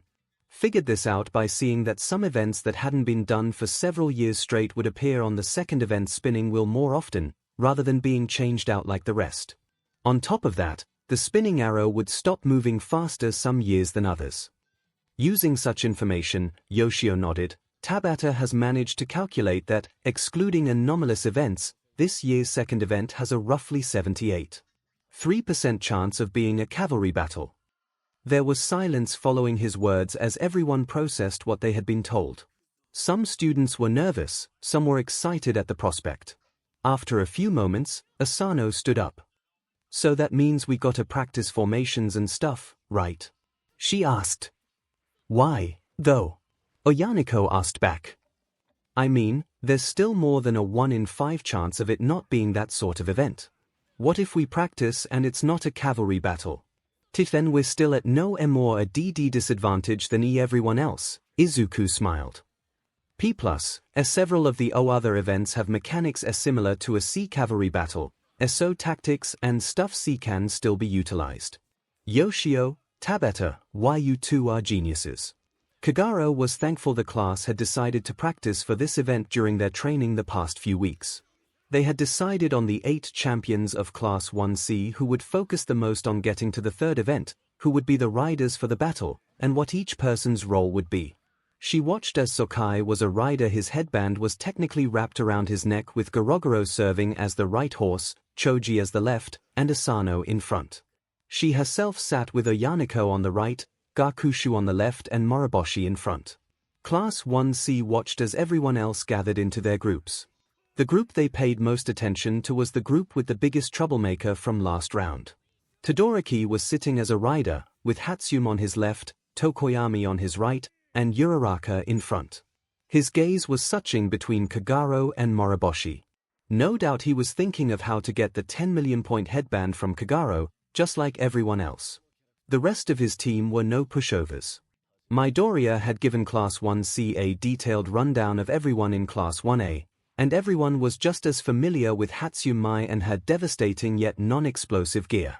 This combined with Uraraka's gravity control and Tokoyami's dark shadow made for an offensively minded group. Unfortunately for Todoroki, this meant that, unless he used his fire, he was the least threatening member of his team. Looks like everyone's gotten together. Present MIC's voice shook her from her thoughts. You still got 3 minutes before the event begins, so talk to your teammates, but once that timer hits 0 it's game on. Kagero and her team slowly moved towards the corner of the stadium while Sokai's team moved in front of hers. They were ready. Izuku was glad for this extra 5 minutes before the event began. They may have gotten a half-hour earlier, but he had spent that time talking with his mom, Midnight, and Kamu. Which meant he didn't get to do any of the other things one would normally do during a break. Such as refilling their water bottle. As MIC announced the 3-minute mark, Izuku was downstairs at a water fountain refilling his bottle. One would think they'd have a mini-fridge or something in the booth, but it was curiously devoid of such things. He wondered why as he twisted the cap into place on the bottle. Maybe he should grab a second bottle while he was down here. Deciding this was a good idea, he turned to a nearby vending machine, but saw something unexpected. Melissa. To his surprise, the third year was using that same vending machine and didn't notice Izuku sooner. The minute he called out, she turned to him in surprise before giving a smile. She stayed by the machine as Izuku jogged up with his bottle.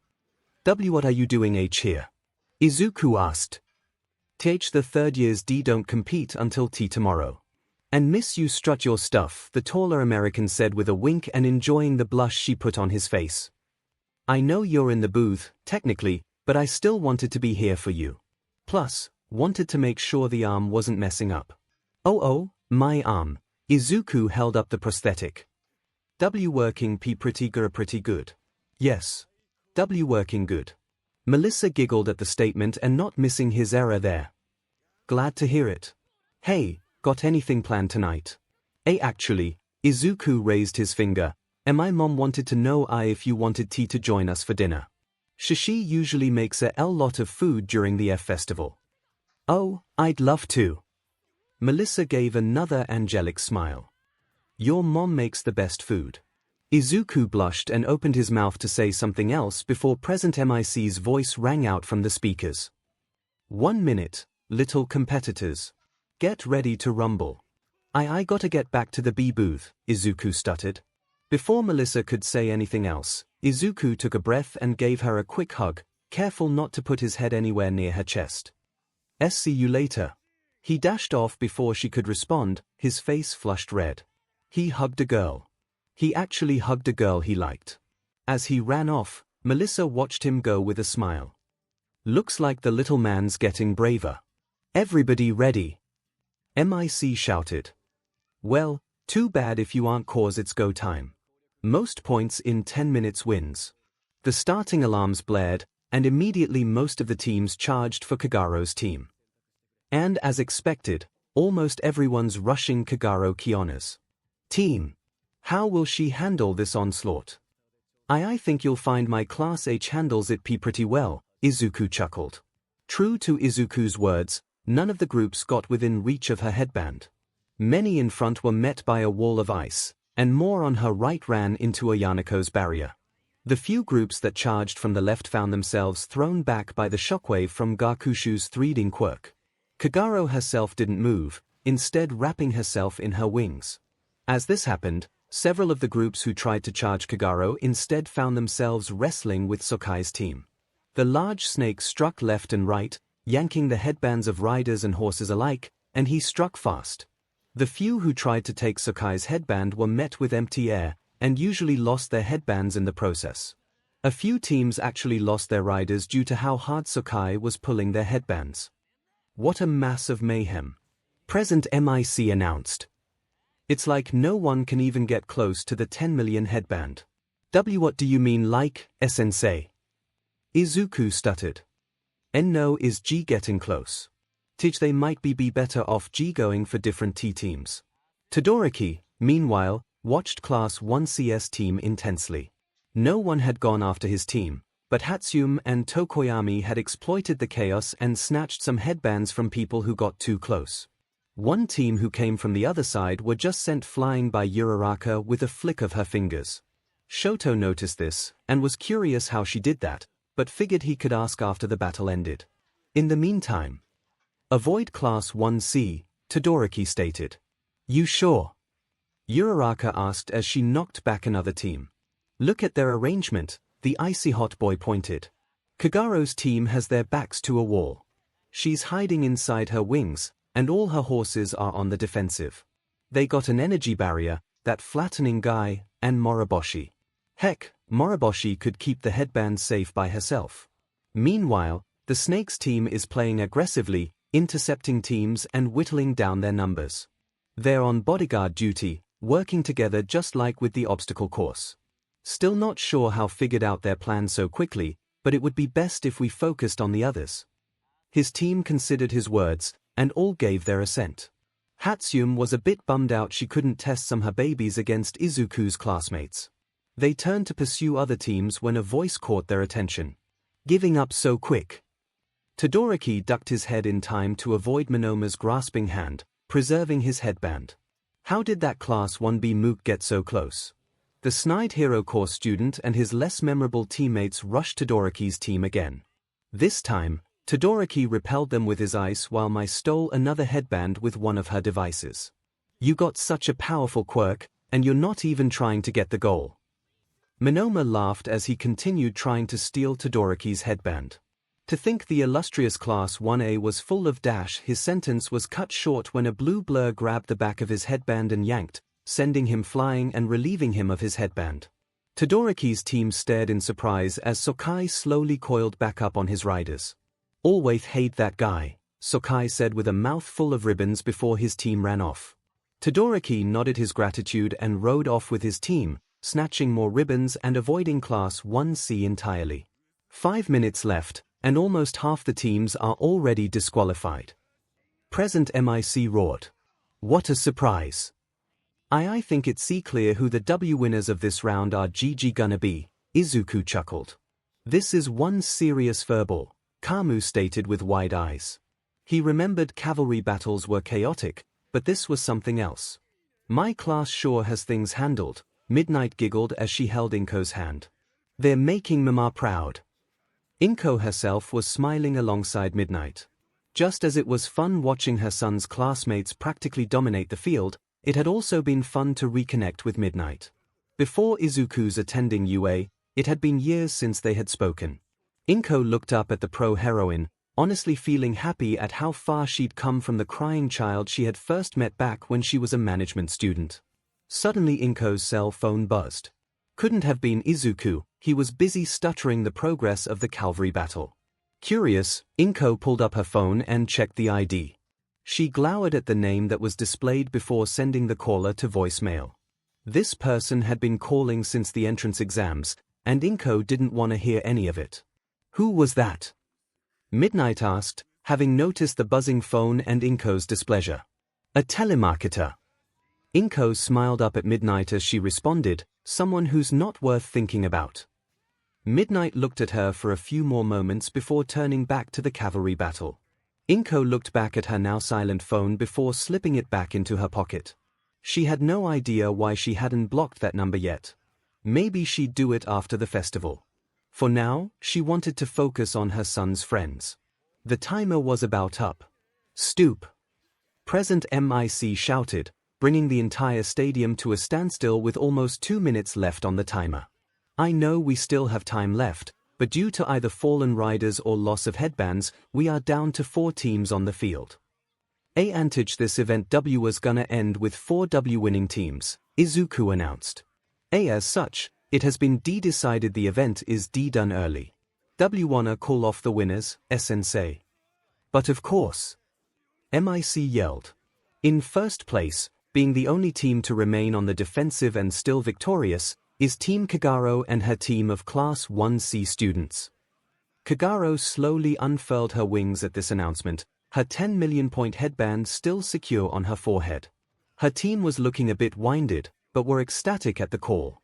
The audience roared as MIC continued, and in second place, by a narrow margin, is Team Todoroki. Everyone who could see them noted Todoroki's entire team looked way exhausted. After many of the opposing teams had learned it was suicide to go after the Gen Ed kids, they had all ganged up on each other, and Todoroki's team fought tooth and nail to get where they were. And in third place, behind by only 5 points, is Team Sakai. The serpentine student gave a cough as he spat out the dozen or two ribbons he had collected with his mouth. His team was just as exhausted as Todoroki's, but reveled in their victory. Asano had outright collapsed when the time was called, having literally carried her team for a good minute or two. And pulling up the last place, having survived multiple close calls, is Team Ashido. This one caught everyone by surprise, but sure enough, one more group of Class 1A students had survived the mosh pit of headbands. Ashido Mina gave a tired thumbs up as she sat on Kaminari, Ida, and Yorozu. Their team had a few more headbands than they started with, but not too many. Midoriaki, wanna announce what's coming next? Hold on, Izuku muttered as he shuffled through some papers in front of him. After another short break, these 16 students will face each other in a series of one-on-one matches. The first round will be randomized, with the lineup B being determined as we speak. This will be the last event of the festival, and the winner of these fights will be the winner of the first year F festival. And if you didn't make it to the final event, Mount Lady called as she stepped back onto the field in her enlarged state, not to worry. While we take a half hour to ready the stadium for the fighting portion, there will be another series of recreational events you can participate in. As for those who did win the battle, go drink something and rest up. She winked down at the tired students. Your time to really shine is almost here. The audience roared with excitement, and for good reason. Half of the remaining students were Class 1C underdogs who had dominated the past two events through teamwork, but everyone knew this last event would throw that teamwork out the window. Not only that, but there was a question now plaguing the minds of several pro heroes in the audience. A question none had even considered before this year. Is it possible to ask for Gen Ed interns? 30 minutes until the third event. Why you guys did fantastic. Izuku stuttered to his classmates as they staggered into the waiting room. Everything went perfectly. Most of that was you. Moriboshi smiled while pointing at Izuku. We just did what you planned, and it worked like a charm. The shorter boy chuckled at the praise and started handing out bottles of water to everyone. Also got to spite Monote, Sakai grinned like only a snake could. Really don't like that guy. Mono. Diche. Gakushu deadpanned. You need a better nickname for him. Like what? Sakai asked his rotund classmate. Why you talking about Honoma? Izuku asked. Everyone turned to look at him in shock. Izuku started feeling a bit nervous, but this was negated when everyone in the room started laughing. Ichinoma. Kagero laughed as she pulled Izuku into a sudden hug from the side. Oh my god, I did not expect something like that to come out of your cinnamon roll mouth. Where did that even come from? Asano asked with a chuckle. Let's just say those therapy sessions have been helping, Izuku replied while looking down to hide his embarrassment. His classmates replied with more good-hearted chuckling and patting his back, though Kagero had yet to stop hugging him. After a moment he looked back up at them. Anyway, we got a half hour before the tournament. Why you're on your own tier, B, but it's alright. Why we already made our C class stand out with how many of us got this far. There's no way the heroes are gonna forget Class 1C this year. His classmates all gave determined smiles and nodded. They knew what they were up against, and were ready to meet it head-on. 25 minutes until the third event. Uraraka was hunched over, using a drinking fountain to both quench her thirst and wash away the sweat on her head. She knew the cavalry battle was gonna be intense with a 10 million point headband on the line, but she was still caught off guard by how crazy it was. Her entire body ached from the running and from flicking away the opposing teams. Despite that ache, however, she knew this next part was gonna be even harder. Todoroki, Ida, and Ashido were the scariest ones from her class. Meanwhile, Moriboshi, Kagero, heck even that fat guy or the tall girl from Class 1C could be trouble. Overall, she had quite the fight ahead of her if she wanted to win the festival. She might even really need to use, excuse me, a voice spoke up behind her. Snapping upright, she turned and saw the top of a blonde head of hair. It took a moment for the tired Uraraka to realize she had to look down if she wanted to address the person in front of her. Doing so, she found herself dumbstruck at the blue-eyed beauty before her. She was so taken in by the woman before she didn't even see the smaller mouse-like boy next to her holding a basket. "Hello," Melissa greeted. "I was wondering if you knew where Class 1C's waiting room is." Stunned beyond speech, the taller hero student simply pointed down the hallway. The blonde lady gave a smile that made Uraraka weak in the knees and thanked her before dashing down the hall alongside her smaller companion. Uraraka watched her go, her eyes falling a bit lower than eyes should, before giving a sigh and collapsing to her knees. "Holy Sion," she whispered, "where did that angel come from?" "Uraraka-san," a familiar voice called from the other way. Uraraka gasped and quickly got to her feet before Yorozu came into view. The creative student caught her breath a bit before looking up at her classmate. "Soto's got some cupcakes in the Class A waiting room to help us re-energize before the next event. Want one?" Sure," Uraraka nodded. Giving one more glance in the direction the Golden Angel walked, Uraraka followed Yorozu back to her class. She was determined to find out who that woman was. Also, Yorozu asked a bit more nervously, "Did you happen to see a small mouse boy anywhere? I thought I saw him come this way earlier." I didn't see any," Uraraka replied. Then she realized what Momo just asked and looked down at her. "Wait, why are you no reason?" Momo waved her hands. "No reason at all." Despite her denial, Uraraka could see Momo's face was a bit more red than earlier. Now Uraraka was wondering if someone with a love quirk passed by recently, because this was just too weird. 10 minutes until the third event. Moroboshi was making her way back to the waiting room for her class. While Oscar's biscuits were tasty and fresh, she needed something a bit more substantial after using as much ice as she did. As a result, she actually went to the concession stands outside the arena for a bit. She was still munching on a pork bun as she passed by a hallway with 2 figures in it. "Why aren't you using any fire?" a massive man with a flaming head roared to Shoto below him. "You would have won everything earlier if you'd stopped this petty grudge and use what I gave you." "What you've given me?" Shoto glared. "Sorry, but I don't think I can transfer my pain and misery to another person, otherwise I'd have given it right back to you." On one hand, Moroboshi was proud to see Shoto standing up for himself. On the other, she could tell this wasn't gonna end well. The look on Endeavor's face would curdle milk and then vaporize it, and it was being directed at his son at that immediate moment. Tossing her last pork bun in a nearby trash can, she dashed up to Shoto, ignoring his eternally angry father. "There you are," she exclaimed while grabbing Shoto's hand. The boy looked down at their hands in shock as she continued, "Only got a bit of time left before the next event, and we got to be in our rooms within the 5-minute mark." Before she could pull him away, however, a very large and hot hand grabbed her shoulder. "Keep your nose out of my affairs, girl," Endeavor growled. "I'm not done talking to Dash." Moroboshi glared at his arm as he spoke, and next thing Endeavor knew his entire arm was encased in ice. Shoto's eyes widened at this. She didn't even make any gestures. She just stared and froze. How did that even happen? "I believe you are done," Moroboshi deadpanned before pulling Shoto away. Endeavor growled, melted the ice on his arm and tried to stop her, but found he couldn't move. Looking down, his eyes widened when he saw that, at some point during that conversation, Moroboshi had also quietly frozen his feet to the floor. His rage only increased, but he looked up to see Moroboshi disappear around the corner with his son. "Good job standing up to him," Moroboshi told Shoto while Endeavor roared with rage behind them. "Does that mean you're gonna use your fire now?" "That is still undecided," Shoto replied. Moroboshi would have gotten on him further had she not noticed his tone of voice. It was clear there was something else going on, and she wasn't sure she had time to help him through it. So instead, she gave a grunt and kept pulling him towards the waiting rooms. She was too focused on the path in front of her to notice Shoto had turned his attention to her hand. He had just realized how nice it felt.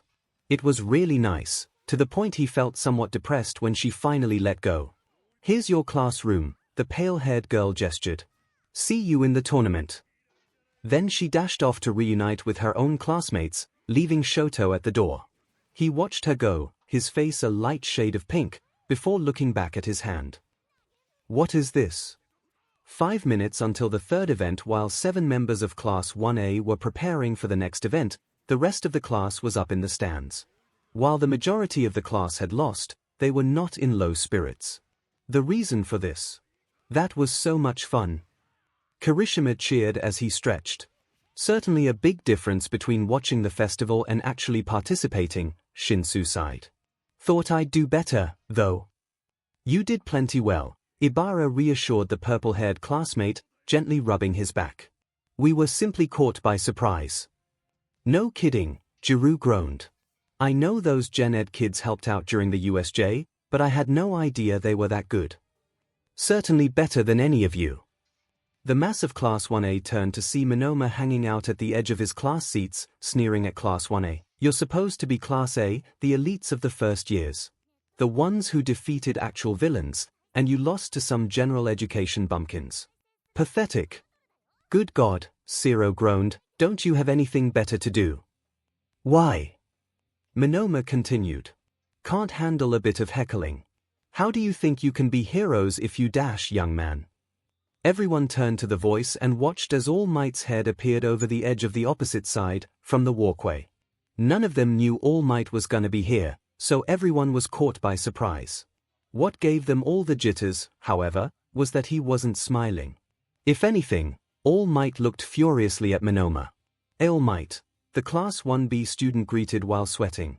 What a surprise to dash, quiet, All Might ordered, not a hint of cheer in his voice. Monoma shut his mouth as the number one hero spoke. I heard you harassing your fellow Hero Corps students. I also heard you insult the general education class. I believe you were spoken to about such behavior, correct? Monoma tried to defend himself. It was just some light-hearted joking, I swear. Right.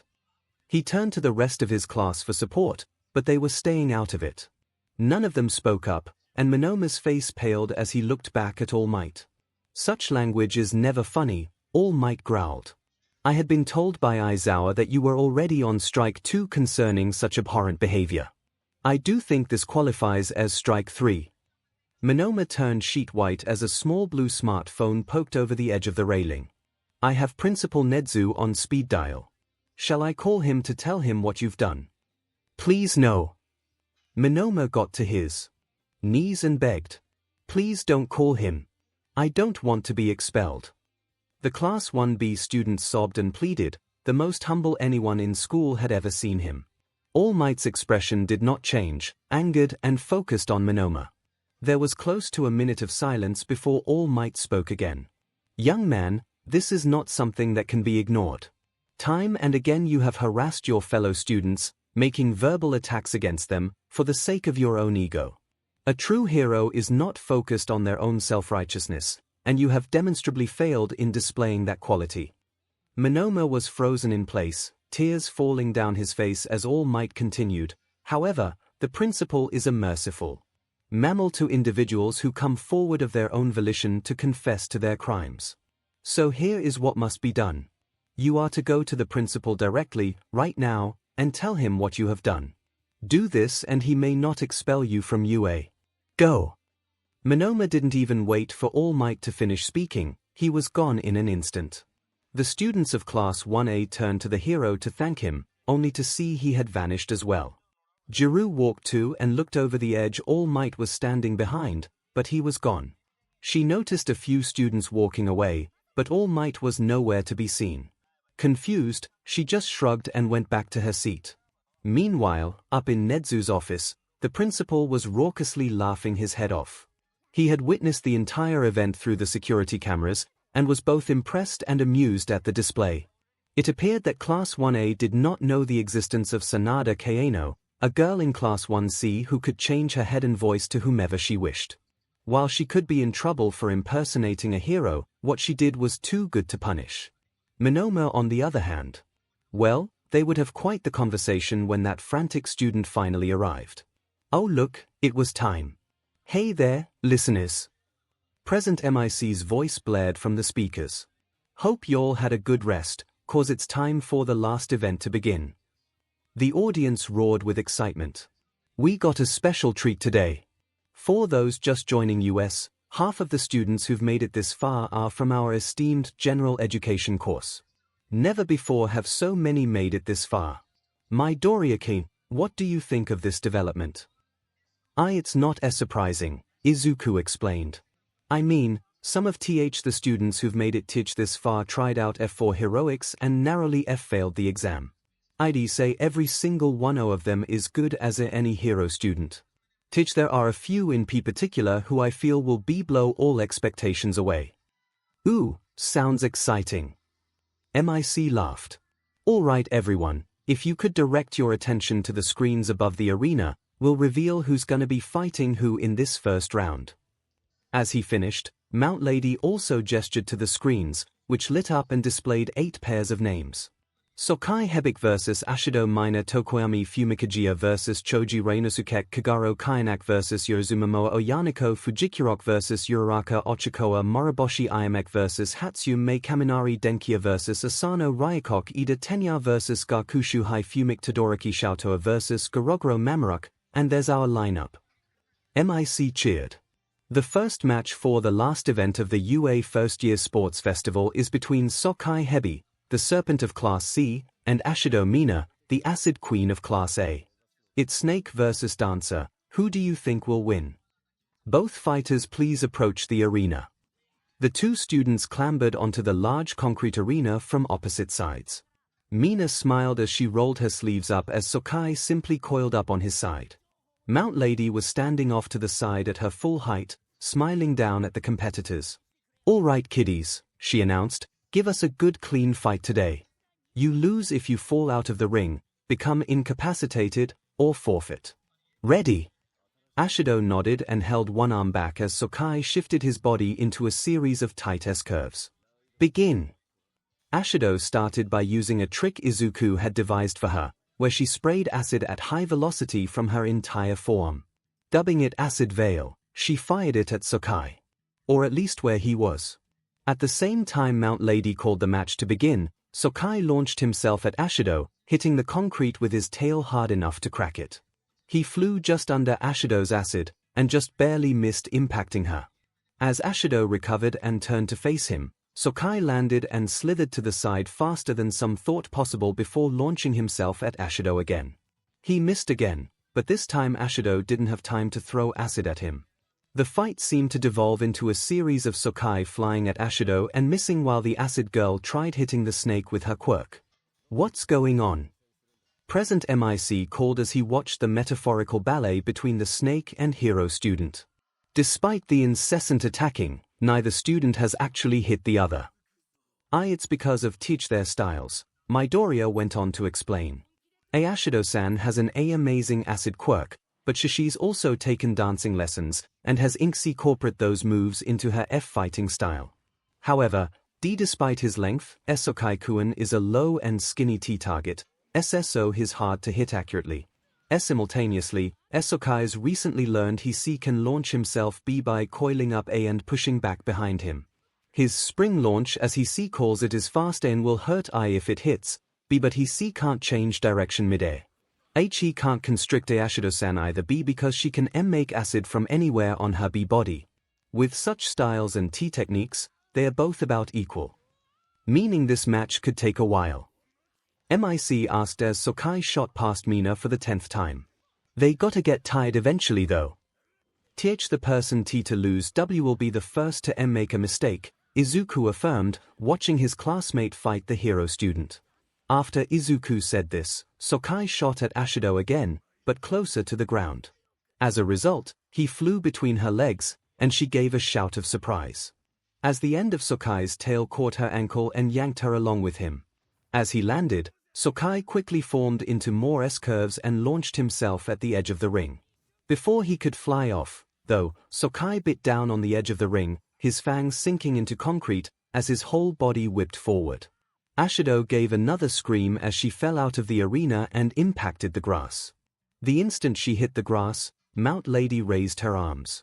Ashido Mina is out of boundaries, the giant heroine announced. 𝐒𝐭𝐚𝐲 wins. The crowd cheered as 𝐒𝐭𝐚𝐲 slithered down to Ashido, who was sitting on the grass with her head bowed. Are you alright? The Gen Ed student asked. When Ashido shrugged, 𝐒𝐿𝐴 leaned forward, almost touching her face with his tongue.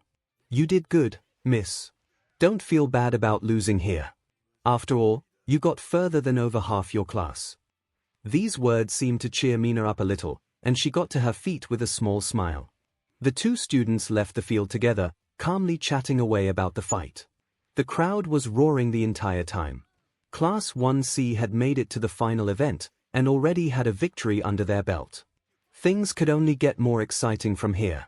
What an exciting start to the tournament. Present MIC cheered as Sakai and Ashido left the arena. Once again, Class 1C amazes US. But will this amazement continue? W will just have to wait and see. Izuku laughed at his teacher's antics.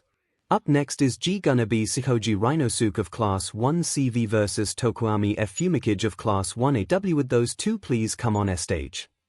There was another cheer from the audience as the next two contenders approached the stage. From one side, the dark and enigmatic 𝐭𝐼𝐺 walked in silence.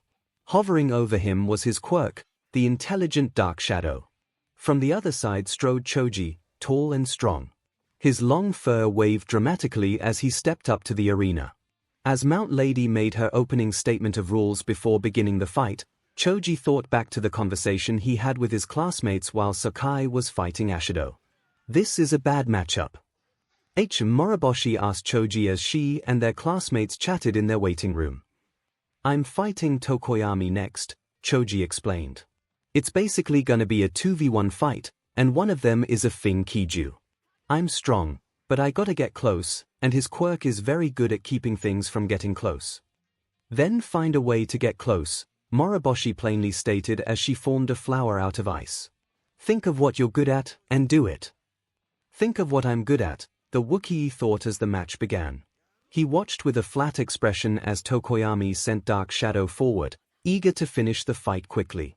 I can't counter that beast.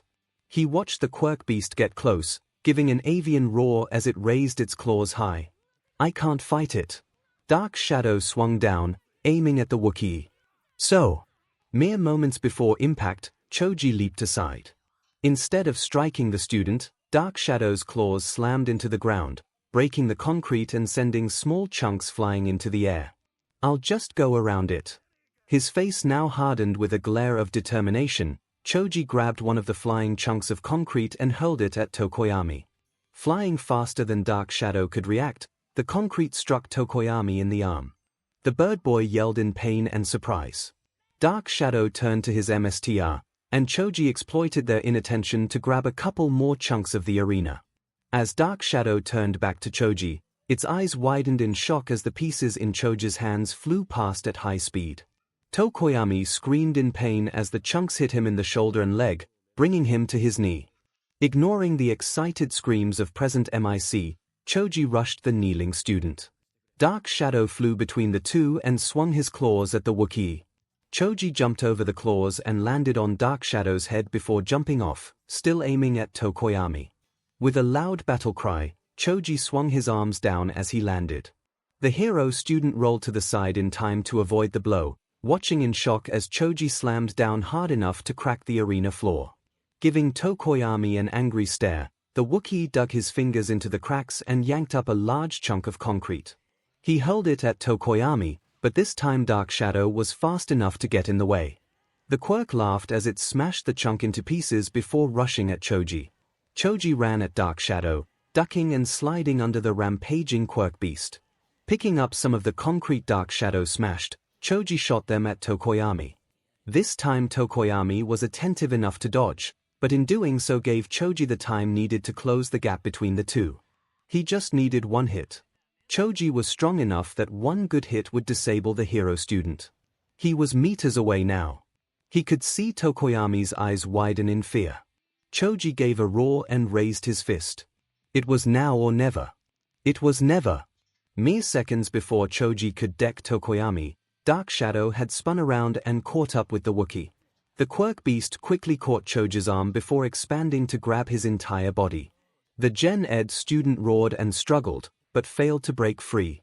𝐭𝐼𝐺 was still in shock at what almost happened, actually falling backwards from where Choji almost hit him.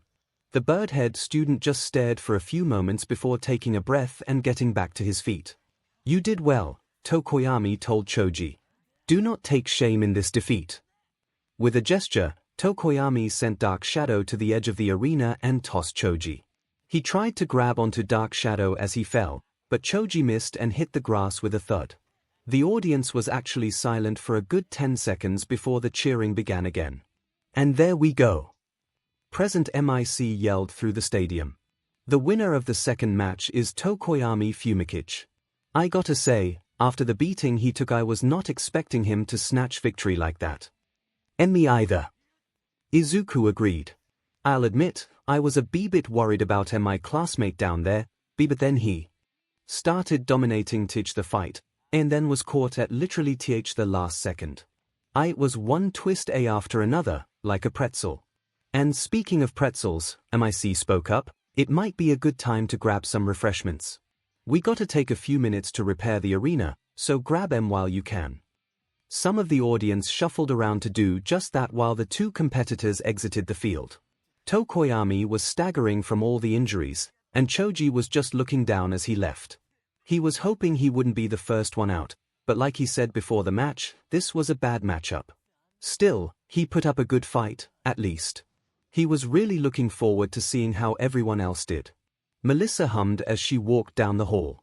It was fun hanging out with the Class 1C kids, but since she wasn't even competing, let alone in their class, she couldn't stay in their room. She could have sat with the other 3H kids who came to watch, but honestly she felt like stretching her legs. After all, even though this arena was on UA grounds, it wasn't usually open to exploration like it was today, so she was interested in seeing as much of it as she could. She was so engrossed in taking in every detail she almost didn't hear two people talking around the corner. So we'll need you to act the part if anyone asks. This is quite unusual, but I'll do my best. She stopped. Acting a part. What was going on? She initially thought these might be villains or miscreants before realizing she recognized the first voice. That was Principal Nezu. But who was he talking to? They sounded kind of familiar, but not enough to be recognizable. Moving against the wall, she quietly slid closer to the corner to listen in. Normally she wasn't one for eavesdropping, but if Nezu was involved. Did you contact the other students to tell them about this? The second voice asked. I will during the after-festival party, Nezu replied. It was quite hilarious seeing that student imitate your head like that, and I also want them to know they won't be in trouble for it. I am glad, the second voice sighed. Whatever was your decision with young Monoma, anyway? Demotion, Nezu piped up. Has been moved to Class 1D General Education for the remainder of the year. If his behavior improves, he may be moved back up to 1B next year. If he doesn't get better, though, he'll be there the remainder of his high school years. Speaking of remaining time, you sure you have enough time to hand out the medals? Of course, the other voice laughed. I haven't buffed up all day. I have enough time to hand out the medals and even attend the party a bit. Glad to hear that, All Might. Melissa froze. All Might. Uncle Might was the other person. He didn't sound anything like he should. Was he sick? Her father did mention something was wrong, but never went into detail. She was really tempted to look around the corner now. Also, Nezu continued, I must ask, have you spoken with Midoriya-kun yet? Last I heard you were still avoiding him. Is it that obvious? Oh, definitely. Anytime he's present for a hero class, you fail to appear. Wouldn't it be better to just come out and apologize for what you told him? Apologize? To Midoriya-kun? What could Uncle Might have? Would he even want to see me? I told him he couldn't be a hero just because he was quirkless. What? And that was a horrible mistake on your part, Nezu affirmed, but Midoriya-kun still idolizes you. The fact he tried to defend you from midnight is proof of that. But that's just it. All Might exclaimed. Mistakes are generally unintentional, but back then I said it with finality and belief that I was right. For almost a year I thought I was right. It wasn't until I encountered Night Eye a few weeks ago, where he reminded me of what I used to be, that it ever occurred to me I was wrong. Nezu, that day I left young Midoriya on a roof after breaking his heart. It would have been easy for him to have jumped off the side after what I said to him. Even if he wanted to forgive me, would I deserve it? There was a brief silence as everyone processed what was heard. Melissa had to outright cover her mouth after hearing all that. She had no idea that sort of thing happened between her uncle and her friend. She knew Izuku had it rough before, but for his favorite hero to tell him that, and then apparently leave him on a roof. No one had told her about that. Heck, she met Uncle Might a few times since her transfer and he never mentioned Midoriya at all. Whether or not you deserve forgiveness, Nezu solemnly broke the silence and interrupted Melissa's thoughts, is not up to me nor you, Yagi-san. Only the offended party can decide, but he can't decide unless you meet him. Give it some thought, alright. Melissa heard a patting sound, presumably Nezu patting All Might's side, before a series of heavy footsteps was heard heading away. She didn't move an inch. That was way too much to take in, and she didn't know how to take it all. And what do you think about this, Melissa? The quirkless girl stiffened. Nezu knew she was there. You have a very distinct gait, the principal continued from around the corner, and I am an animal with exceptional hearing. Now you've learned a few things you never thought you'd learn. What will you do with this knowledge, I wonder? Melissa didn't answer, couldn't answer. After a few moments, she heard Nezu give a hum and walk away. At least he wasn't expecting an immediate response. After all, how was one supposed to handle the fact their perfect uncle had discriminated against someone as quirkless as she was? And we're back. Present MIC roared to the audience as Cementos finished straightening up the arena. Did everyone get what they need? Good, cause here comes the next match. Sound it off, Midoki. Why you got it? Izuku cheerfully replied. Up next is Sensei. Did I have to read to this part, too? Come on, kid, it'll be funny. Izuku gave a sigh as he continued. Up next is a C catfight between Class P presidents. From CC Class 1C, we have Kagero Kiona.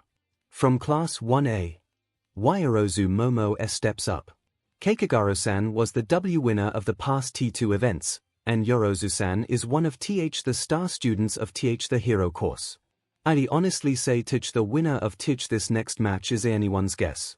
The two students in question calmly and quietly strode onto the newly refurbished arena. Momo had her top unzipped, revealing her black tank top and ready to fabricate any large objects she might need. Her face bore a look of hardened determination. Kagero just took a few steps before flapping her wings hard, launching her onto the arena. She landed gracefully, giving a soft smile at her opponent. Her smile bore no hint of arrogance or pride. Once both girls were up, Mount Lady stepped forward and looked down at the two competitors. You all remember the rules, right? She asked. With an affirmation from both girls, she straightened up and stepped back. You two ready? One moment. Kagero called as she raised her hand. Oh. MIC voiced. What's this? Hosen, the angelic student addressed her opponent. You intend to make a weapon for this match, yes. In the spirit of fairness, I was wondering if perhaps you could make me one as well. Appealing to her opponent for a weapon. MIC laughed. Never expected to see that. You have wings, Momo pointed out. Flying is an advantage, isn't it? Only if I fly, Kagero smiled. However, in the same spirit of fairness, I have no intention of flying during this match. I might use my wings, but I will not be leaving the ground. Surely, such a vow is worth bequeathing a weapon, no. The audience muttered to each other at this twist as Momo thought about it. After a moment, she shrugged. What sort of weapon? A dull sword, Kagero walked over to her peer. Preferably a longsword or a rapier-style weapon. Momo nodded and went to work crafting her sword. At the same time, Momo fabricated herself a sword with an accompanying shield. Kagero reached Momo as the weapons were finished. Both swords had dull edges, but were otherwise well-built and sturdy. Kagero took the offered sword and gave it a few experimental swings before smiling her satisfaction. Need a shield? Momo offered, only for Kagero to move her wings. I have my shields, the Gen Ed student nodded before returning to her spot. As she did, Kagero faced Momo and took up a fighting stance. She was ready. I can't underestimate her, Momo thought to herself. She didn't do much during the first two events, which means she hasn't shown what she can really do. Okay, Mount Lady spoke up again, you both ready? With a nod from both girls, the giant heroine smiled and waved her hand. Begin! The instant the match began, 𝐭𝐻𝐲 dashed at Momo, flapping her wings to increase her speed. The hero student barely raised her shield in time to block the angel's blade. Momo grunted with effort as she pushed Kiana back, swinging her sword at an opening. To the surprise of everyone, Kiana really did block Momo's sword with her wing. To Momo's surprise, hitting the wing felt nothing like she expected. From what Momo had seen, people with wings were fairly lightweight people. In order to achieve flight, they usually had hollow bones and a light frame. This meant they were not the most durable people. However, hitting Kiana's wing gave Momo the impression that the winged girl was anything but fragile. If anything, her sword almost bounced from the impact. It was like hitting a brick wrapped in a blanket. Kiana knew this, and smiled as she used her wing to push Momo back before moving in close. Again, however, her blade met Momo's shield. What a start! Mic yelled. I did not expect 𝐭𝐻𝐲 to use her wings like that.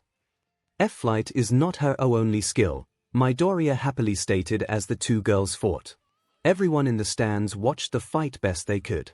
Both girls were incredibly fast, their blades being little more than flashes of light interspersed with feathered wings. You are wonderful! Kiana laughed as she parried another blow. What style are you using, 11th Storm? Actually it's Crimson Dervish. Momo replied as she swung at Kiana again. I've simply come up with a way to accommodate a shield into that style. Which means it can't be countered by Sundering Weave. 𝐭𝐻𝐲 whistled. Just as clever as I'd expect from the only daughter of the Yorozu CEO. The two girls continued fighting, though anyone who knew Momo could see her prior discomfort had all but vanished. She was still determined, but she wasn't out of her element anymore. Her confidence grew as she pressed the offensive, a smile forming on her face. Neither combatant seemed to notice how their fight took them dangerously close to the edge of the arena.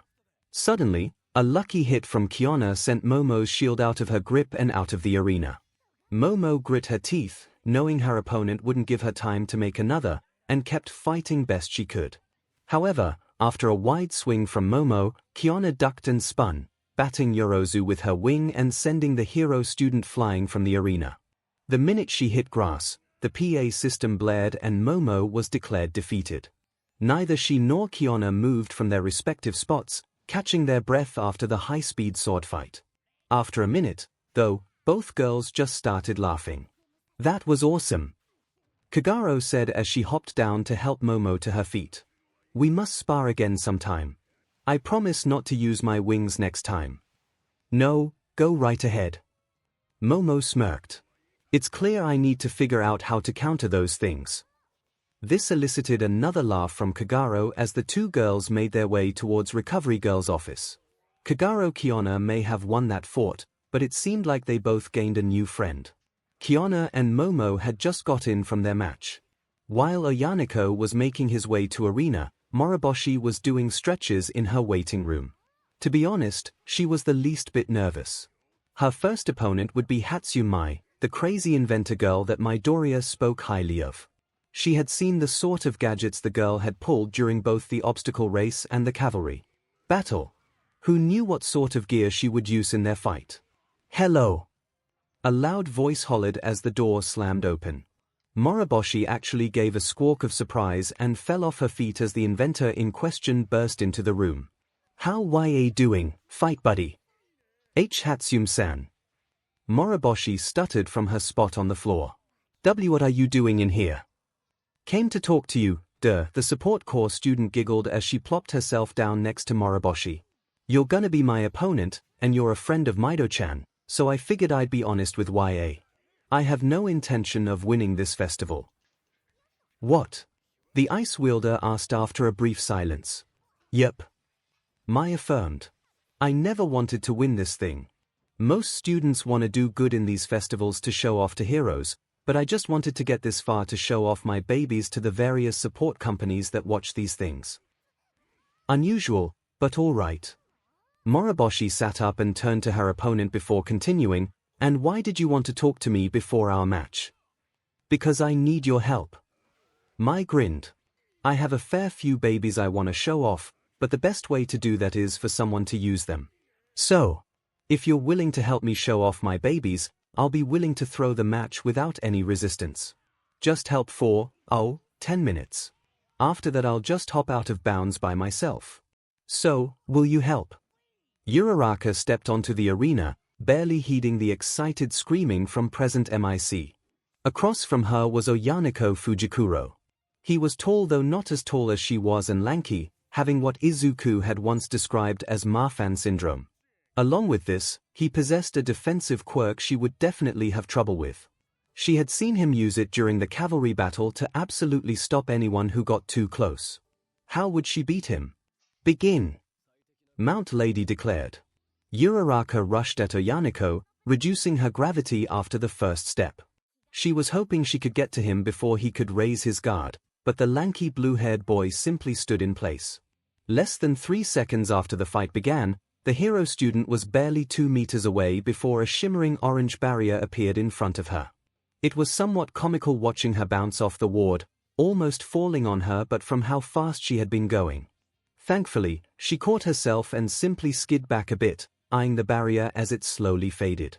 Oyaneko had not moved, his hands still in his pockets. Whoa, looks like Uraraka was stopped in her tracks. Present MIC called out.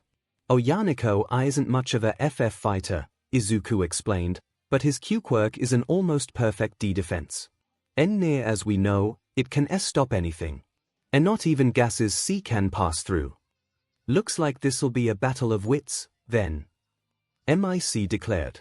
He's right, Oyaneko pointed out. I can't really fight worth kidney beans, but unless you can get past my barrier you can't lay a hand on me. So, hero student, how will you solve this dilemma? Uraraka noted his tone wasn't condescending or demeaning. Wasn't resigned, either. It was more like she gasped as it hit her. Teaching. Oyaneko knew he couldn't beat her, so he was treating this fight like a puzzle. She just needed to figure out how to get past his barrier. She stepped back and paced in front of him, looking at him. He didn't move when he raised his barrier, and it went up pretty quick. She wasn't sure she could outpace that speed, not yet anyways. What about angles, though? She had only ever seen him use his barrier like a wall, so perhaps he could only irk them on ground level. And how big could he make them? Uraraka gave a chuckle. It looked like Midoriya's analysis skills rubbed off on her a bit. Well, may as well put it to good use. Still with reduced gravity, she leaped into the air at Oyaneko. Releasing her quirk in midair, she fell at the Gen Ed student with her leg extended. Oyaneko watched her descent and shrugged. Again, 2 meters away she was met with a barrier. This one, however, was in the air and at an angle, perfect for blocking her kick. Clenching her teeth, she kicked off the barrier and landed on the ground. Now she knew his quirk could be used in midair. However, she also knew he watched her. That meant his quirk was controlled with his sight. He had to look at where his barrier went up. She also noted every time he used his barrier it had been within 2 meters. Was that a range limit, or a range preference? Come on, Oyaneko was now doing a small dance, you gotta think faster than that. Villains won't give you time to think. Hurry up. Uraraka gritted her teeth. And formed an idea. She had watched Cementos repair the arena earlier. She knew the arena wasn't a single mass of stone, but rather a lot of smooth concrete blocks laid in place. They were snug enough that they didn't need mortar to be held in place. That also meant they weren't technically secured. The hero student smirked and rested her hands on the ground. Oyaneko and the audience watched with curiosity, then shock as Uraraka stood up, lifting a pair of concrete blocks with her quirk. She had a knowing smirk as she moved one of the blocks above the other before pulling her hands back. With a grunt of effort, she punched both blocks at Oyaneko. One block flew right at him, the other flew at angle which, once gravity was restored, meant it would hit Oyaneko from above. This time, the Gen Ed student had a look of fear as he raised a barrier 2 meters in front of him to stop the first block, then quickly pulled that barrier down and pulled it back up less than half a meter above his head to stop the other block. He gave a nervous chuckle as Uraraka smirked.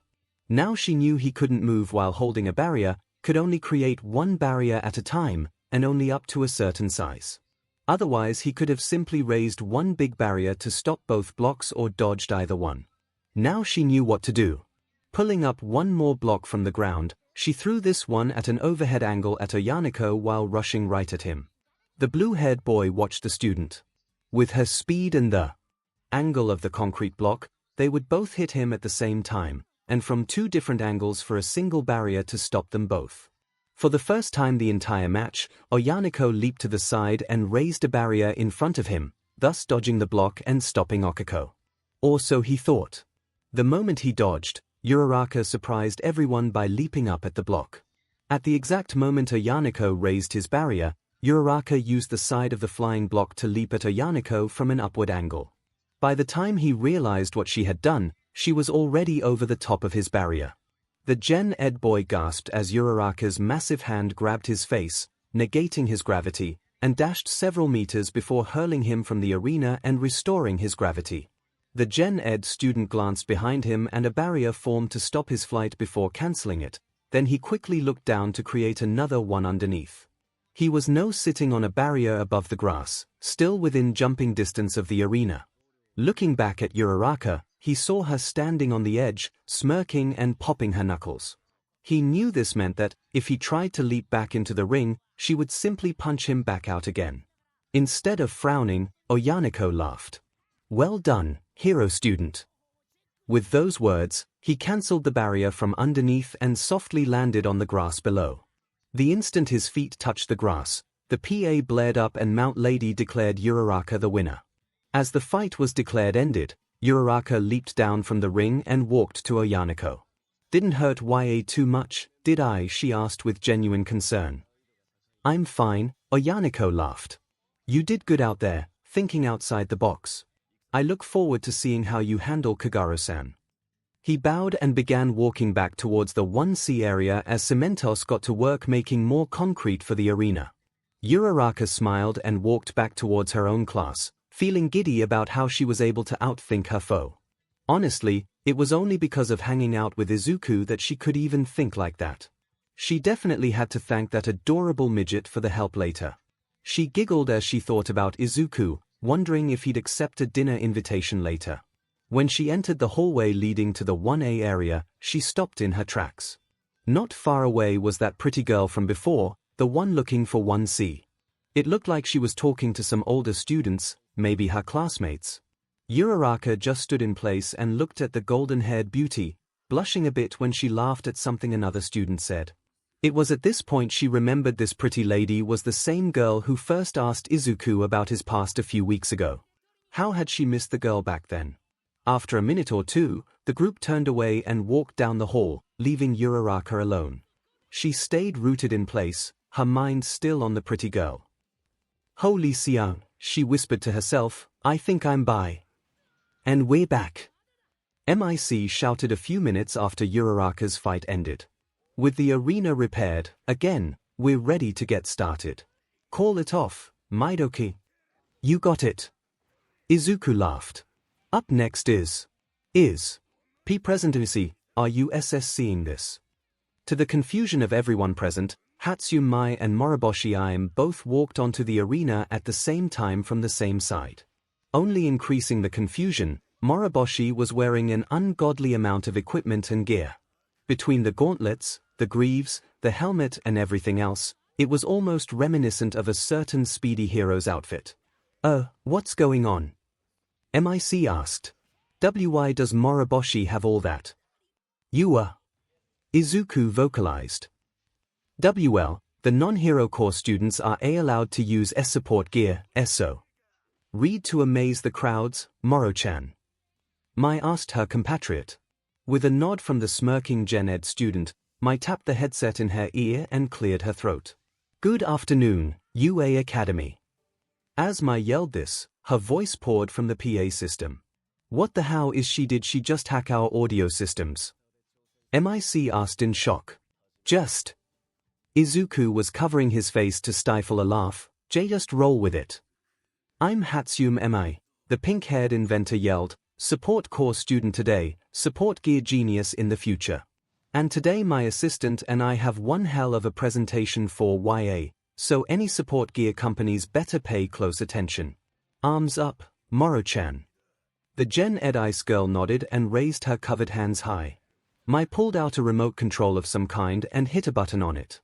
Mere seconds later, snow streamed from the gauntlets, slowly covering the arena.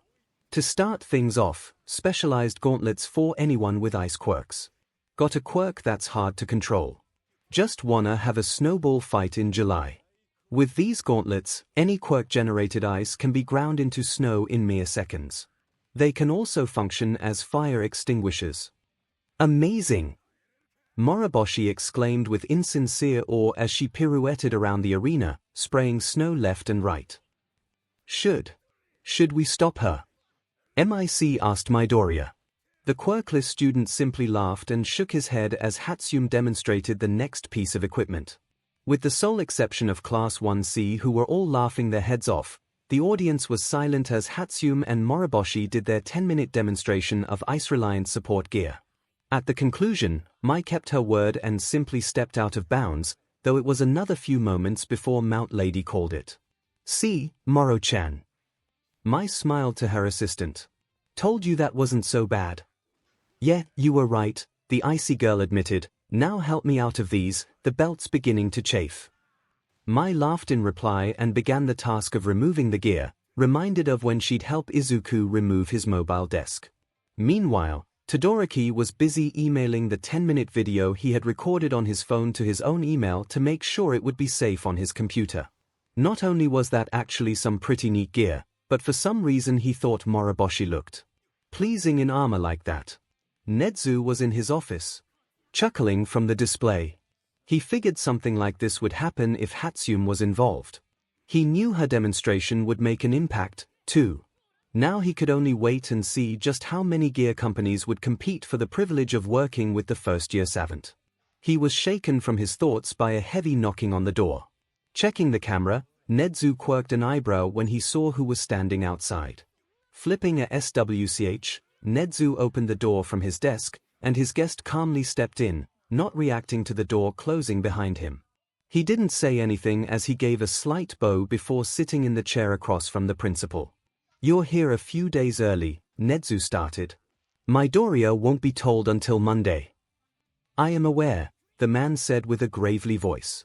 There was a tropical storm brewing off the Hawaiian coast, so I had to take an early flight or else risk being several days late. I guess that's understandable, Nezu shrugged. So, at the moment, what do you think of young Midoriya? The man only smiled, or at least what Nezu assumed was a smile.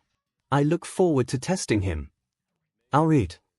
MIC shouted as Moroboshi and Hatsum exited the arena. Now that the demonstration is over, it's time for the next match. Hopefully this one will be an actual fight. At least the arena DD didn't need repairs this time. Izuku laughed. The next contestants are Asano Aryoko of Class 1CV versus Keikaminari Denki of Class 1A. Please come on up. Asano was a little nervous as she stepped out. Her quirk was a Gigantism 1, and her current maximum height was 5 meters. While it gave her increased strength, it was also a close-range quirk. No matter how big she got, she'd have to be up close and personal to do any fighting. Meanwhile, her opponent was Kaminari Denki. According to Izuku's report, the kid was essentially a lightning mage able to conjure electricity at will. Worse yet, he could either shoot it out like bolts or keep it close to his body. In other words, he was good at any range. And she had to fight that. The Gen Ed student focused on breathing as she walked up the steps onto the arena. Just a few meters in front of her was the blonde Electro Kid. He was looking away, waving at his class. When he turned back to look at her, he suddenly froze with a fearful expression. What was that about? Why, you're the girl from the cafeteria, he pointed. The big one who threw Monoma out the doors like a wet paper towel. See, I didn't know it was you. Asano quirked an eyebrow. He was afraid of her. She could work with that. Okay, kids, Mount Lady smirked, you know the rules, right? Begin. The very instant the heroine declared this, Asano grew to her full 5-meter height in under a second, looming over Kaminari and screaming while making a scary face. Kaminari's response was to scream and shoot electricity from his legs and feet, causing it to arc across the ground. None of it got above Asano's 𝐷𝐵 shoes. When the electricity stopped, Asano quickly grabbed Kaminari with both hands and lifted him off the ground. "Now you're mine, little --wui." Asano went silent. The electric kid in her hands didn't look scared anymore. In fact, he looked kinda goofy. His eyes were wide and cross-eyed, he was kind of drooling, and giving a thumbs up with both hands.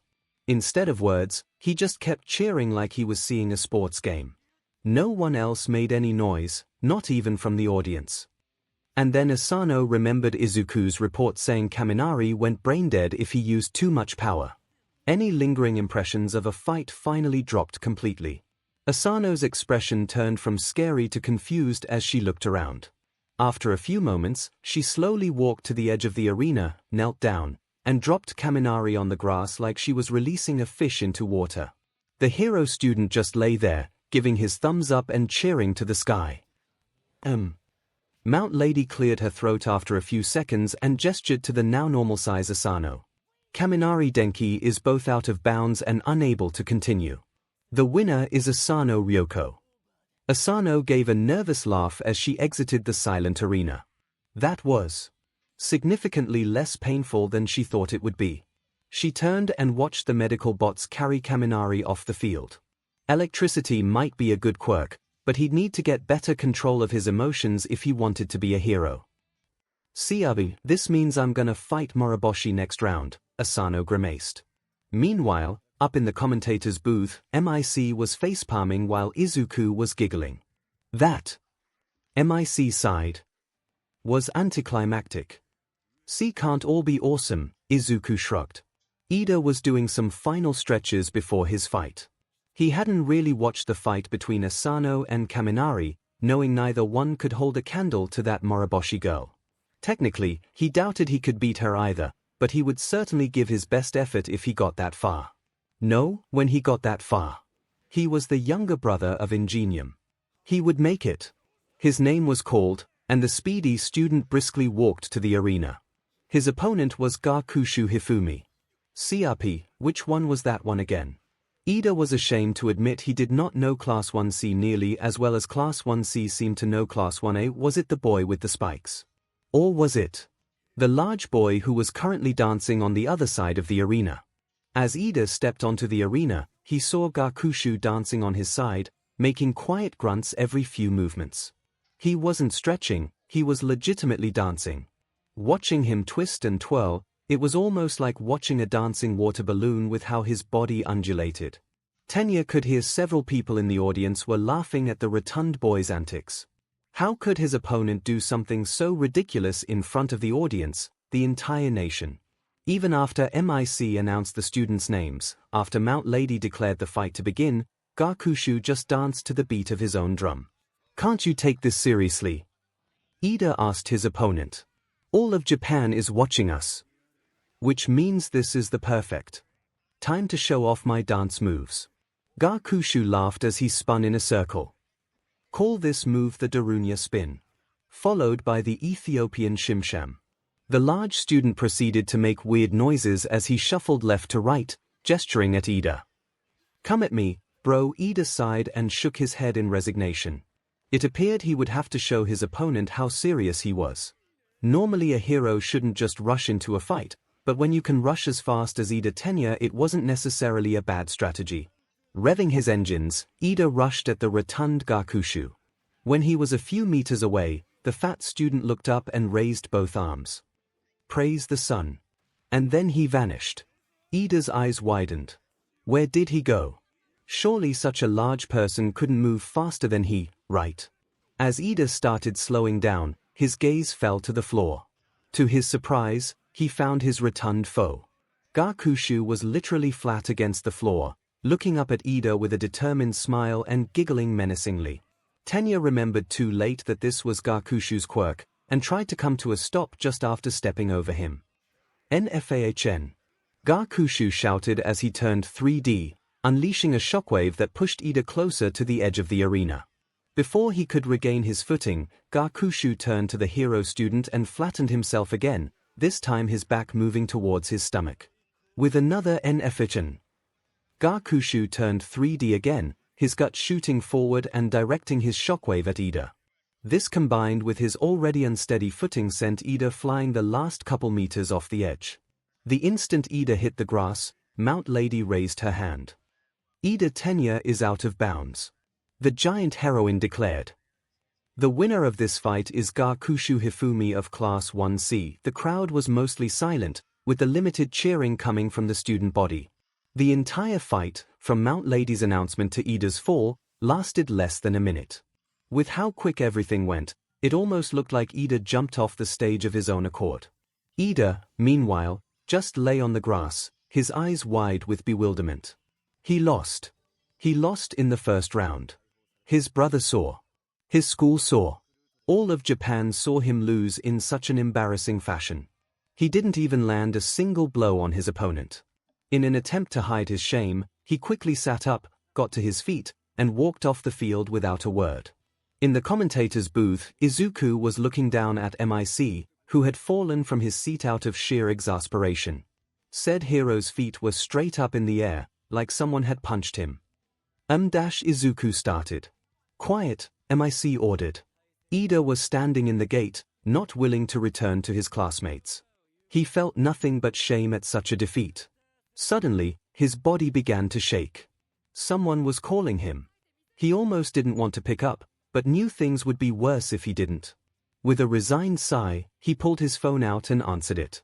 He didn't get the chance to say anything before hearing laughter from the other side. "Oh my God, tenure, that was hilarious," the other side laughed. "Brother." 𝐒𝐸 blanched. His older brother, Tensai, had called. And he was laughing. "You just kinda went zoom off the edge." "Oh man, brother, that kinda made my day right there." Tenure was confused. "Why you not mad?" he asked his older brother. "Why would I be mad?" Tensai's laughter diminished to a quiet chuckling. "You lost the sports festival. So what? I never won any of mine when I was in UA.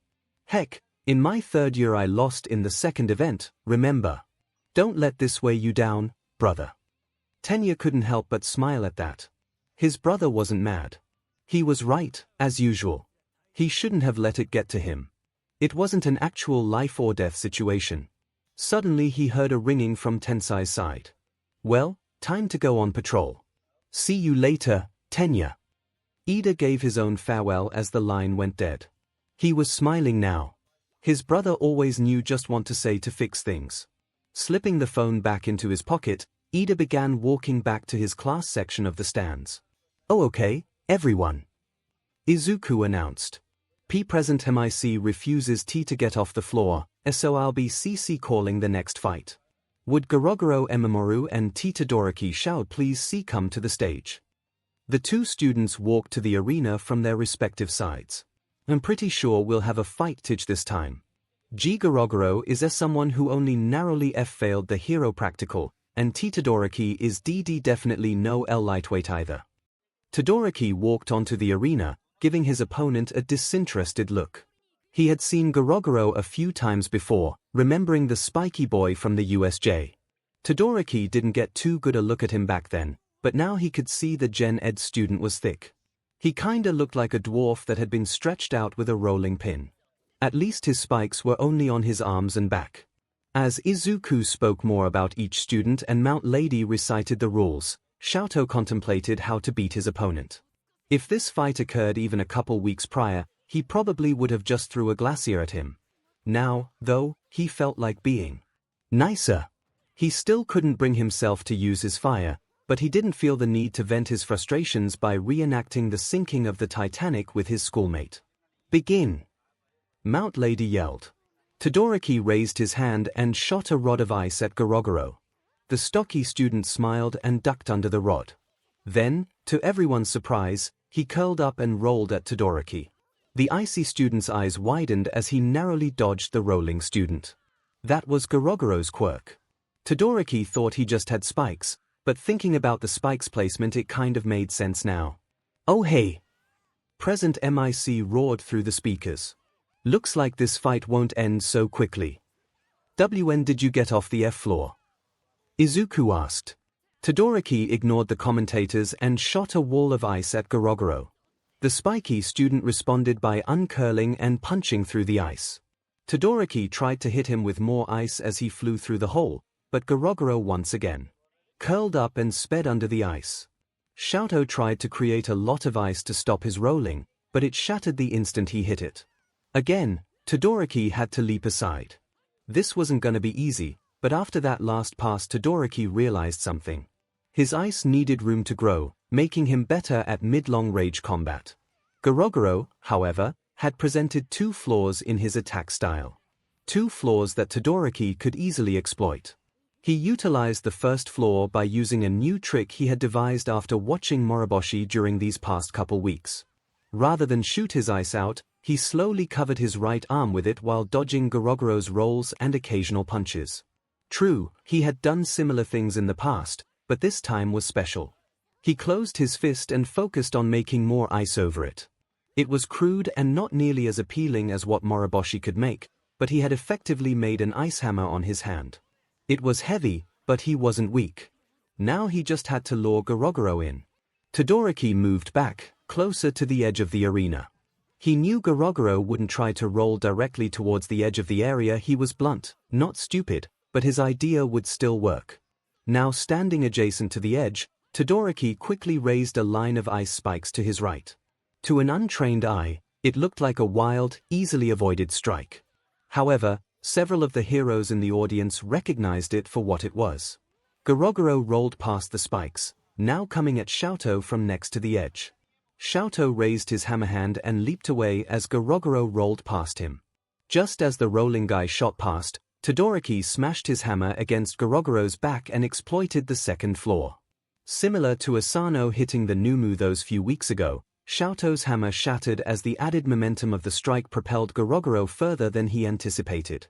The Gen Ed student unrolled at the last moment, but it was still a moment too late as he fell from the arena and into the soft grass. 𝐤𝐽𝐫 is out of bounds. Mount Lady yelled. Todoroki wins. This time the entire audience was roaring with excitement. What an exciting first round. Present MIC roared through the speakers as Todoroki left the arena. If you would all turn your attention to the screens, you can see what the next fights will look like. Midoriya, hit the button. The Greenette nodded and pressed the button that updated the tournament brackets, showing who would be facing who in the next round. Sokai Hebi vs Tokoyami Fumikage Kagaro Kiona C vs Uraraka Okiko a Moriboshi IM C vs Asano Ryoko C Gakushu Hifumi C vs Todoroki 𝐿𝐴𝐷. It looks like Class C is still dominating the board. MIC laughed. G got some good M matches C coming up. Izuku piped up. Everyone take a F 15-minute breather, we're gonna roll these next matches out F fast. Todoroki was only half listening to the announcement. As he walked down the hall towards his classmates, he ran into someone else. Moriboshi-san, he vocalized as the white-haired ice queen leaned against the wall. Covering your arm in ice was a neat trick, she smiled. You should be more careful, though. Even I could tell you were this close to getting frostbite before that last hit. You need to use your fire if you want to do any more than that. I know, Todoroki admitted. Problem is there's something. I don't know what it is, but any time I think about using my fire, I can't. Moriboshi regarded him coolly, seeing his inner turmoil, his longing to improve. I'm not a psychologist, she stated, so I dunno how exactly to help you. If you can't use your fire because you still associate it with your father, try to associate it with something else, maybe. Give it some thought. Then she took his hand and started pulling him down the hall. Before that, though, we're getting you something warm to eat. Since Moriboshi was looking away from Todoroki, she had no idea that food wasn't the only thing getting warm in that moment.